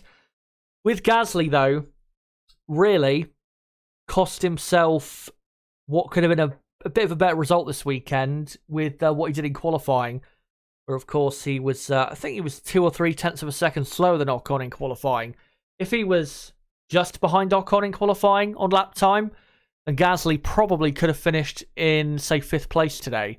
But yeah, just was a bit too far back in qualifying to capitalise on the good pace of the Alpine car. But as we've said a couple times this season, Alpine have a front-running car. They just, when the drivers get properly on it and are delivering the kind of pace that we know they can on their day, it is absolutely possible for them to be racing teams like Mercedes, Ferrari, Aston Martin, and even Red Bull to a certain extent. And this weekend, you have seen that. So from now on, Alpine are quite clearly a front-running Formula One team. And we'll now go through the rest of the teams. McLaren, good result for them, considering where they started, 10th and 11th on the grid. 9th and 10th for them, 3 points for McLaren. Obviously, they do go down to 6th in the championship because Alpine have scored 21 points today. And Alpine, I think, are now 18 points clear of McLaren in 5th. But they did the best they could, McLaren. They just don't have a good enough car to fight with the top 5 teams right now in Formula One. And it's going to take another big upgrade for them to get on their level. Lando Norris was brilliant in the wet, very, very quick, as Nib was saying at the end. Was a few seconds a lap quicker than cars ahead and pretty much everybody else. Oscar Piastri, bit of a shame that he got passed by Lando, but still a good weekend for him and was only just behind Lando in the end, a few seconds behind, so it's not like he got hammered by Lando this weekend. So good race for both drivers, good race for the team, but they are down to 6th now in the championship. Now on to... I think I forgot to go into a couple of these slides before, so I'll make sure to remember this time. Alfa Romeo, Valtteri Bottas did benefit a lot from going to the intermediates early. He was one of the first drivers to go to Inters, and that's why he finished in 11th place. Alfa Romeo had good pace in the race in the dry, but because of their poor grid position, and I think their grid position was a bit worse than really their actual pace has been this weekend, they just couldn't capitalise on it. And obviously Bottas was held up for quite a while behind the AlphaTauri of Nick De Vries. But yeah, a good result for Bottas nonetheless. He did the best he could.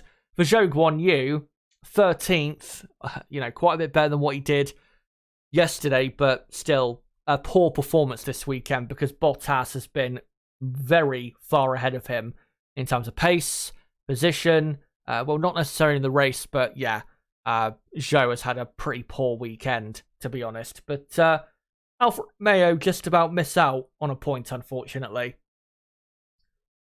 Haas F1, what the actual fuck were you doing with this man on screen, Kevin Magnussen? Was on the hard tyres, Magnussen. Obviously running for ages he was in 14th place. It was absolutely pissing down with rain. And he was on the hard tyres, and they kept him out on the hard tyres for about 4 or 5 laps too long. And of course, ended up being relegated very far to the back of the field.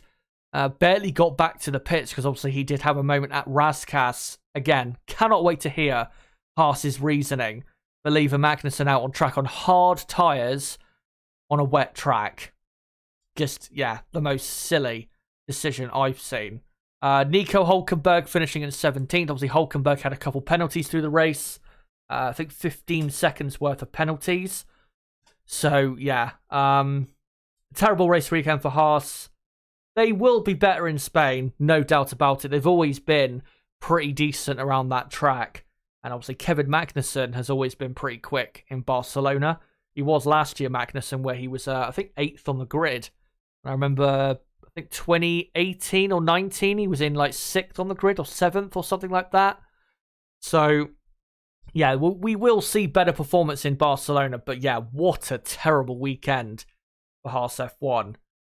AlphaTauri, I feel sorry for Yuki Tsunoda. Not his issue. The brakes were just failing him, and that's why he dropped down eventually to 15th place. Was running brilliantly in P9, and a comfortable P9, by the way. Lando was about 5 seconds behind him in the dry, and Tsunoda was driving superbly. So I cannot fault Tsunoda this weekend. I think he's been absolutely brilliant and can be very proud of his performance this weekend, despite how the race ended.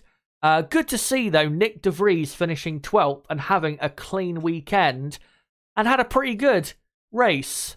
Pace wasn't too bad. I mean, he was nowhere near the level of Yuki Tsunoda, his teammate, but a lot better from De Vries and definitely a step forward on what we've seen so far this season. But unfortunately, couldn't get the points they were so desperately needed. And finally, Williams, who struggled so much at the start on those medium tyres. They destroyed those tyres. Logan Sargent was about 4 to 5 seconds a lap slower than the leader. He had killed those tyres so bad. Albon as well had been, remember, dive-bombed by Valtteri Bottas at the hairpin because his tyres, especially his front tyres, were completely finished. They had a couple little off-track excursions, I think, during the race after that, in the wet as well. But yeah, 14th and 18th eventually for Williams. Somehow both cars finished the race. I don't actually know how they ended up not having a retirement because their car looked all over the place in the race today. But there you go. 14th and 18th. Not too bad of a weekend. The pace wasn't as bad as I expected. They were actually a bit better than I expected this weekend. So yeah, not too bad for them. And in Barcelona, they will definitely be a bit better than what we saw this weekend. Not quite running in the top 10, but yeah, we'll see a bit more competitiveness from Williams in Barcelona. But guys, those are all the teams. Let me know in the chat what you thought of all the teams. And for the next, say, 10 minutes, I'll read out what comments I can before we come to the end of the stream. Ewok says Stroll is letting down Aston Martin this year. Aston Martin should be second. Turbo says an Alonso win in Spain would be amazing. That being said, it will be Merc-powered domination. Mark my words. Hamilton, Alonso, Russell. Top 3 smart money bet. Crystal Racing says that I think everyone knows what I think of Stroll in general. Had one good half season in 2020 and nothing else. That's the problem with Stroll, is on his day, he is a properly good driver for whatever team he's driving for. But he just can't consistently put it together. Can Lance. And that's the biggest thing he's missing, is consistency. Yeah, as Turbo says, Aston is still in second place, but only by a point. But, well, if Stroll doesn't get it together next weekend, then Mercedes will probably overtake them in the championship.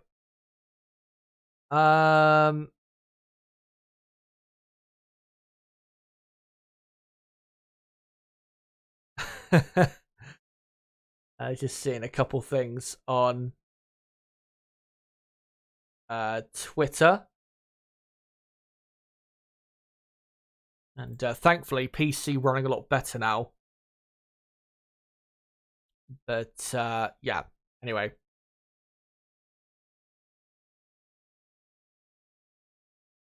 Let's find some other comments if I can. Michael Gott says, could be last season for Red Bull dominance with the testing penalty for Red Bull.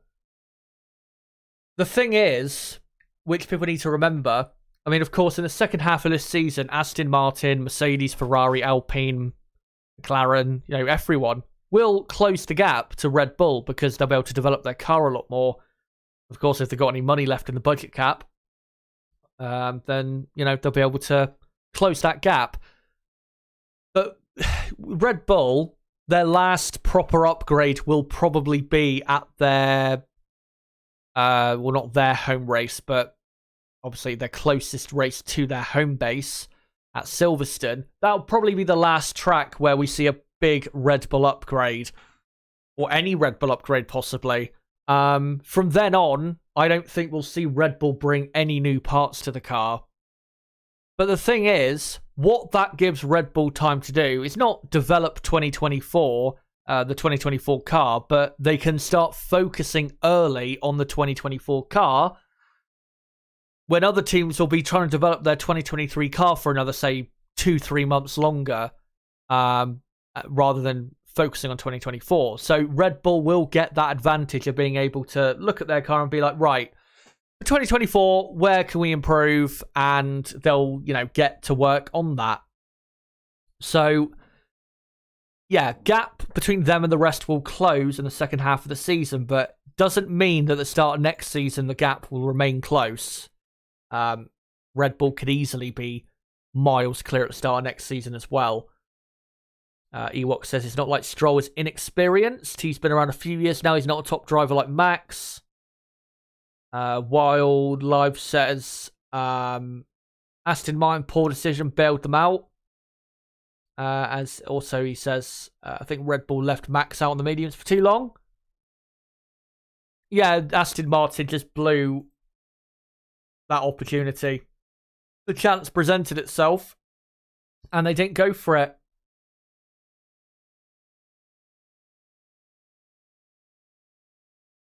Let me see if I can find anything on Twitter quickly in terms of news. Nope, nothing at the minute. Have Red Bull brought any upgrades this season, asks Dane.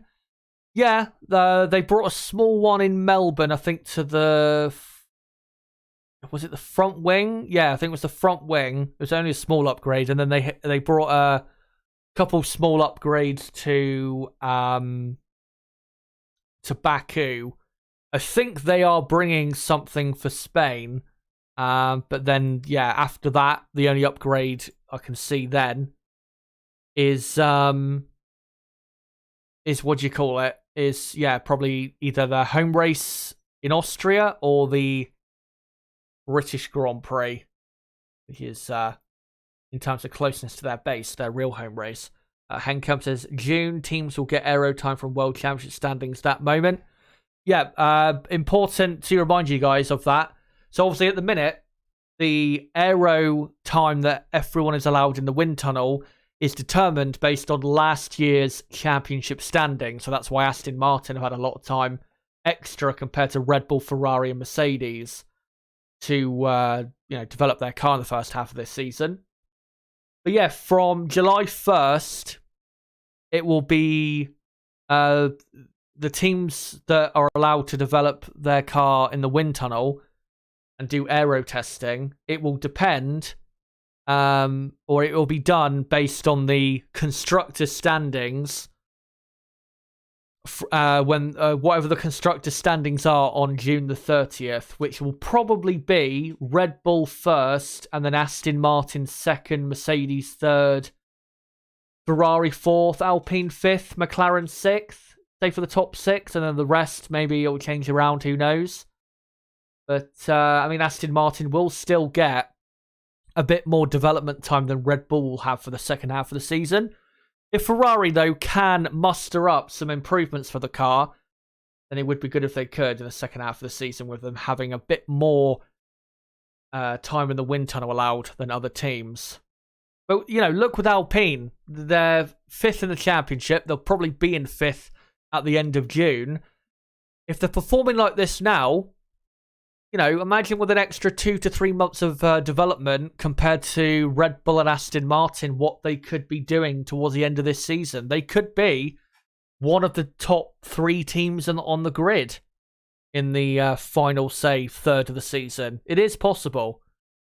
But they also need to get their upgrades right. They did bring an upgrade here to Monaco. They reshaped the side pod and redesigned the floor.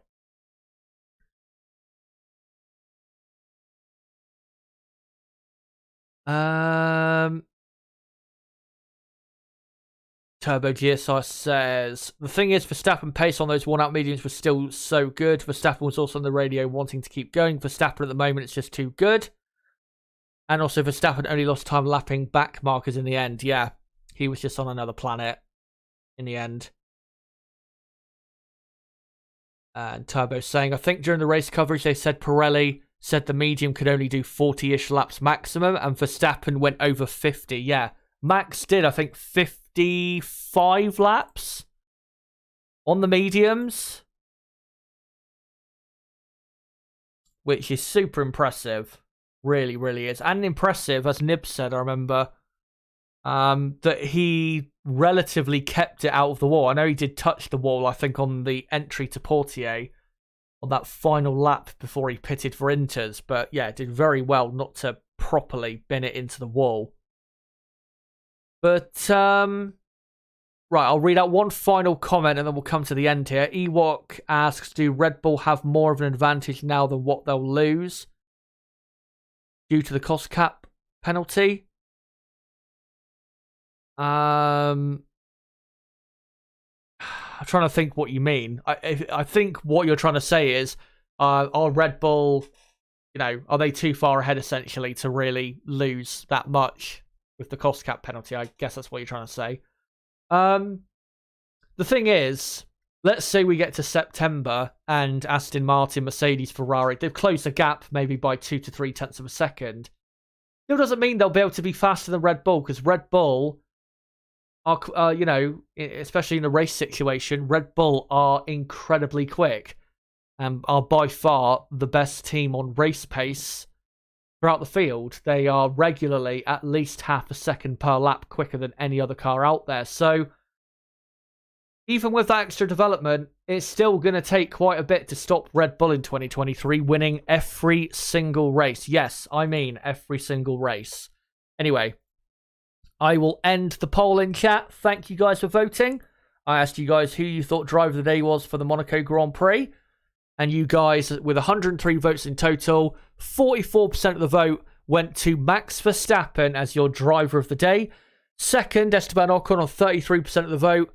Hamilton third, 17% of the vote, and Lando Norris last with 4% of the vote. So thank you guys for voting in that poll. But guys, that is it for the Monaco Grand Prix of 2023. Thank you guys so much for coming along to the content this weekend. And if you have newly subscribed, hello to you and welcome to the channel. And I hope you'll be around for a long time yet. And of course, we still have plenty of content coming your way. There hasn't been enough in the race today, I would say, to do a stream tomorrow. So the next time I will be live and be doing any content, period, will be on Thursday. This Thursday coming, Thursday night at 8 p.m. UK time, I will be live for the weekend preview, the 2023 Spanish Grand Prix. My schedule, by the way, for the Spanish Grand Prix, in terms of what I'm doing content-wise, will be exactly the same as what I've done this weekend with Monaco, except I will not be doing a Practice 2 watch-along on Friday afternoon. I will still be doing a stream on Friday. I'll be doing a qualifying preview on Friday night. So the plan is, weekend preview on Thursday night, qualifying preview Friday night. Saturday, I'll be doing a Practice 3 watch-along, F2 sprint race watch-along, and qualifying watch-along. And then, of course, on a Sunday, race preview and race watch-along for the main event, the F1 Grand Prix. Of course, if there is some proper big talking points coming out of the race, I will do a stream or a video the day after that race. But make sure to join me for the Spanish Grand Prix. And if you are new to the channel, don't forget to subscribe for more content like this, because, of course, we'll be doing this again for the Spanish race next weekend. And before you go, guys, if you haven't already, don't forget to smash that like button. Of course, does help the channel grow. We're currently on 146 likes, so if we can get to 150 or more, that would be great. And if you want to keep up to date with content on this channel, follow me on Twitter at ChazHD5. That's a great place to keep up to date with what I'm doing content-wise. And if you want to join our growing community here, make sure to join the Discord server. Plenty of people in that server, I think over 500 people. And yeah, if you want to join this community, then make sure to join the Discord. There's either a link in the description or there is a link, I think, being posted in the chat right about now. So make sure to join, if you would like, of course, to join our community. But guys, that is it for the Monaco Grand Prix weekend. And until the Spanish Grand Prix and my weekend preview on Thursday night again at 8 PM UK time, it has been me, Chazzer HD. Goodbye.